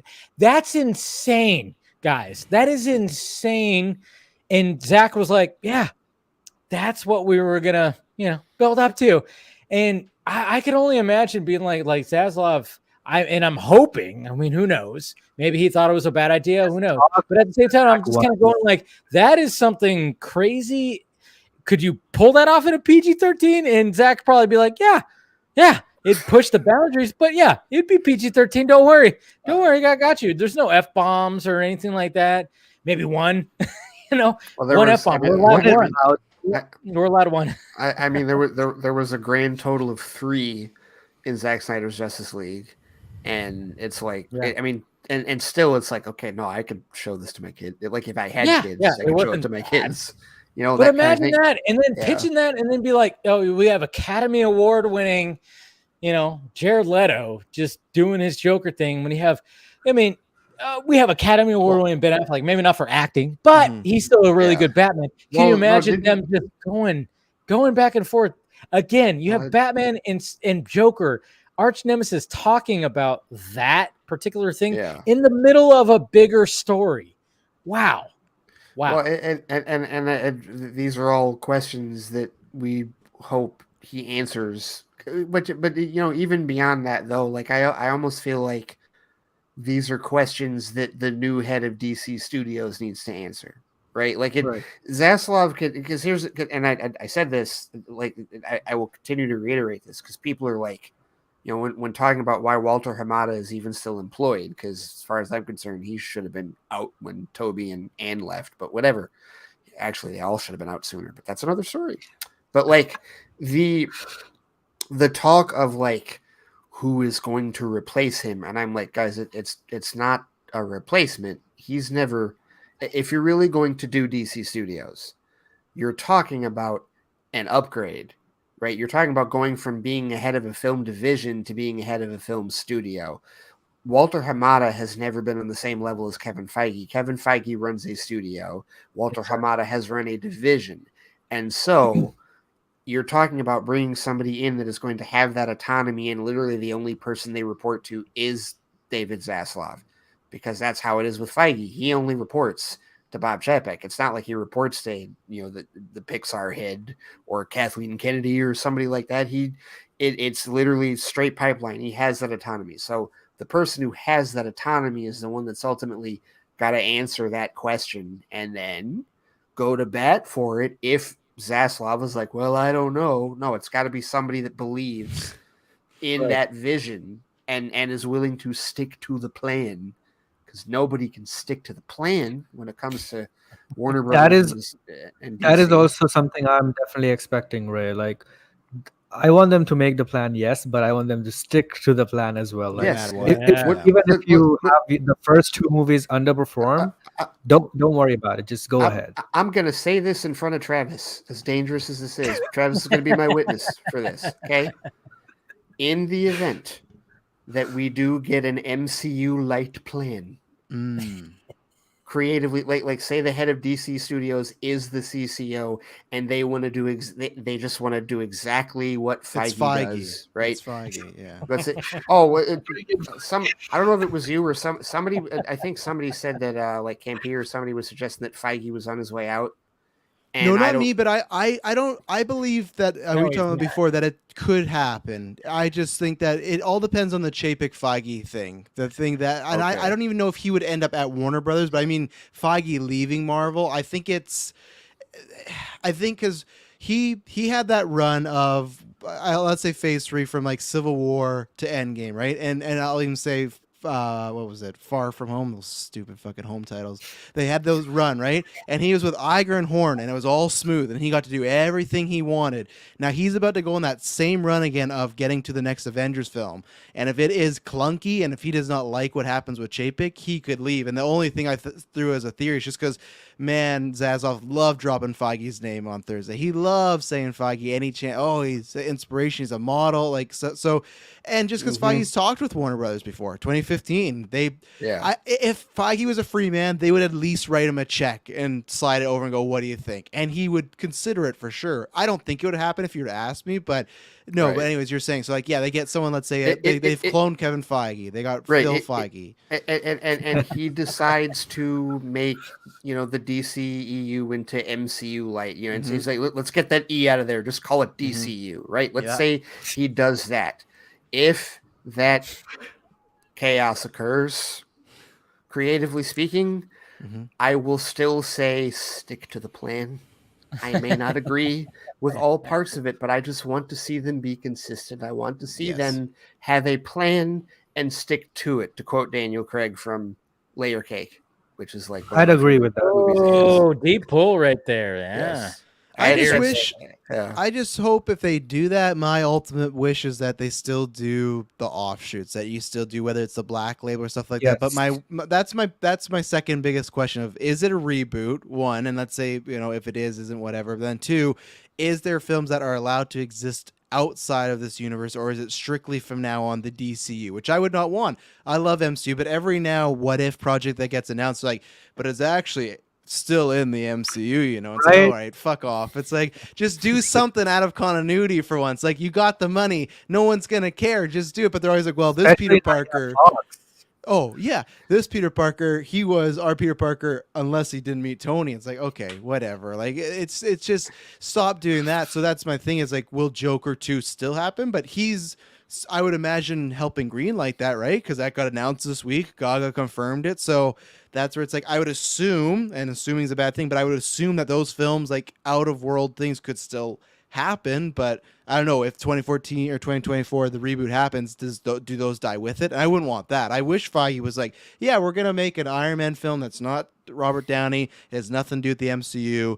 Here we go. See if you like it or not. Because then if it bombs, then you go, okay, we're not going to do it anymore. But if it doesn't, then you got a whole other wing, like Batman, like Joker, like we have with DC, where it's like, don't stop doing those things. But again, it's just, we have so many signs. We go this way, we go that way, and we'll know in a couple of years. But we just gotta wait, and that's gonna suck because we're gonna get so many.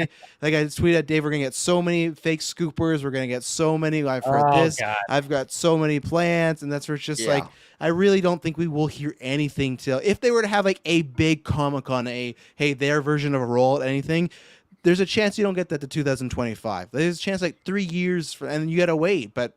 People might not want to wait. They might want it now. And I with the 10-year plan, I don't need everything as far as give me every film, but I would like more than just we got the 10-year plan. Just a few little more, just like, hey, and maybe once we get a studio head, that would help. But it's just, I need something to latch on to other than just we're planning communication. And Travis, I just wanted to say this, like the fact that you know, when people, I mean, even like, you know, when it comes to the Snyder fandom and everybody's like, oh yeah, we need Zack back. We need Zack back.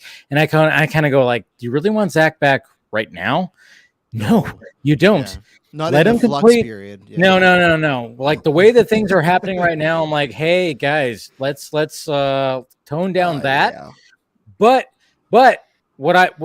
from what I gathered from that investors call and what Zaslav said, it's like, all right, if they're building something cool, and he said he has a 10-year plan, I'm like, all right, let Zack, if there's any hope, any like just a little bit of hope that about Zack coming back, 10-year plan. It's a 10-year plan. So let them build whatever. If and that means bringing Cavill back, if that means incorporating Ben Affleck, which, you know, obviously he's back in Aquaman and stuff like that. If that means that, then maybe, just maybe, there could be like a little bit of hope 5 years from now. I mean, like, it's not going to be right now. And I know there's Snyder fans that like go like, oh, his contract's up, he's going to be done with this, he could do this. No. You don't know how. I mean, stop it. You don't know how the logistic works when it comes to making movies. He's making a 2-part epic Star Wars opera kind of thing right now. That takes a lot of time, a lot of post-production, a lot of things, and there could be spin-offs and everything. And then he's going to go right into Planet of the Dead. He's very busy now. So that could, you know, if there's going to be this 10-year plan, and if it was going to incorporate Snyder, guess what? They could build towards a crisis-like event where maybe, yeah, he could come back and maybe direct something, or at least produce, or put some ideas in there. Or if they utilize Henry Cavill, they utilize Ben Affleck, and then of course the cast that he has now, maybe even if it would like change some things now. I mean, hopefully we could get Ray Fisher back. Ezra Miller, that's always a wild card. That's definitely a wild card. But I'm just saying, it's like patience, and, you know, with everything that's happening now, it's like, who knows? Or you have to accept the possibility that it might just be a full-on reboot, and it just might be like, all right, that's it. After the Flash, boop, we're hitting the button and we're starting from scratch and whatever. So and that happens, I mean, with all fandoms, right? Yeah. Because like even with Marvel, look, these past 2 years, I was like, oh, they don't got a plan. Where are they going? And like, it's Feige. He's been doing this for a while. I think he knows where they're going. And like, it's like, oh, I don't understand. When's the Avengers going to happen? And then they do one panel. It's like, and that was only 2 years. So like DC fans, if you end up waiting 2-3 years, you got to like buckle up and like just hope that the good stuff will come, and the whole like try to you know. But here's the thing is, in any progress. So I can understand. Right. Yeah. I was just about, sorry, Casey. I was just about to like say, because Travis, like, first of all, you know that I still hate all that. The whole, where's this going? We don't know where Phase 4 is headed. Shut the fuck up and enjoy the freedom that we are getting with Phase 4, not having to worry about the homework problem. Damn it. I love and that's that. what DC is right now. Black Adam, Shazam, just enjoy the stuff. But the problem, Travis, as Casey just alluded to, is Marvel can do that in Phase 4 after 10 plus years of success. We don't have that track record at all. So that's the issue, and that's why I'm at the place I'm at right now, where like I hear what you're saying, David Zaslav, but you know what? You're just telling us what we want to hear, and I need more than talk. I need results.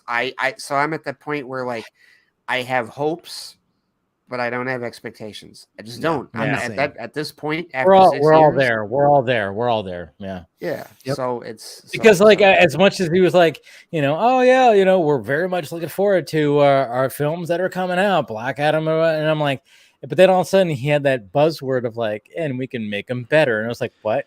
Wait, what? Yeah, it's strange. Like you saw all these films, and none of them are like, you know, this is good. And I wonder how the directors feel about that too. Like a James Wan working on Aquaman 2, and that's where it's just like this whole thing with the creatives is. I still like.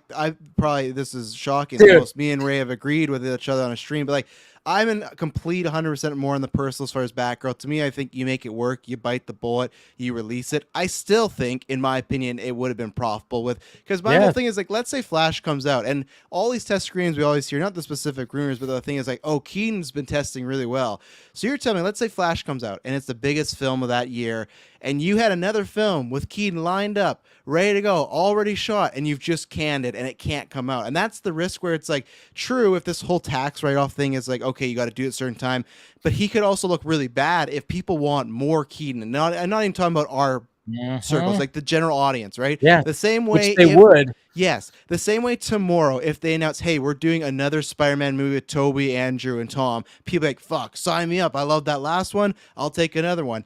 You could have that with Keaton, but now it's like you've shelved that film now. It's gone. So that potential, so that's where it could pay off, but it could also bite him in the ass. If people want more Keaton and this film's gone, well, that's out of there. And it's just like an impossibility now, unless I guess you bring him back and just do it all over again.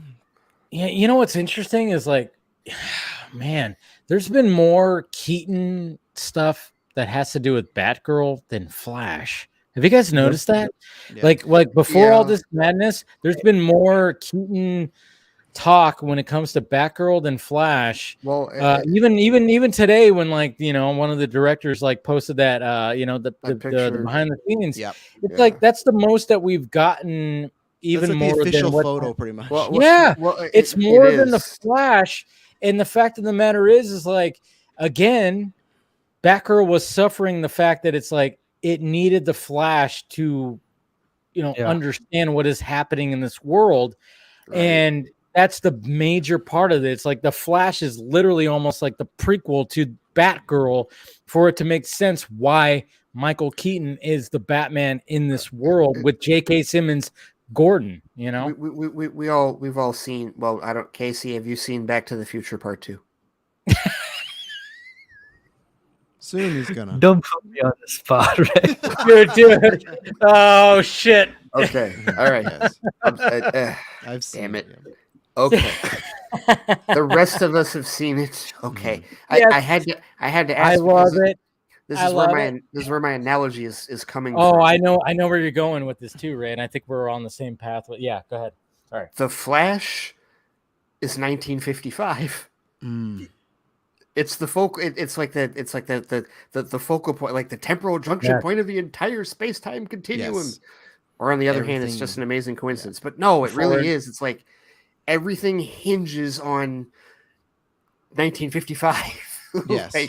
For the rest of it, it's the same thing with this movie. It's like, and it like so many of the questions that we have, not just about the future of the franchise, but also about like what in the hell is leading into it. Like it just everything about it. Like it's that's why it's an enigma. I think that's why we know more about Batgirl than we do about the Flash, because they've guarded the Flash to this point. And now the other thing is listen, if you and this has been brought up the last 72 hours, but like if you went to the trouble of, I mean, you understand from a schedule standpoint with Aquaman and the Lost Kingdom moving ahead of the Flash, okay, fine, we get why you would replace Keaton back with Affleck, okay, but now that you have eliminated one of the entire other movies Keaton was in, now what changes are going to be made to the Flash that we don't know about? I think Affleck will just become permanent, because Alan Horner is there. The old management is gone. So I don't see why Affleck would not come back if he's in shape, if he's willing to play more more movies, Batman in more movies. So I don't know. I feel like if he has to do the solo movie, which I think still is possible right now, but if he doesn't want to do the solo movie because it's too much, I feel like cameos and supporting roles in these other movies is now very much possible, more than before. And what's funny too is like, Ray, when you were talking about Back to the Future 2, I had this thought too when it came to certain details that might have come out about the Flash, about revisiting timelines and whatnot, especially like the Zero Dark Hour or whatever the fuck. I was like going, oh, that's kind of cool. And like when I was explaining this to somebody, I was like, just imagine Back to the Future Part 2. Remember when you had Marty on stage doing Johnny Be Good, and then you had the other Marty like crawling across to save this Marty from like a paradox. Remember a paradox? You mean that thing that destroys the world?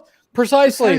Red 4. Yeah, it's like, what I mean? It's like Back to the Future, I mean, and like when I'm thinking about if Flash is like revisiting timelines and going, oh shit, I got to make sure everything's okay because I have maybe there's a villain that's fucking things up. I got to make sure things are right. I'm going, hey, if they're going to go Back to the Future route with a superhero, with the Flash, one of my favorite characters, I am all fucking for it. And I'm just kind of going like, why do people even like want like how Man of Steel? Yeah.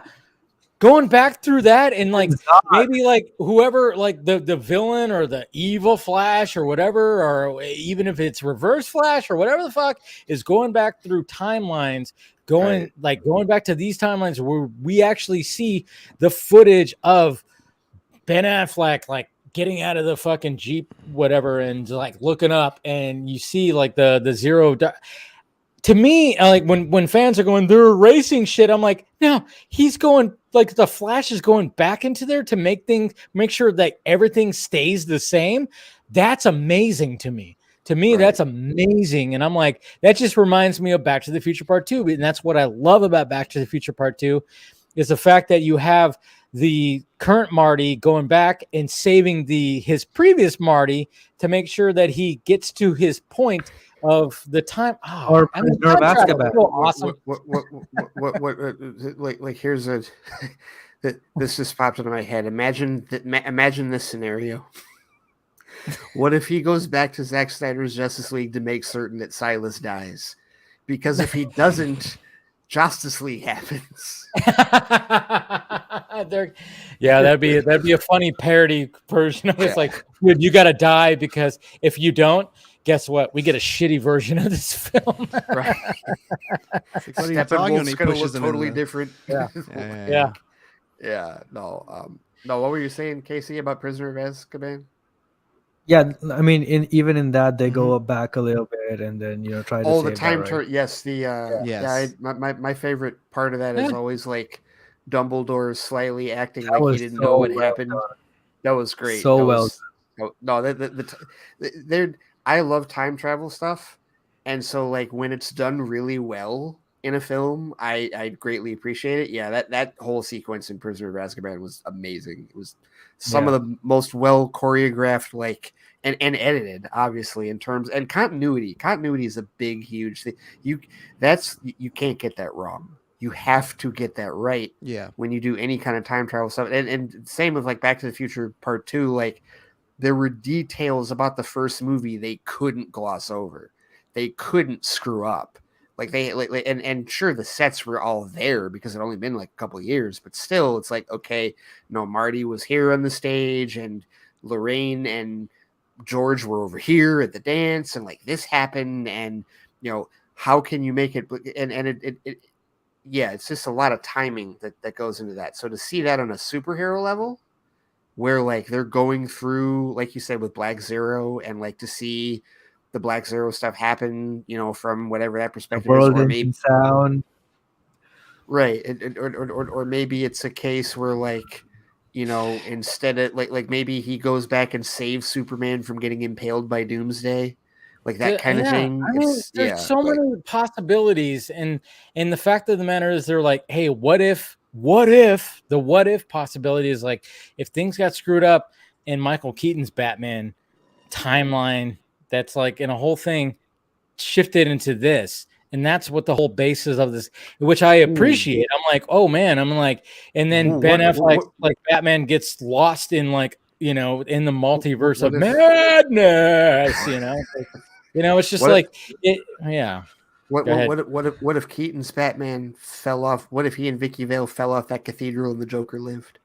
Yeah, exactly. Stuff like that. I mean, there's just stuff that, or what if the missile doesn't work and he crashes into the wall and Batman returns?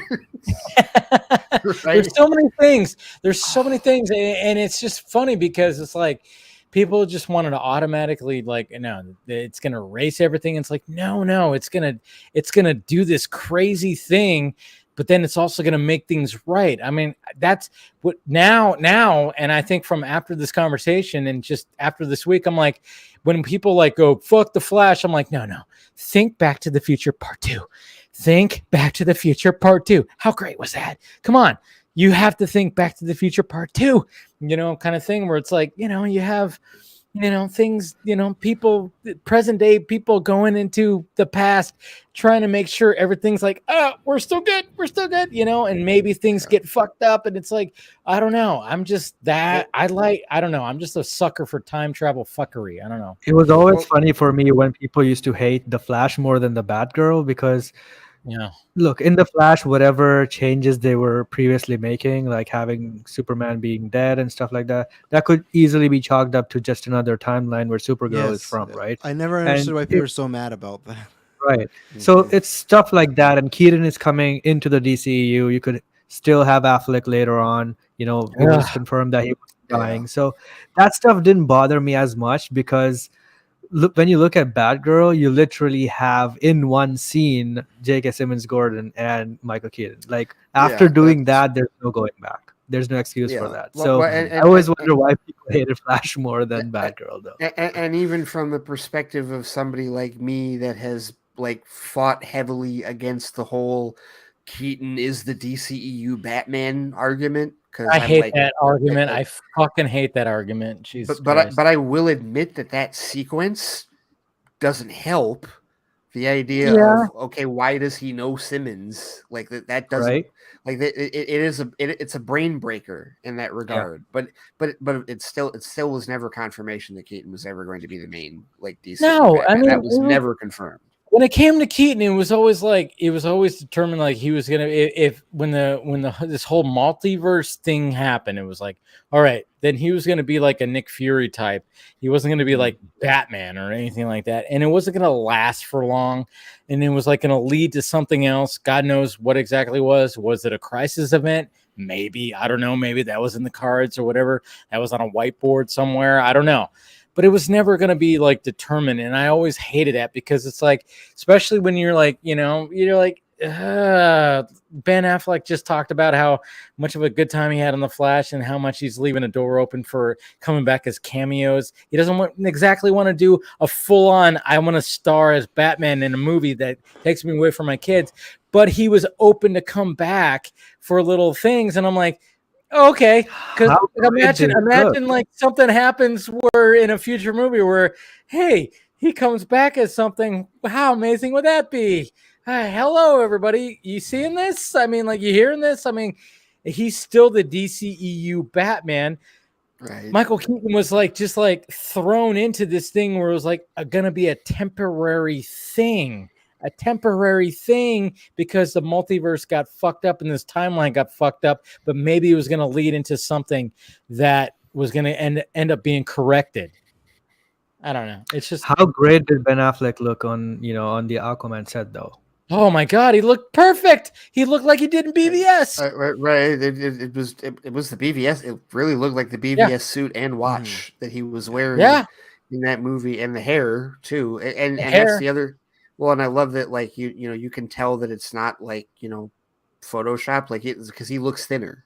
Like he looks thinner, like in that photo than he did in BVS. But so it's, these are all questions that, we're still answering it. And Travis, I understand what you're saying. It's going to be a while before we get answers. Next June. But we're at that. We're so at that point though, where it's like, I mean, you can't blame fans for being impatient. Not at all. This point. And the Batgirl thing this week was a kick in the ass. If anyone was settling down, like, okay, I could wait a little bit. Batgirl getting canceled because that flew everything. And God, if something happens to Blue Beetle, it's gonna get even worse. I think. And I don't think that's off the table yet. I will say because he didn't mention that in the great films that he's seen at DC. And I'll throw this out there because I got some blowback on this when I mentioned it on Poindexter Lounge earlier, but like. I remember Dave, the stuff that we were going through when people were telling us that, they're putting they're moving all the minority-led films to the streamer. They're not good enough for theatrical. and we were like, no, that's not the case to fit. Like we know how we felt about that. Girl and Static Shock. And now you're looking at a scenario where they all might get whacked. That's worse. I talked about that. I talked about the optics of it, and I'm like, all right, well, but at the same time, Zaslav's like, he's not caring about that. He's caring about the numbers. But at the same time, I think when it comes to Blue Beetle, we talked about this earlier. Is the fact that it's like, all right, when it came to, I mean, Batgirl, I mean, like, God damn it. I mean, that's just something that's like, you know, I'm all about still release that shit and let the audience determine what the fuck is going to happen with that. Put it on HBO Max. You already have your marketing that $20 to $30 million you're going to save. You already fucking saved it. Like the fact that it's in the ether, it's in the culture, like you did it. I mean, this whole cancellation you just created your marketing for free. Again, utilize social media. There are hashtags now. Yeah, there's already hashtags now. Yes. And I'm telling you, I mean, the smart thing would be to be like, you know, hold it for a little bit and then be like, all right, we'll release it. What do you guys have to say about it? Perfectly fine. But at the same time, it still needs to probably come after Flash to explain Michael Keaton back, because again, it suffered from that little window that it needed to fit in between this new slate. But when it comes to Blue Beetle, you know, when I'm just saying, like, I mean, and then of course, you know, I'm like going like, hey man, you know, I'm half, you know, Hispanic. I need, hey, let me get this Hispanic fucking superhero up here, you know, let's get that. I'm all for it. Yet. You don't have that. You don't have your movie yet. Exactly. And I'm like, you've not had your Black Panther or Shang-Chi yet. Exactly. Seriously. So I'm like, I'm rooting for the dude. And and what we were talking about earlier is the fact that when they released the Batgirl first image and people were very divisive about the costume, I was very going, oh, Burnside, I get it. And, you know, defended it. A lot of people didn't. But when it came to the Blue Beetle costume, people like overwhelmingly was like, whoa, they pulled it off. And it was like, yes. And, you know, when it came to Batgirl, it was like, oh, yeah, she made it. She made it herself. Burnside, look at that. It's like she made it. That's why it looks like that. But when it comes to Blue Beetle, you can't fuck that up because it's not him that created the costume. It's an alien being. It's it's something that attaches to him that makes him that. But when we saw the set photos, and mind you, the set photos, we didn't see the official, like full on, people were going, holy shit, look at that costume. Like, I didn't see people shitting on it at all. So I'm going, all right, you have that. You have that. So I don't see there's any way like that, you know, and I was worried about Blue Beetle when all this Batgirl stuff happened. But then I started thinking about the costume recently, and I was like, I don't know. I think maybe they're looking at the positive response of the costume, and maybe it could be salvaged just because there's been positivity throughout that. And hopefully that assembly cut is good enough. And you have a rising star, which is, you know, Mariduena, who is like part of Cobra Kai. You have a lot of elements there. You have a lot of elements there that can actually save this film, where it goes, where the new regime goes, okay, this is actually something that maybe could be, you know, that could work here. And I'm really hoping. That costume is literally the only thing we've all agreed on. Yes. The only thing. Like because I'm with you. I have not found a single detractor of that costume. Yeah. Right. And this fandom is pretty harsh on costumes. And very harsh. Did not see anybody go, holy shit, this looks like shit. The most I saw was everybody was comparing to the CW Blue Beetle and going, Jesus Christ, look what the CW did. Remember that one time when they brought Blue Beetle in? Look at it now. And everybody was praising the costume now. And I'm like, you cannot drop that because there's more positivity. And this could be very much a sleeper hit. I mean, I'm like still defending like Batgirl should be released, but I'm going salvage Blue Beetle because this could be a fucking hit. And it's got that aspect of Iron Man too. also where it's like he's talking to, you know, you could see the actor within the costume talking or something like that, or some kind of form of that. Some people were worried. I saw some people worried about that. They're like, they're going to call it an Iron Man ripoff. Yes, Zack loves that. He's like, oh, MCU, you right? know, the model, you know, Blue Beetle. But no, I mean, I'm yeah, it's just. There are people that hate. There are people that hate Affleck's small ears on the cowl.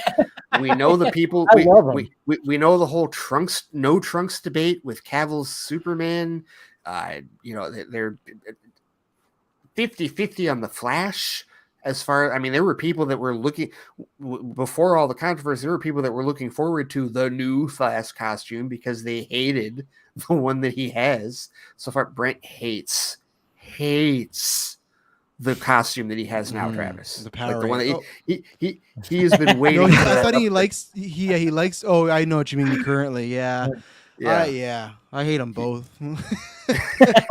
Okay, well, right, but see, there's the point. And then there were people like, you know, like there's been critiques about Shazam's costume, critiques about Aquaman's costume. Like Dave's right. This fandom is extremely difficult on costumes. So the fact that the last time we didn't get anything was probably for when they revealed Wonder Woman. I feel like everyone was kind of like, yeah, that works. I guess people were still like, it's not colorful enough. That was maybe the thing. That first image, they didn't like how muted it was initially. True. And then you have the people that, you know, it's not really about the costume, but they, you know, the idiots that are all about, you know, Gal Gadot's size. She's not Xena size. She's not a real Amazon. That bullshit. And don't forget, as somebody that thinks it's the worst looking thing in the world, Jared Leto's Joker was the peak of what do you think of a costume? Because I remember that first day, because it was what was it? Oh god, why am I forgetting his name? The director, David Ayer. I think, yeah, fucking Ayer cut. How do I forget that? But yeah, when he released it for the 20th anniversary today. Yeah, when he released it for that anniversary, I remember so many people being like, those tattoos aren't real. They just did it for the anniversary. Like, there's no way he's actually rocking that. Right. And I told myself that all the time, and that's what happened. But that was like a big start. And even when they released that full picture of the squad, I remember that was like a day. And I was like, I grew to like some of the looks. There's still some looks I'm very 50-50 on some, but I remember that day of like, you're like, oof, this is not looking like good. But then so like, no, this fits with the tone. I like what they're doing Harley, but I remember when he dropped the Joker image. I was getting sushi for takeout. I remember I was at the sushi restaurant waiting for my order, and like as I pulled up, I went, oh shit.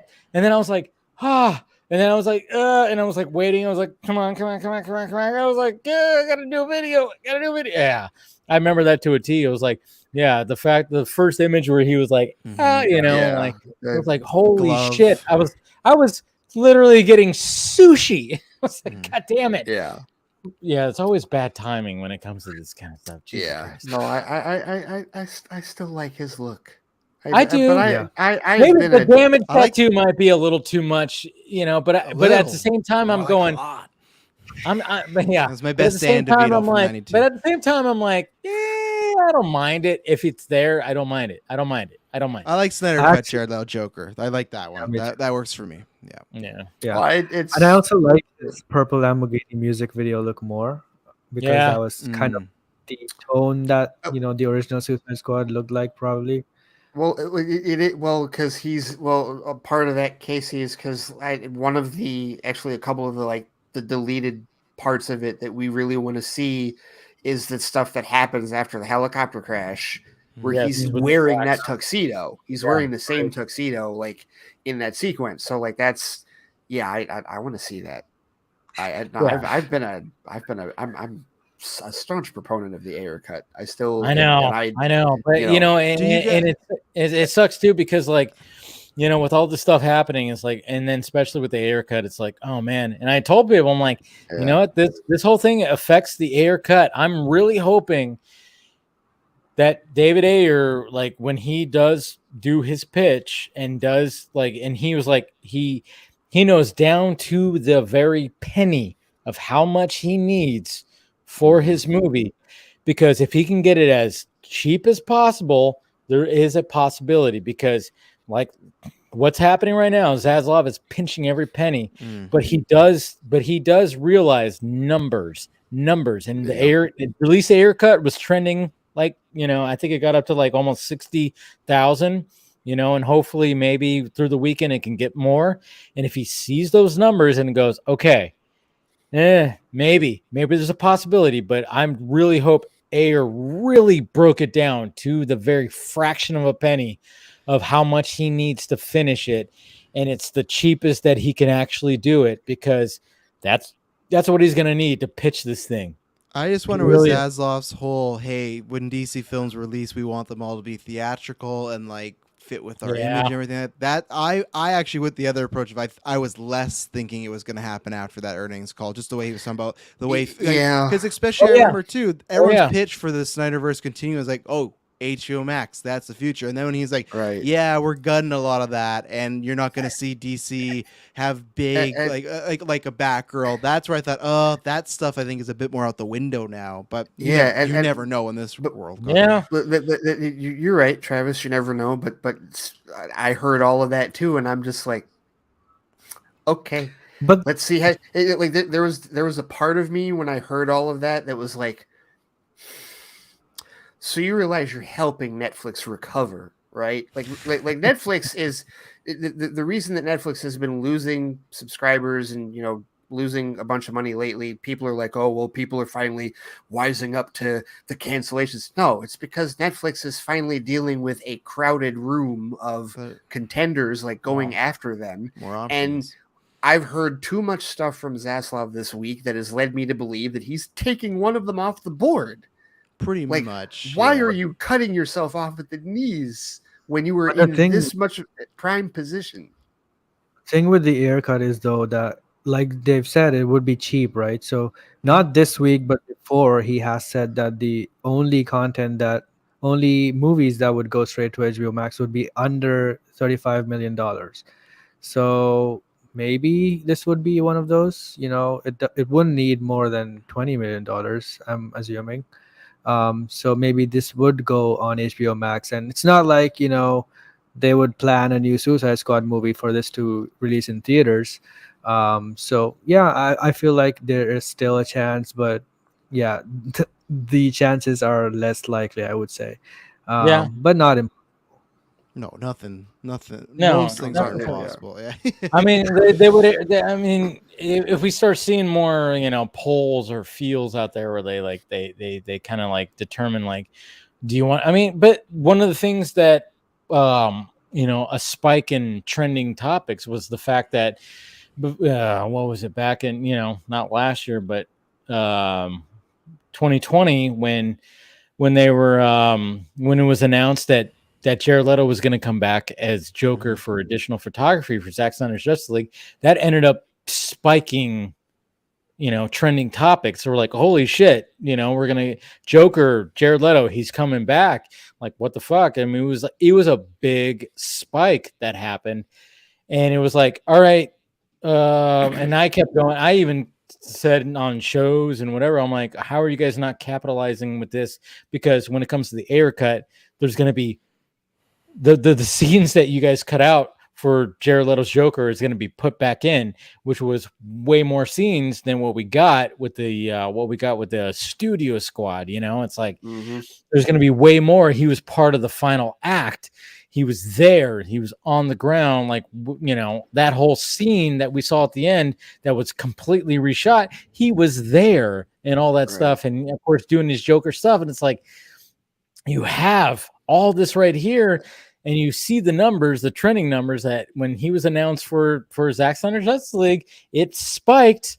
So maybe test those numbers again. I don't know. It's just so many different things. It's like, damn, I don't know. Well, and that's like another thing. Like one of the things that's come up in the last day or so is people are like, well, Ray, like, don't you wonder? Like the people that are really optimistic, the people that have just bought everything in that investors call hook, line, and sinker.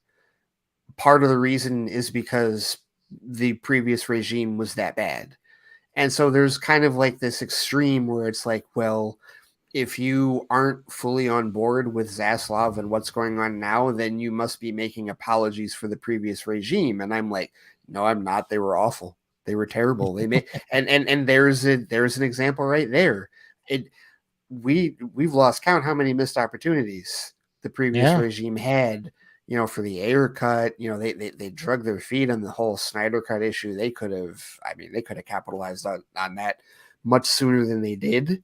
And it just it's not a zero-sum proposition, one or the other. Like, it's just, we have a lot of questions, or at least I have a lot of questions with respect to what this regime is going to do, and how they are going to fulfill the promises that they've at least verbally initiated as a result of yesterday's call. Like people were like, I saw people yesterday speculating, well, maybe the new DC head is Alan Horn, and I'm like, I don't know if that's a good idea. I don't think that's a good idea at all. Truthfully, I don't know if you'd want that. Yeah. No, right. I mean, right now, the who's making the decisions is, Alan Horn is making decisions, but it's also DeLuca, it's Pamela Abdi. It's like a joint thing.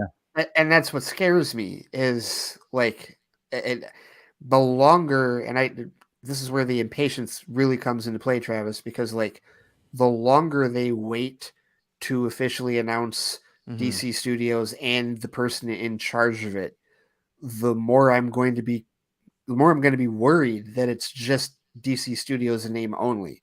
Because again, when they hire that boss, I do not want that boss reporting to DeLuca and Abdi and Zaslav. No, DeLuca and Abdi at that point, whenever that boss is in charge, go away. Go deal with Warner Brothers Film Group. Go deal with Harry Potter and all the other divisions that you have. You leave the DC boss alone. Only Zaslav deals with them. That's why I get concerned. That article that came out, or it wasn't an article, or it was I think it was Umberto again, the rap that was saying that, don't even get me started. The whole I know. Someone's sourcing him big time this week, though. He's gotten somebody's ear. No, dude, he's in the pocket of fucking. 100%. You can see which way he's leaning, but that's that's what helps him, though, right? Because he gets really not hard to see where it's the timing of his articles. Mm-hmm. Yeah, you can see who he's in the pocket of, and it's this whole shit happened, and then all of a sudden he releases Hamada stuff, and it's this whole an Abdi and DeLuca want him to stay, and it's okay, it's if there is any truth to that worries me, because he should not be reporting to them. They should not have if they have input in giving Zaslav suggestions on who to hire as the DC boss. Okay, cool. Once that boss is hired, shut up. Go away. Yeah. Go do your business elsewhere. Let that DC boss.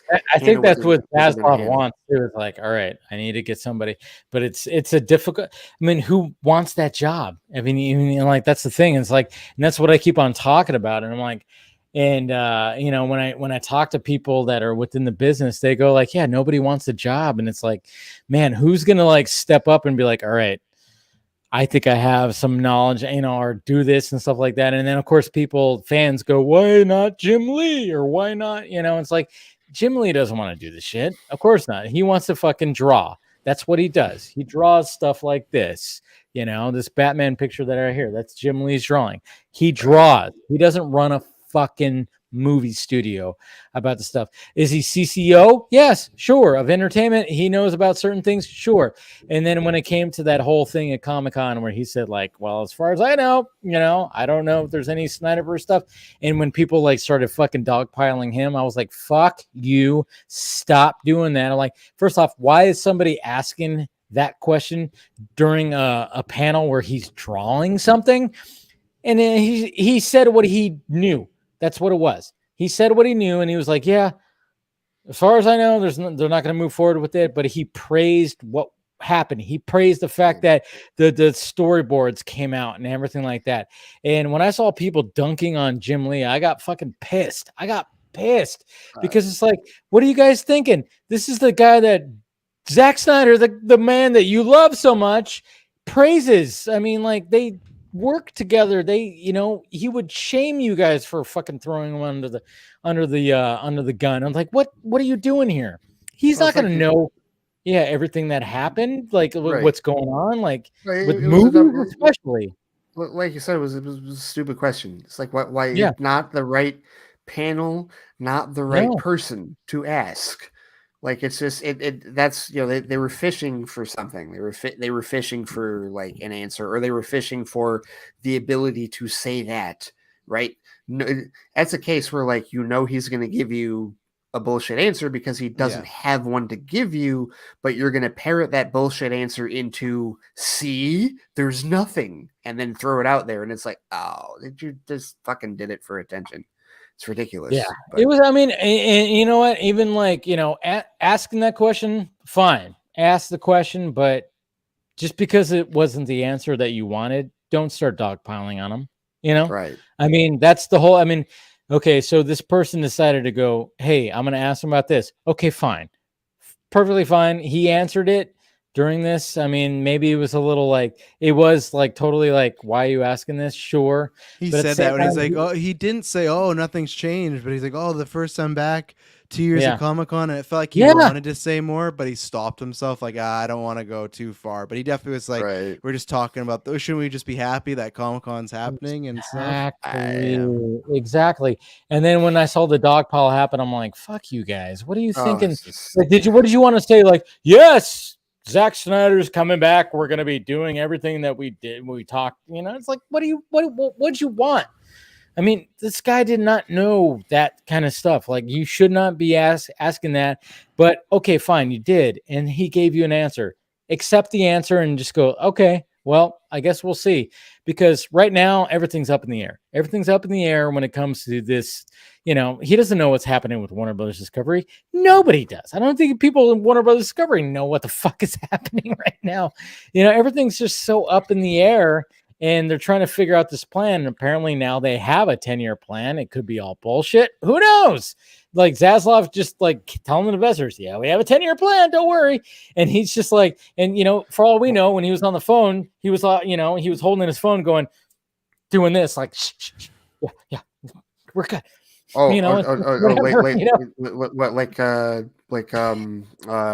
like Jordan Belfort in Wolf of Wall Street. Essentially. Yes. We don't know. We don't know what's going on the other side of that line. I did a video with the audio. I listened to the audio and I was like, all right, well, I'm going to do my response to it. But at the same time, when I was listening to the audio, I'm like, what's happening on the other side of that fucking line? We don't know. Well, we don't know. But hopefully there is something. What we do know, though, is that like when the investors were basically like, based on the stock market today, the investors were like, bullshit, dude. Whatever. It was funny too because I threw money at that thing and I was like, it was going up all week, and I was like, I should have sold before the call happened, because when the call happened, it went boo, it just like dropped 22% free fall, and I was like, yep. I knew it. I was like, damn, should I sell before this? And I'm not saying I invested much. It was like, a small amount, but I was like, oh man, it's the week of this. I'm going to throw some money at it. And sure enough, it was going boop, boop, boop, boop. It was like that fucking, that yodel hoo like in Price of Right. Oh, right. And then all of a sudden it was like, it got to that end and it went, boo, and it just like fucking went down. I was like, God damn it, I knew it. I was like, I knew it. After the call, when they announced like how much they lost in the quarter and all this, I was like, shit. Oh yeah. So I should have sold like right as the market closed on Thursday, but yeah, I did.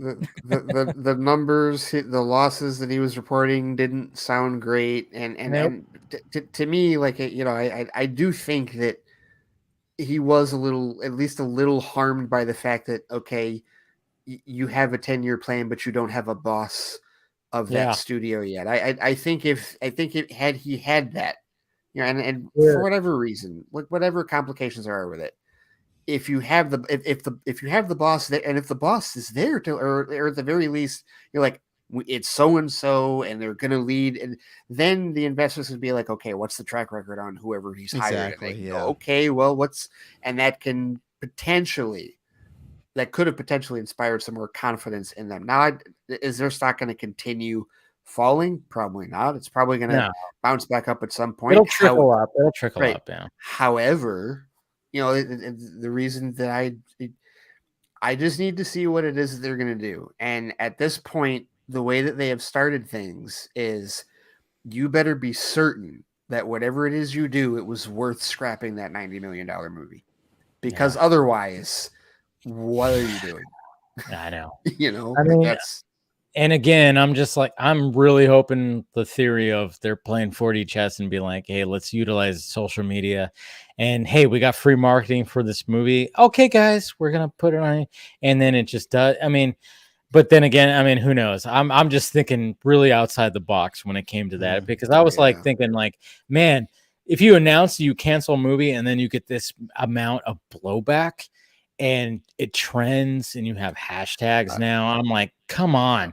Like now it's just like, let the people determine if the movie's good or not. For what it's worth. And I tweeted this yesterday, like, cause I was at work and, like I see all of the, like we've got, CW, NBC, Fox and ABC affiliates that we are running. And so like, we've got a ton of different news magazine programs that we watch. Right. And so, whenever Ezra comes up, I like, you see people talk about the Ezra situation on social media, and they talk about, because that's been a thing. Like, you canceled Batgirl. You don't believe in Batgirl, but you believe in the Flash with Ezra Miller. And for what it's worth, I've seen the Batgirl cancellation reported on Entertainment Tonight. I've seen it reported on Inside Edition. I've seen it reported on Daily Mail. I've seen that cancellation make the rounds with like interviews of like other like reporters and like people in the know, like, this is unprecedented in Hollywood. We can't believe this happened. I've seen that in the last couple of days in the general audience news cycles. I still have not seen a single mention of Ezra Miller. Not one. That's the thing. Yeah, people don't know that. I mean, and I think when it comes to the Flash, I mean, obviously there's still more reports coming out. There's reports coming out too. Like I even saw one today that said like his erratic behavior on the set of Fantastic Beasts, or I don't know what it was. And I was like, oh God, man, they're continuing. Like in our bubble, it continues, but at the same time, it's like the general audience is just going to be like, there's a Flash movie. It's got Michael Keaton in it. What? Okay. They're not going to even know. Like, they're like, did you hear about Ezra? Like, what's an Ezra? That's a name. They're going to be like, I never heard that name, Ezra, or something like that. They're going to be like that or something, It's like, I almost think like when it comes to how they're going to market, I mean, it's going to be difficult. Oh, who we lose? We lost Casey. He was going to bring up Chris Brown, so it's all right. He's what? I said he was going to bring up Chris Brown, so it's all right. Oh, okay. Oh man. Oh, we could talk about that. Anyways, yeah. But no, but like it's like when it comes to marketing that, I mean, I'm almost like going, are they just going to lean into the controversy when it comes time, or is everything going to? That is so up in the air, because it's like, is there going to be things? I mean, obviously, if you actually dig and actually look at information, there's a lot of things that are inconsistent when it comes to the Ezra Miller stuff, which a lot of people have put out there. I've tried to, I go, people get sent to me, tag me and stuff, and I'm like, all right, I'm just leaving it be right now because I'm waiting for official stuff.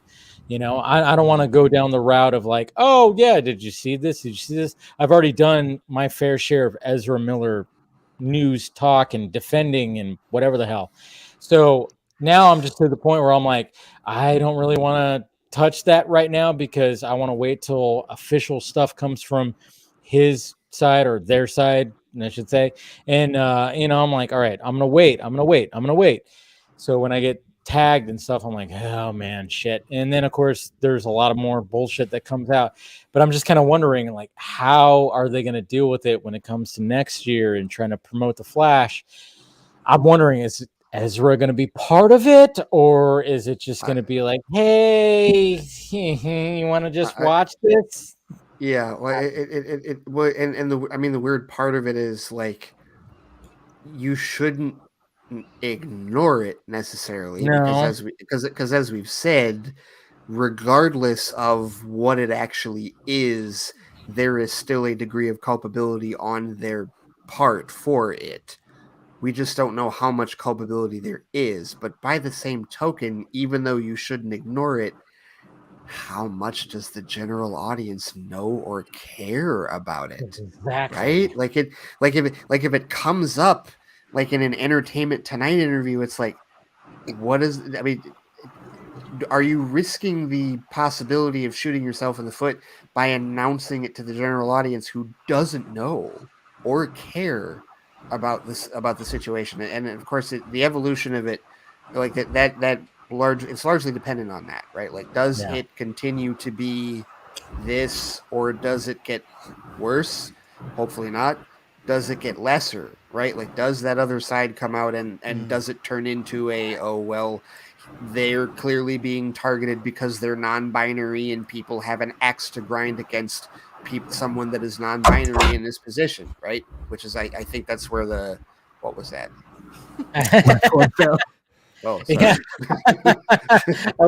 I looked at Casey and he was like, huh? Nope, that didn't happen. I was just making sure everything was okay. That's okay. It's all right. No, but like it's yeah. No, I know what you're saying. Plus, it's June, right? There's so much that can happen with everything. Like, you could not have any more stuff happen. It's like, you don't even know. Like, we were one DC film less. We got a 10-year plan. Who knows where we'll be next May and June? You know, like, there's gonna be so much stuff going on. Travis, we don't know where we're gonna be tomorrow with I know. DC. We really don't. I mean? Because really Affleck came back last week. Alan Horn came back. You know, like, there's so much stuff. Like after the last 3 days, I'm seriously expecting that tomorrow either Henry Cavill is going to sign a long-term deal as Superman again, or Blue Beetle's going to get axed. Or both. Like one no. I swear I'm gonna be like, fucking if Blue Beetle gets axed. I have so high hopes for that. I mean, even if it doesn't, because it doesn't follow. It just doesn't. I mean, when it comes to Batgirl, I mean, like, I get, like, because it was just supposed to fit in this little tiny window, and it got Beetle can be more of a standalone. Blue Beetle absolutely can be more of a standalone. Yes. So I'm like, okay, please be safe, because it's such a, and the fact that everybody, like, again, talking about the costume, I'm like, man, people just were like, oh my God, look at that costume. It looks great. And imagine it on the silver screen cinematically, a full on, I mean, we saw set photos and it looked good. It's like, it's crazy. And I think that's the bigger thing, Dave, that potentially can help it is if the case is made for it to be theatrical instead of HBO Max, because if you believe Internet Movie Database, which, massive grain of salt with them, the estimated budget for that movie is $120 million, which means in Zaslav's world, screenings. Yeah, in Zaslav's world, that's theatrical or bust. So you better make. I mean, did they change? Did they say that they were gonna? Did they switch that to a theatrical release officially? Yeah, they did. They did. Okay, all right, cool. So then then you know what? Then quite honestly, that's already a feather in its cap. That's already a bonus because the budget matches. Batgirl never got that. Yeah, Batgirl did not get that. That's true. So like, hopefully, we'll see what happens. Dude, listen. You know me. I'm Mr. Representation Matters. You know that. So we had our experience with Black Panther. Asian culture had their experience with Shang-Chi. I want you to have your moment with Blue Beetle. I am being serious about that though. Like that. No. Something that I don't want your first to be El Muerto. No. No, you don't want El Muerto. No. I mean, like, I always say that. I'm like, hey, man. I'm like, hey, guys. What's going on with the Mexicans here, the Hispanics? What's going on? Come on, guys. We need some Hispanics here. And Blue Beetle was going to be that. And I'm like, and I like Maridueña. I think he's fantastic. I mean, after watching it, I'm like, I got excited for this whole thing, and I was like, hey, let's do this. Get some Blue Beetle. Let's get Jaime Reyes out here. Let's do this. And hopefully we get to see it because I think it could be something. I like the Blue Beetle character. I like, when it came to Rebirth focus on Jaime Reyes was like, when it came to, and I collected a book and I was like, oh, okay, and I knew the backstory with the previous Blue Beetles, and then but I really enjoyed what was happening. I was like, okay, all right, this is something here. If we're talking about representation, hey, we got it right here. And hopefully, we could do something here. And I'm like, hey, guys, we got something. And hopefully it stays. And, yeah. I think Young Justice also, because Young Justice that also was my focused on introduction. Yeah. Young Justice. Was that Outsiders that he was in? Yeah. I think. Yeah. He was in season 2 as well. He was in season 2. Okay. And, I've been rewatching. And I mean, like, it's a unique character. And I'm like, okay, this could capture an audience because it's a unique superhero. And I like. And then my whole hope was like, okay, and then after we establish that, can we get Booster Gold team up here? I mean, obviously we know that relationship. I mean, there could be something there, but who knows if that's actually going to happen? I don't know if that's part of the 10-year plan. With Tom Holland. Yeah. Okay. Listen, we've talked about the possibility of because somebody was suggesting, because Feige wrote Adil El-Arbi and Bilal Fallah that email, and I didn't know. Yeah. I guess I found out because I still haven't watched Ms. Marvel. I didn't know they directed a pair of episodes for Ms. Marvel. Yeah. You haven't? Good job. Did it great. Yeah, you got to watch that, right? You got to watch it. Casey, we don't want to go down the road of the list. We don't want to go down the list road. It is on the list, but it's like, so there's speculation. People are like, well, it wouldn't surprise us if, all of a sudden those two directors and Leslie Grace show up in one of the Avengers, one of the Secret Wars movies. It's like, oh, well, yeah. So there's talk about like, Marvel grabbing disgruntled DC talent. They will. The directors, at least, I think. I don't think for Secret Wars. I think that's a big. I know. Somebody told me, it was like, what if they direct one of the Avengers? And I was like, whoa. I think they already got that director. My hope is that it's Coogler, and they announced that after Black Panther comes Why out. Why do you want Coogler? Why do you think I just think he's the best director they have, like pound for pound. Wakanda Forever trailer. Oh my god! I've seen yeah. Have you seen it? Ray, have you seen it on the big screen? My theory is the only reason. Have you? They haven't, okay. The only reason they haven't announced Coogler is because they want Black Panther 2 to come out first, and then when it's hopefully reviewed well and does well, they say, "Oh, you guys like that?" Well, Coogler, he's doing Secret Wars. I don't believe that. I'm just willing that in existence. I want Coogler to do it. So, but would he take something on like the Avengers though? No, I don't think so. But I just want it, Casey. Yeah, I want it very badly. He's the best director we got over there. Okay, I saw the Wakanda Forever trailer in front of Nope. Week or so ago. So yes, I did see it in IMAX. I didn't see it in front of Nope. I saw it in front of Bullet Train though. I was like, wow. Okay, that's weird because. Yeah, it's weird because Nope. Nope is. Oh, dude, I saw Woman King like crazy, but it's like Woman King, yeah. That doesn't make any. I mean, okay, and everything. Yeah, you would think. Yeah, I know what you're talking about, right? But I didn't see it in Nope. Yeah.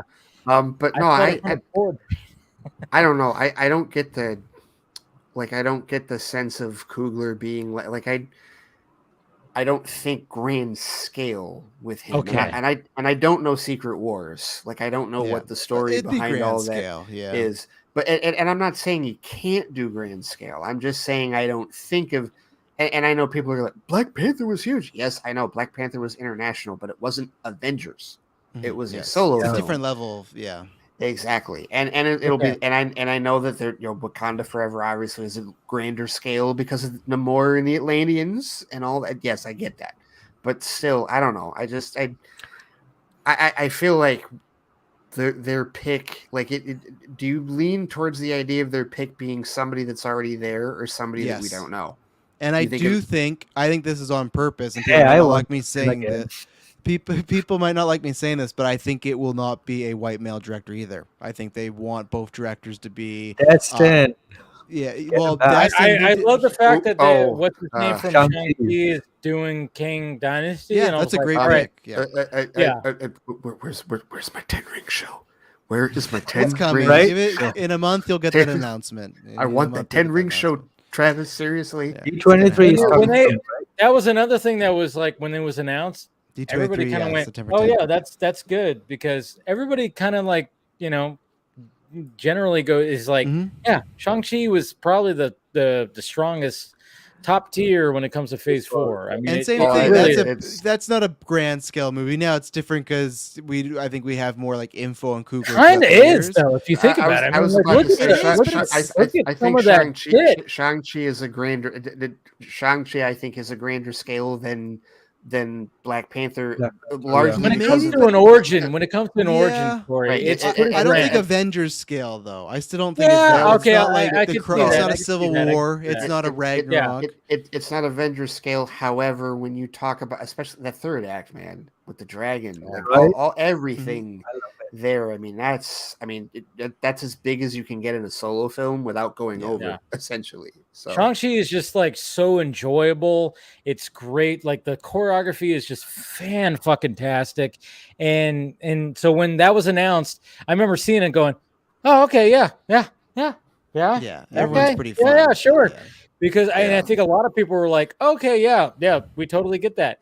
Now, when it comes to the sequel, it's like, or when it comes to Secret Wars, it's like, does he do Secret Wars 2? Or like, do they get somebody else?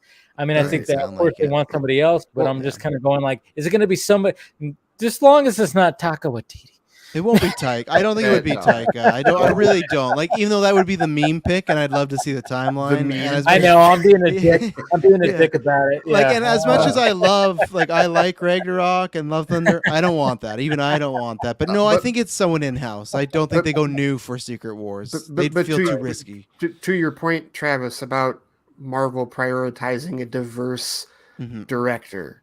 And I realize that perhaps they're in a different position than Warner Brothers because Marvel has, what Disney, I rather should say, has struggled with diversity over the years, and they have gotten better over the last number of years, most certainly. And in Warner Brothers' case, they haven't. But yeah, I won't lie. I don't necessarily like hearing Zaslav say what he said about, not having some thought or some priority to that, because from a PR standpoint, number one, from a PR standpoint, which is funny because for years we've talked about how horribly batshit Warner Brothers PR has been, and it's only gotten worse over like the last number of years, to the point where like PR disasters happen regularly. How many PR disasters happened this week with Warner Brothers, right? And they just don't care. They just let it go. They're just and so to me, it's like, okay, and people make the argument, well, no, it shouldn't be about race. It should be about best person for the job. I understand your perspective on that, but by the same token, we don't live in that world. No, we don't live in that type of world. So there's many people that didn't get an audition or a direct audition because of their sexual orientation or their color, where a white person that was straight just got to walk through that line very easily. That's where it's like, if we were playing fair the past, however long cinema's been going, if we were playing fair that whole time, then sure. But it wasn't that. There was a second that someone would step in that room, oh, this guy's gay.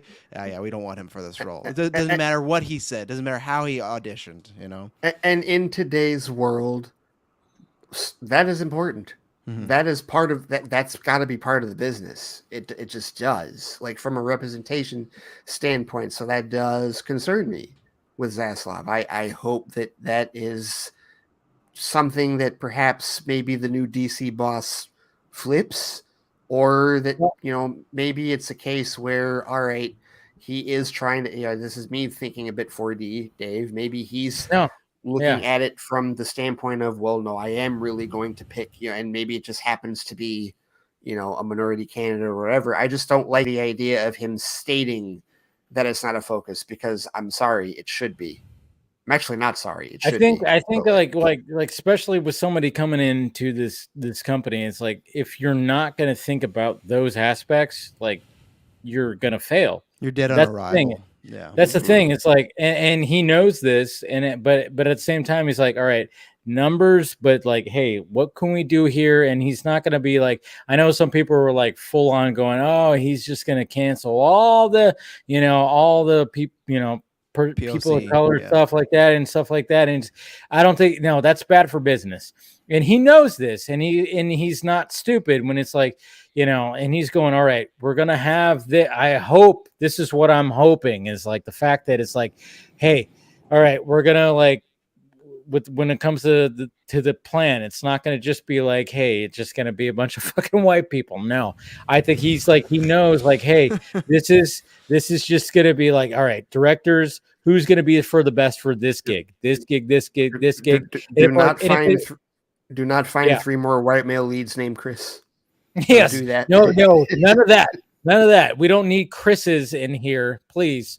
He knows. And I think like, I know people are dragging him through the mud, but it's like, when it comes to somebody who's like trying to be like, try to raise a business, and nowadays you can't just be like, oh no, I'm set in my ways because this is what, you can't do that nowadays.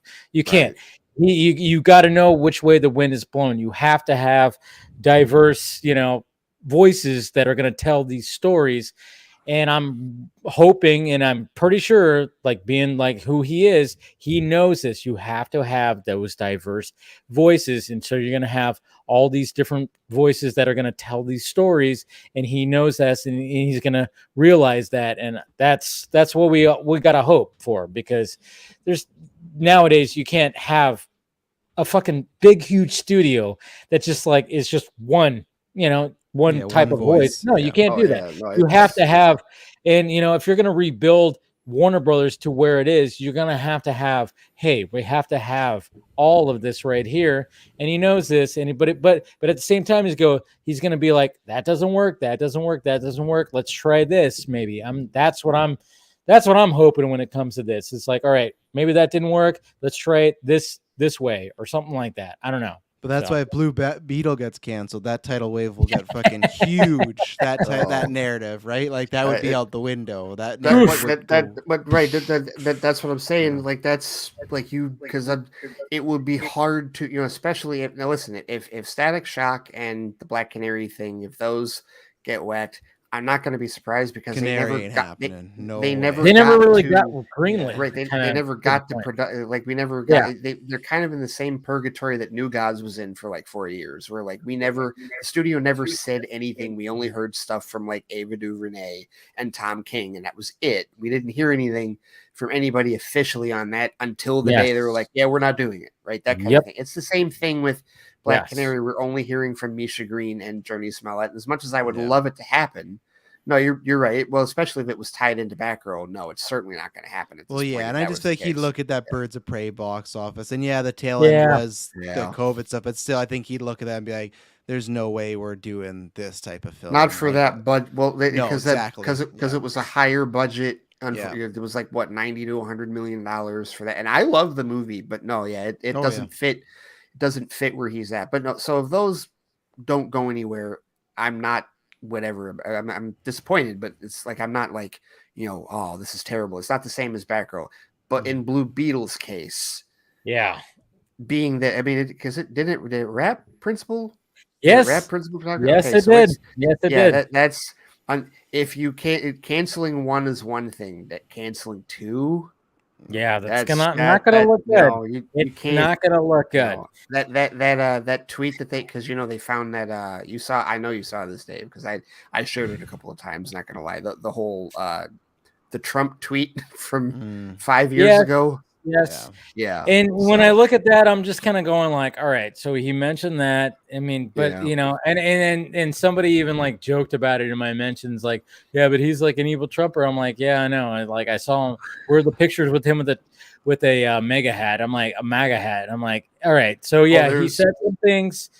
He said some things, and I know like that ruffled some feathers, but at the same time, I'm like, all right, but at the same time, let's relax on that. It's not like he was like, hey, look at me and Trump, and I mean There's That'll so come many out pictures. Next week you'll see a bit. Oh, there's pictures. There's pictures with well, Snoop Dogg with Trump. You know, there's like, was yeah.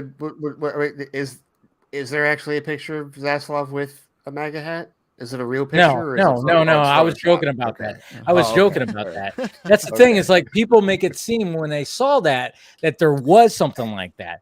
That's what I'm saying. Like when it comes to nowadays, it's like people just like start freaking out. I'm like, whoa. Unless there's like a picture of him with a MAGA hat, you know, storming the fucking castle on January 6th, then I'll be like, fuck this guy. Better not be a picture of that. That's wearing a DC shirt. Exactly. That's why. Well, like, but people make it seem like when they were passing that around, they were almost like, "All right, guys, relax when it comes to that." No, all right, so maybe he said like some things, but it's like it's not like he was. Again, it's not like he was taking a picture with a MAGA hat, storming the fucking castle on January 6th. It's not that. So let's kind of just. You know, okay, we don't have to like throw him under the bus because of that right now, but let's give it some time here. Right. He's trying to he got inherited a fucking shit show from the last regime.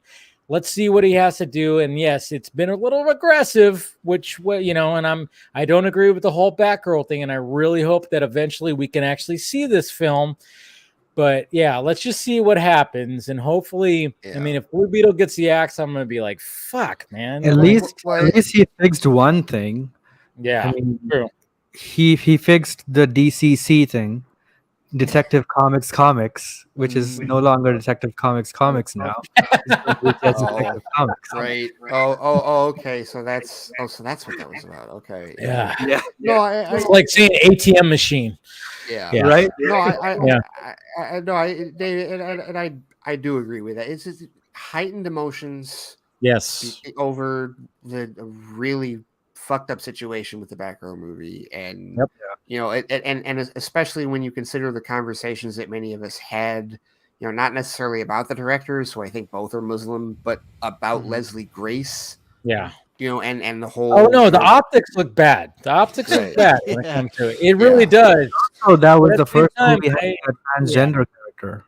Yeah. Ivory Aquino. Yes, no one's talking about that. That's so that's. And even then, then, I think Zaslav was like, "Hey, I'm looking at the numbers. I don't care about what the backlash is." But I've brought that up many times too. I'm like, the optics do not look good. And then if Blue Beetle gets canceled, it's gonna be even worse. It's gonna be even worse, you know. That's what made me sad though when she posts that picture. She's doing her whole speech about like Dude, Batgirl, and it was J.K. Simmons and whoever like the two characters are. Then Leslie Grace. It was in my Christmas tree. I'm like, man, I would have loved just to see Barbara Gordon and Jim Gordon around a Christmas tree. You know, like I saw like. Damn, like there's so much stuff that like and again, man. Maybe it's not the greatest film of all time, but it's still like I just want to. I see Jim Gordon by a Christmas tree. I want to see that. I want to see. I want to see Brendan Fraser as Firefly. What's most is that those directors will make it look good because they did it.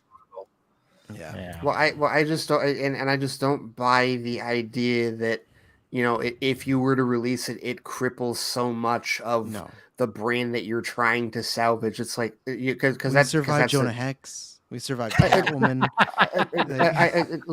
Listen, this is, as someone who actually kind of liked this movie. Survived Justice League. If Sony, right? So not I don't kind of like Justice League. Fuck Justice League. But I'm saying, as somebody who kind of likes this movie, if Sony can release Morbius twice, in theaters twice. I mean, come on. I mean, with the rate content moves, if Batgirl came out, let's say it was bad. Let's say these reports were all true that it was apparently unredeemable, irredeemable, which is like all right.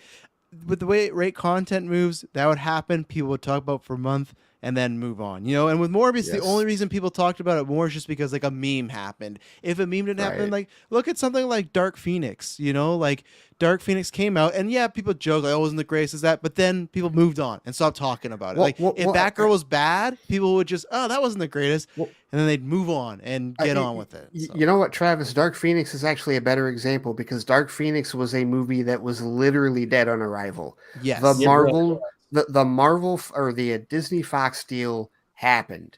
we knew that it was like a year earlier. We knew that Fox X-Men was That's over. a great example. We were not getting anything else. And not only that, they released it like what, a month after Endgame?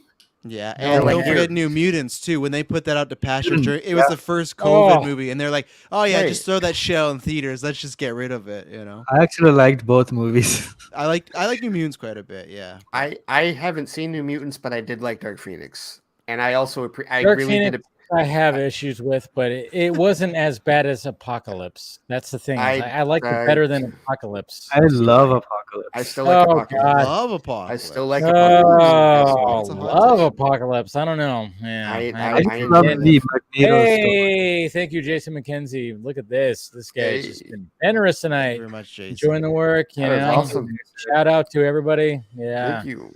we Sweet. appreciate that. Yeah, but but, I you know, it's a good way to wrap up the stream. I don't know if anybody else has anything else really to say. We're going 5 hours right now, but yeah. I Have you mean, seen Prey? what? So what? Have Oh, you seen shut up, Casey. What did he say? I Have you didn't seen hear. Prey? Have you seen Prey? I Have you haven't seen it. Prey yet, Ray? Yeah. Oh, it's Yeah. really So me and Ray are in the same book, or in the same like page, Great. because we haven't seen Prey yet, Mhm. right? You haven't seen Prey? No, I have not seen Prey. It's just Yeah. Well, okay, Ray, watch it tomorrow. Well, I know. Do you have to work? well, no, but it just came out today, right? Yeah, Yeah, yeah, yeah, exactly. Midnight. Exactly. Yeah. Yeah. It came But out on- today, but I'm gonna watch it tomorrow. We Yeah. have to like judge and see where this fits in our Predator. hang on, Casey. Have you seen the other Predator films? No, he hasn't. Ah, yes, he has So- not. He saw the Predator. He had the. I will Oh, see it no. this weekend. I will See, see it. that's the thing. They're all on Okay. Disney Plus. Oh wait, they're not for you guys actually. Good on this new movie for making me interested in that franchise, See? right? Okay. See, and I told Casey, Ray, I said, watch Predator 2, because fuck anybody who thinks that's a bad movie. It's Predator And then Lethal Weapon, but Predator- okay. And what? It's What was you Predator saying? Lethal Weapon, but okay. Oh yeah, that Young but upstart still, rookie, it's yeah. great. It's great. It's Yeah. great. And then Predators with the plural, because that's a good, also That's the underrated good one. Predator movie. Yes. All the AVP ones, the Alien vs Predator movies, you can skip. I don't really care about those. Those are popcorn And, yeah. watches. Those are like Yeah, have fun those with some popcorn people. watches. Yeah, But the must-sees are Predator, Predator 2, and Predators. So, Yes. and now Prey. so I actually appreciate that Prey. Casey has not seen those, because he saw essentially the first story. Now he can go watch the best He one, which kinda is did. Predator. Yep. Yeah. He's kind of on the. It's almost. That was like, my plan all along. Yeah. Yeah. Okay. All right.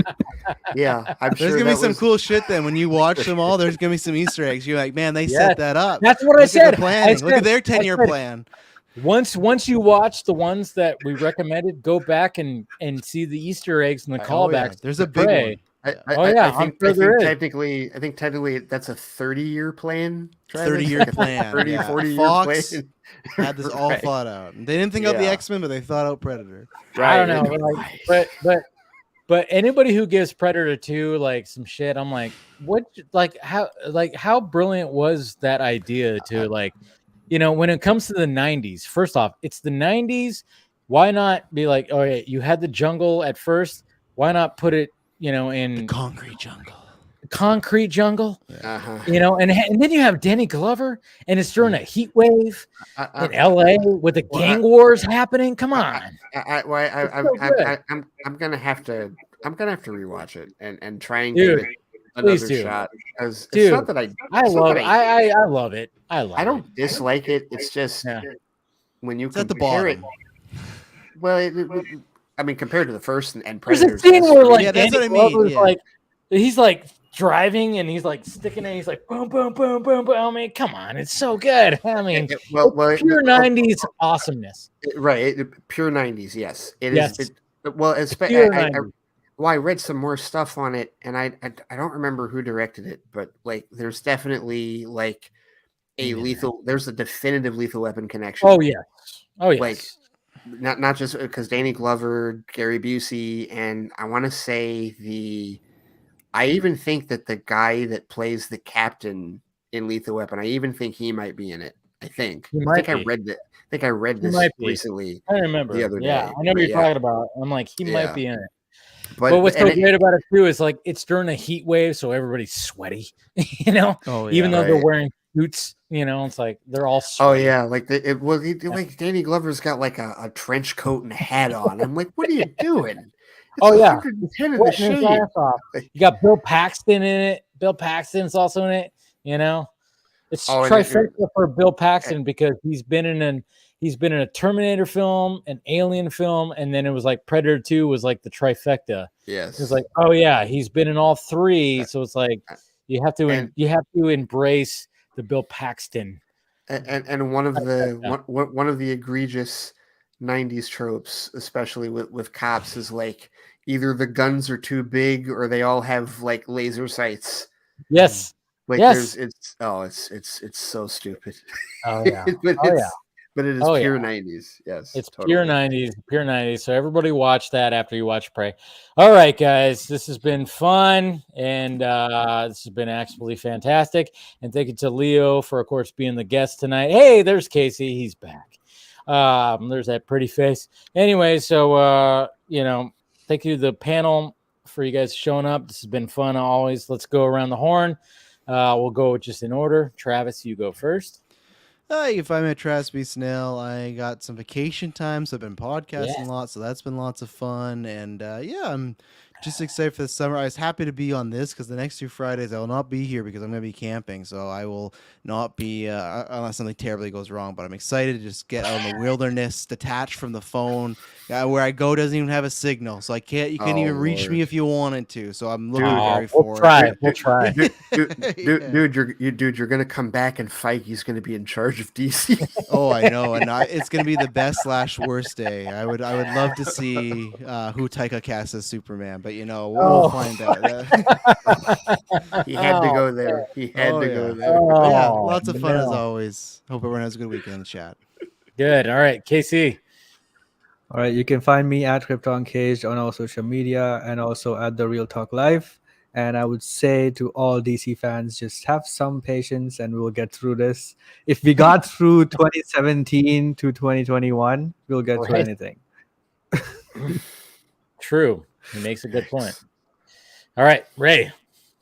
On Twitter at The Flightcast, you can find my weekly podcast and my blog at theflightcast.com. I've been doing a lot more Patreon stuff as well lately at patreon.com/theflightcast because I've gotten like I may or may not have recorded a really it's the most I've ever cursed. I saw that anything tweet. I've ever recorded, and I haven't listened to it yet, but I saw your tweet and I was because I had a couple of people that were like, Ray, you're going to do an emergency show for this day. And I was like, well, I haven't posted anything on Patreon in 2 months, so I need to post something on Patreon. So yeah, I did it there. And I think there were people that went there just to hear me scream because of what happened. So yeah, thank you to everybody that has joined recently as a result of that. But yeah, that's what's going on right now. And we will continue because I would like to talk about something happy, please. Can some happy? It'll happen. It'll happen. You got last week. Affleck was back. Don't be greedy. Yeah, there's that at least. Don't be balance greedy. it out. Right. Yeah. All right, guys. Thank you to Leo. Make sure you guys subscribe to him. His YouTube channel's underneath at Geekly Goods. Really great dude. I love his energy and all his reaction videos and everything like that. Thank you to the panel, everybody who showed up. And guys, keep your heads up. We're going to be talking about this stuff, even if it's a downer. We'll try to create a positive spin out of all this. We'll see what happens. But anyways, guys, been fun. We'll talk to you guys later.